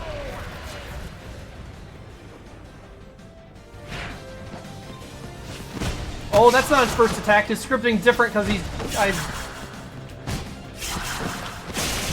I guess his scripting's different because I've already fought him.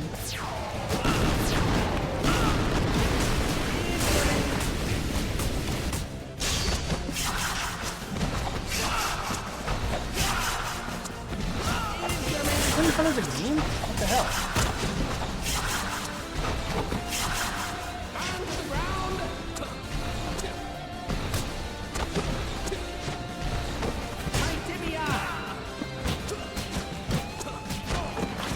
Forgot he did this.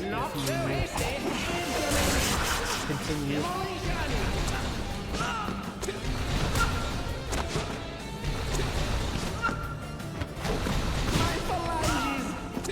This is gonna be annoying.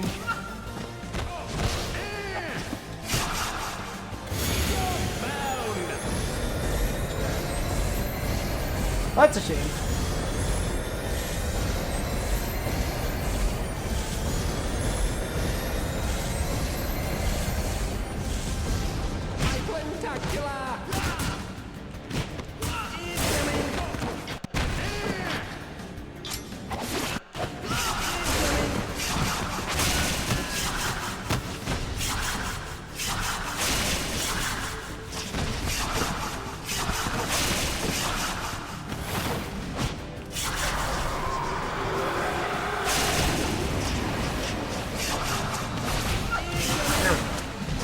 the move we want.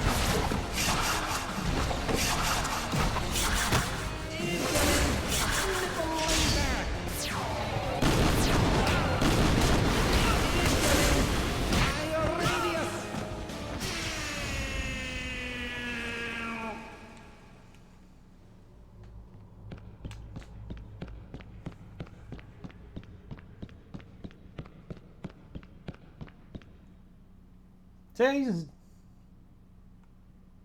just having a time. Okay, push.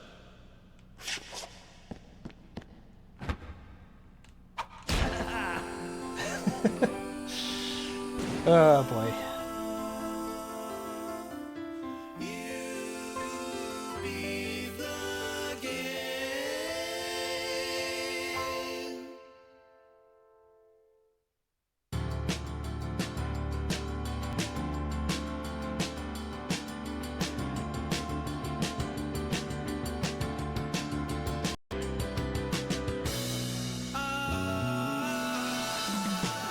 Never thought they could stop me.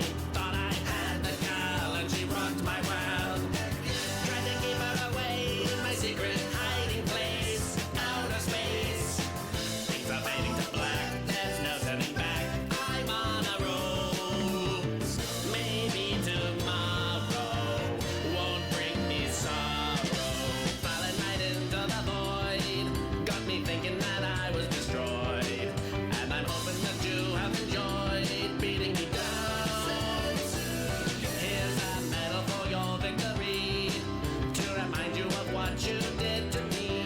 'Cause you've gotten me down on my knees. Where's the ground?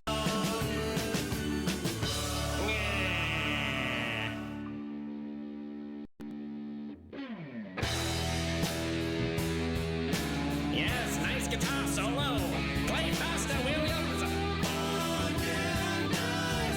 It's a medal of drums. Please remember all the friendship I brought in. For Williams, a Bobo and Linda, together, yeah, forever, my loyal color guard, and I, a magical skeleton, rendered to gelatin, because I dare to dream, and in my dream, I made Marianne my friend. And in my dream, we lived happily. She and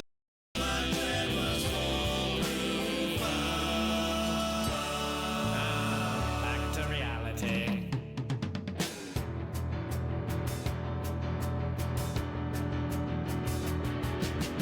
But it was not meant to be.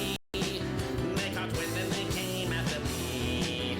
I never expected to see Billy Lee.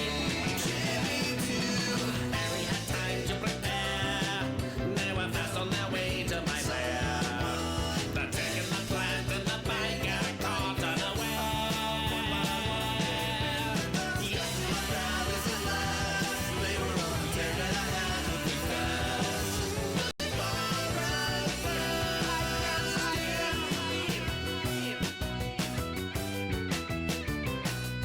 I'll be back. I'll return one day to antagonize you, Billy and Jimmy.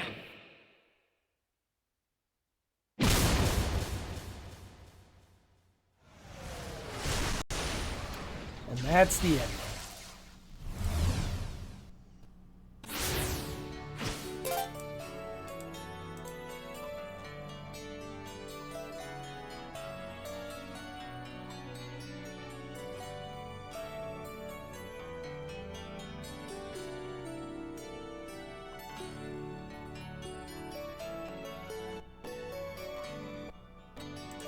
So,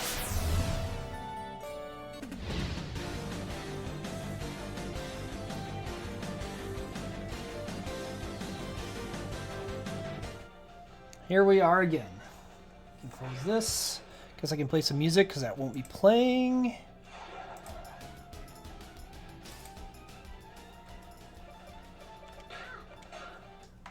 Okay, there's that.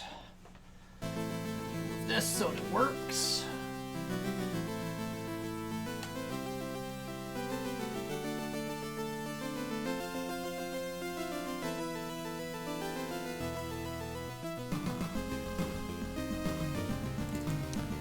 All right.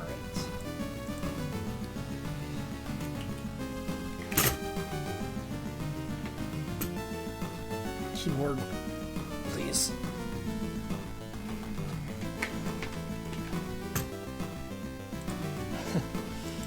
It's a good review. It's not quite the one I'm gonna give. Double Dragon Neon.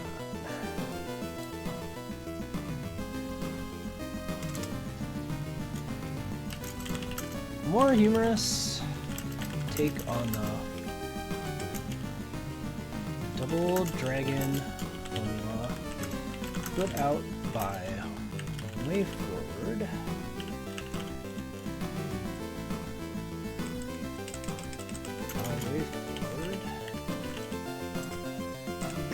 This game features Marion being kidnapped by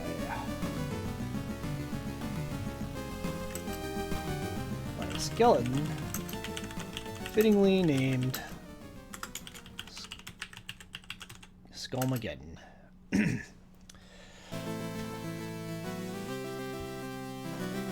Don't buy the new Battletoads, buy the toys. Yes, something like that.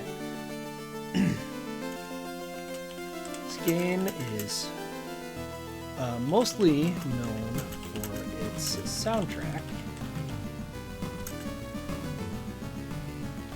which uses a lot of common themes from the 80s. Well, common musical themes from the 80s to produce full instrumental tracks from the original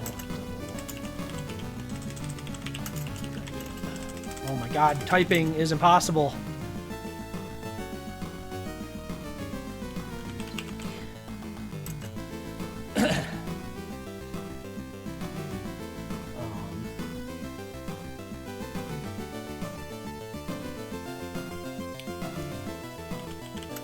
Gameplay in this is somewhat of an RPG leveling mechanic based on the tape system, where individual moves are powered up by moves and your stats are powered up by collecting multiple of one tape with the ability to upgrade how many can be held. Need to be... Do my scenes get messed up? Or is it because I'm over here? It might be because I'm in a weird position relative to my camera. The primary gameplay mechanic is a dodge, which temporarily powers up the player when successful. Leads to interesting gameplay when you are able to identify enemies' attacks, but may be frustrating for a new player. I'd recommend this game to anyone looking for a bit lighter hearted and silly game in the genre.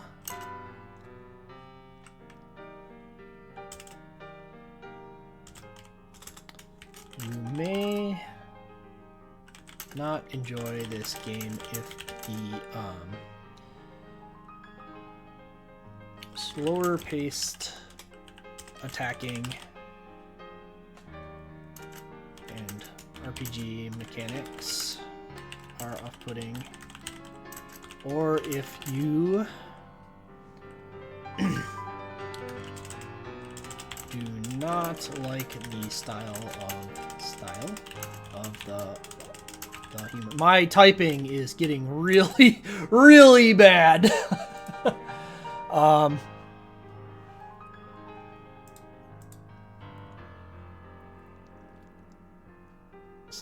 My typing is really bad.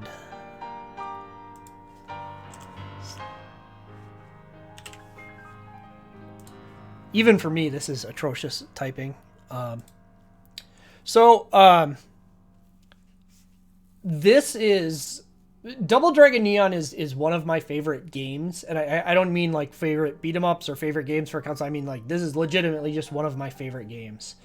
But I think there are a lot of things going on in this game that are not going to appeal to a lot of people. And I don't even mean the humor. The humor is something that's just like, I would not rank a game better or worse because it's trying to be funny, as long as it's trying to keep its own theming.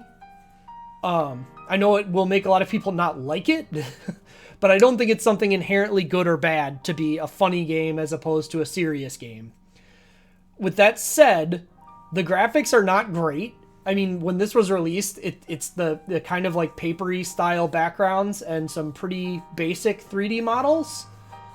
And there's, especially during certain attacks, you can really see that. And also, like, the way the humor is not intrusive to the gameplay, and that's big. You know, it's one thing to try and be funny. It's another thing to kind of take the player and shake them down and make them listen to your humor too much. And admittedly, there are situations where, like, the boss introductions where they're kind of shoving it in your face and you have to listen to them say it. But that's also, like, kind of a normal thing to just introduce your boss, to give a theme of it, you know, for them to come in and say something. And they're not long. You know, they come in, they say one silly thing, and then they go. And so if the joke doesn't land, it's just kind of over. Like, you know, like for instance, the Mega Man boss, he comes in, he goes, "Time to slay a dragon," and then the fight starts. So, like, even if you don't like the humor, it's not like you're sitting there listening to them go back and forth on, I said the funny thing and you didn't laugh, and then you said something serious and I made a quip about it, and it's like, man, I want to punch people in the throat in this game. And that's it. That's all I'm here for, right? Yeah, the entire cast looks at the screen, waiting for the laugh. Doesn't do anything like that. But anyway, so all the humor stuff it's non-intrusive.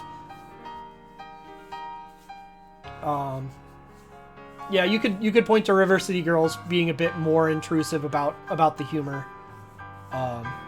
I didn't want to comment too much while I was playing, because I don't like comparing games when I'm playing the game, because I just want to talk about the game I'm playing. But, like, River City Girls 2 has one of the most intrusive jokes that I've seen, and, like, to the point where it's honestly off-putting to me, where they made Marion be buff, and, like, fine, you went with that, it works, but then they have, like, constantly in the dialogue, random people are like, "That lady with the legendary abs," and I'm like, holy fucking shit.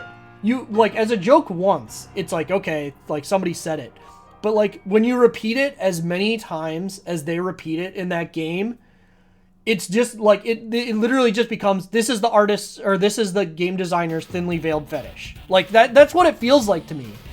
And it's like, come on, man, you don't need this. You tell the joke, it's over. And this game doesn't really do that. I think this game's humor lands a lot better because of that.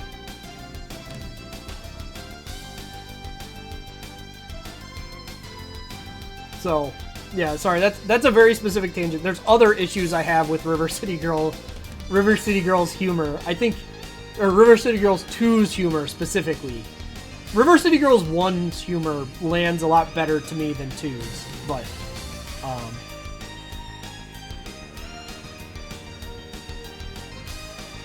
yeah. Felt it was more.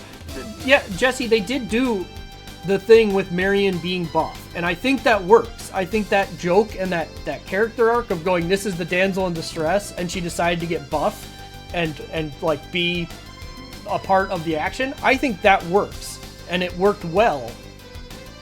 That's not the problem. The problem is they specifically call out about her abs over and over again. They don't like. One guy doesn't say like, oh, she's got the legendary abs, and another guy's like, oh man, she's got fucking cannon biceps, and another guy's like, holy shit, you know, she looks like she could kick down a house or something like that. You know, if they kept playing on the like being strong as they were going around, it'd be like, all right, this is going on a little bit, but they're at least like whatever. And then yeah, it's just literally they talk about her abs over and over again. Anyway, moving back to what I'm actually talking about, which is Double Dragon Neon and why I like it. But the other thing I'll say is the move list. The move list is interesting, but the fact that you have 10 moves that you can only have one of equipped at once does feel quite strange. And it makes it so that you kind of find the one move you want to use and you just ignore the rest. The stances are also pretty imbalanced. Like, and admittedly, there's 10 of them. They're going to be imbalanced. There's going to be different purposes for all of them. I feel like they probably could have pared down the stances to like 5. And it probably would have been better. And maybe like for the moves, they could have potentially had you like able to equip 2 moves or something. And it would at least alleviate that. It's not a huge problem. It's kind of weird. And yeah, changing tapes is not set up super well. And then yeah, the way the game flows, obviously I can go through it pretty quickly. I know what to do. I know where enemies are gonna be. I know how counters work. What is this excuse for music it's playing? I like the way that the gameplay pans out, but I also understand that that's not how a lot of people are going to approach the game. And I've seen it a number of times. I've seen a number of people play this game and just hit the punch, and then they do the uppercut because they get stunned, and then they maybe find the karate finish. And then they came back and they did punch. So, like, it's a great sounding game. I love the gameplay. I think the gameplay would be off-putting to some people. I think the graphics aren't great. I think most people would probably be able to find something they liked about this game if they approached it with an open mind. But I also feel that a lot of people aren't going to like this game even if they do approach it with an open mind. And it's a hard game for people to approach that way. So while this is one of my favorite games, I still think overall this is a B. I think it's a great game. I think it's got a lot of stuff for a lot of people, but I don't think it's a game that everyone's going to just love. And so that's where I'm putting it. I could see, like, I know a lot of people would put this at a C. And I understand that, but I do think this game is doing enough right that most people would be able to find something to enjoy about it. Yeah, no, see, the Royal Blue, if I was ranking this for me and how much I like this game, it's an A easily. Like I love this game, but I understand. Part of the purpose of what I'm doing is to look at things from at least somewhat unbiased of a point of view. I mean, there's some amount of bias that you have to be just like interested in the genre. You know, if somebody's like just not interested in beat-em-ups, then all of these games are going to be awful. Like, we've seen reviews of that. So, yeah, I love this game, but it is not an A. It is not a flawless project. It is also like not a game that was released as like this big, huge commercial thing. You know, it was a $20 release, I'm pretty sure. So like, there's also that.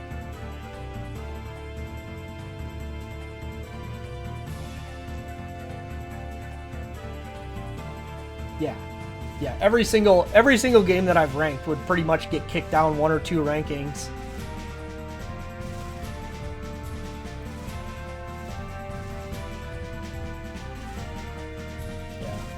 Yeah, the net play isn't great, but it's also kind of hacked in. The Steam version, I'm also kind of like discounting some of the stuff with the Steam version. That's kind of bad because it's not the original version. It's kind of a hacky port.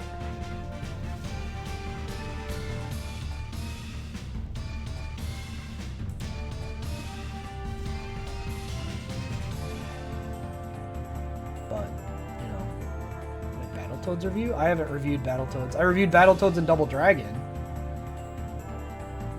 But the original Battletoads was not a part of this project. That game is not something I would call a belt scroller because a very small percentage of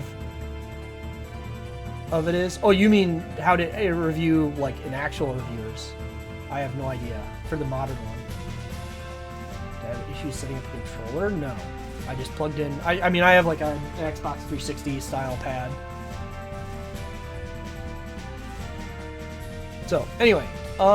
Let's go. So next week, I'm not going to have a ton of time. I need to make it a shorter thing. I think I'll still have time in the morning.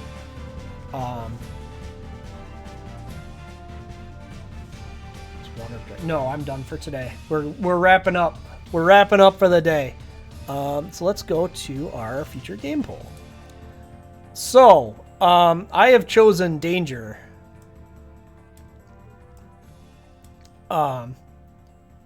My first option is Wildcats, which is a comic that people have definitely heard of. Definitely not a rip-off X-Men that became a D-list thing.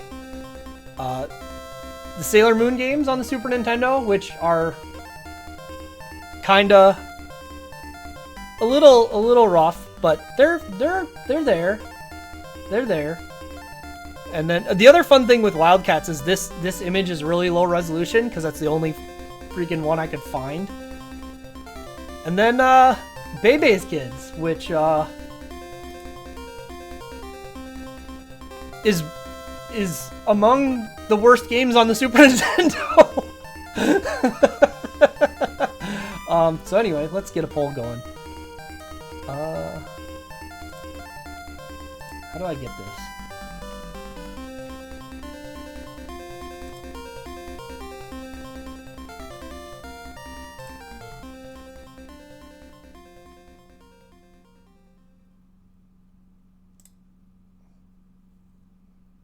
What did I just do? Okay, poll management.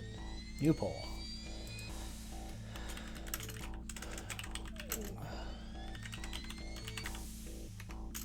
Hey. I am not typing this whole thing because it won't fit.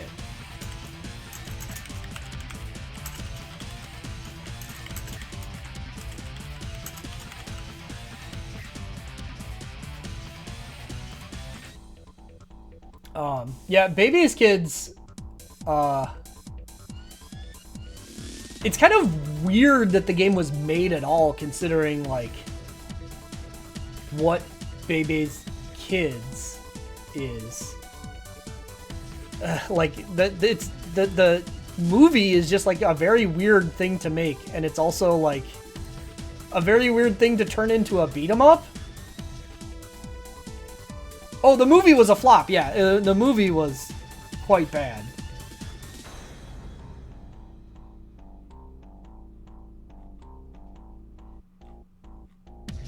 But yeah, it is.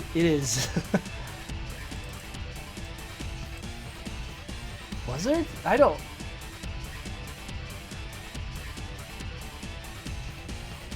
Yeah, I don't know. I'm not going to pretend like I know a long storied history about Bebe's Kids because, frankly, fuck that. Like, I don't want to know more than I already do, and I already know too much.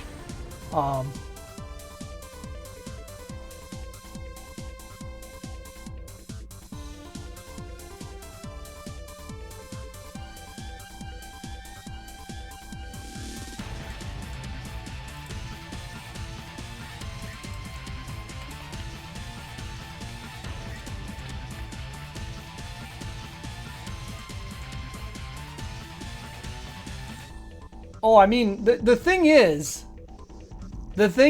my goal is to beat all of these games eventually. So we're not removing Bebe's Kids from the possibility. It's just being put off until a later date. One of the reasons this poll happened is because chat's been too nice to me and there's been too many good games, so I need to make sure I'm not too backlogged on just garbage. But that's okay. Next week can be not garbage. That's fine. Well, I mean, this is sort of garbage. The Sailor Moon games are a little garbage. They're a little garbage. Not garbage, but they're a little bit garbage.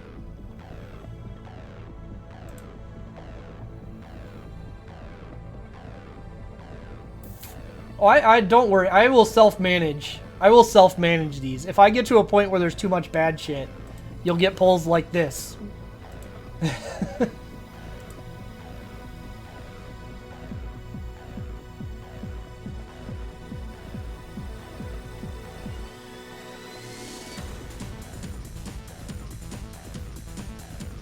All three of you Bebe's Kids equivalents? That could happen. It's possible. If chat's too nice to me, it may happen eventually. But, yeah. Alright, well, Sailor Moon it is. Yeah, just Bebe's Kids 3 times. It's wild, because there's so many people, people will talk up garbage, but Bebe's Kids is just really a pretty irredeemable game.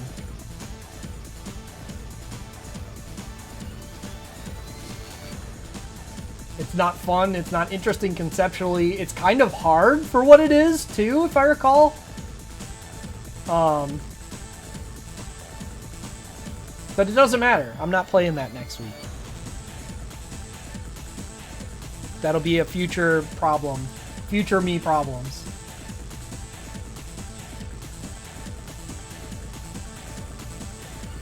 Honestly, I would legitimately rather play Game Boy Double Dragon 3 again than Bebe's Kids, but that game, Double Dragon 3 Game Boy is at least funny. Like, for all the shit that's wrong with it, it's at least funny. But anyway, that's all for today. So I guess I'm getting out of here.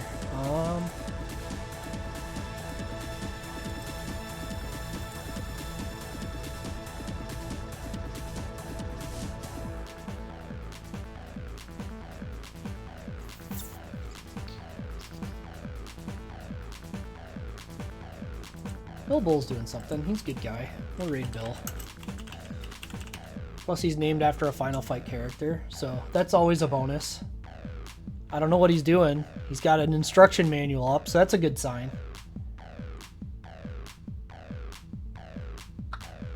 Lord Billiam. Yeah, something like that. Alright, see you all next time. Before I stop, I'm not going to guarantee it's happening tomorrow, but I would like to do the full Metal Slug series playthrough tomorrow again. If I can't get things set up for various reasons, it may get kicked back, but that is the plan. So, yeah. See ya.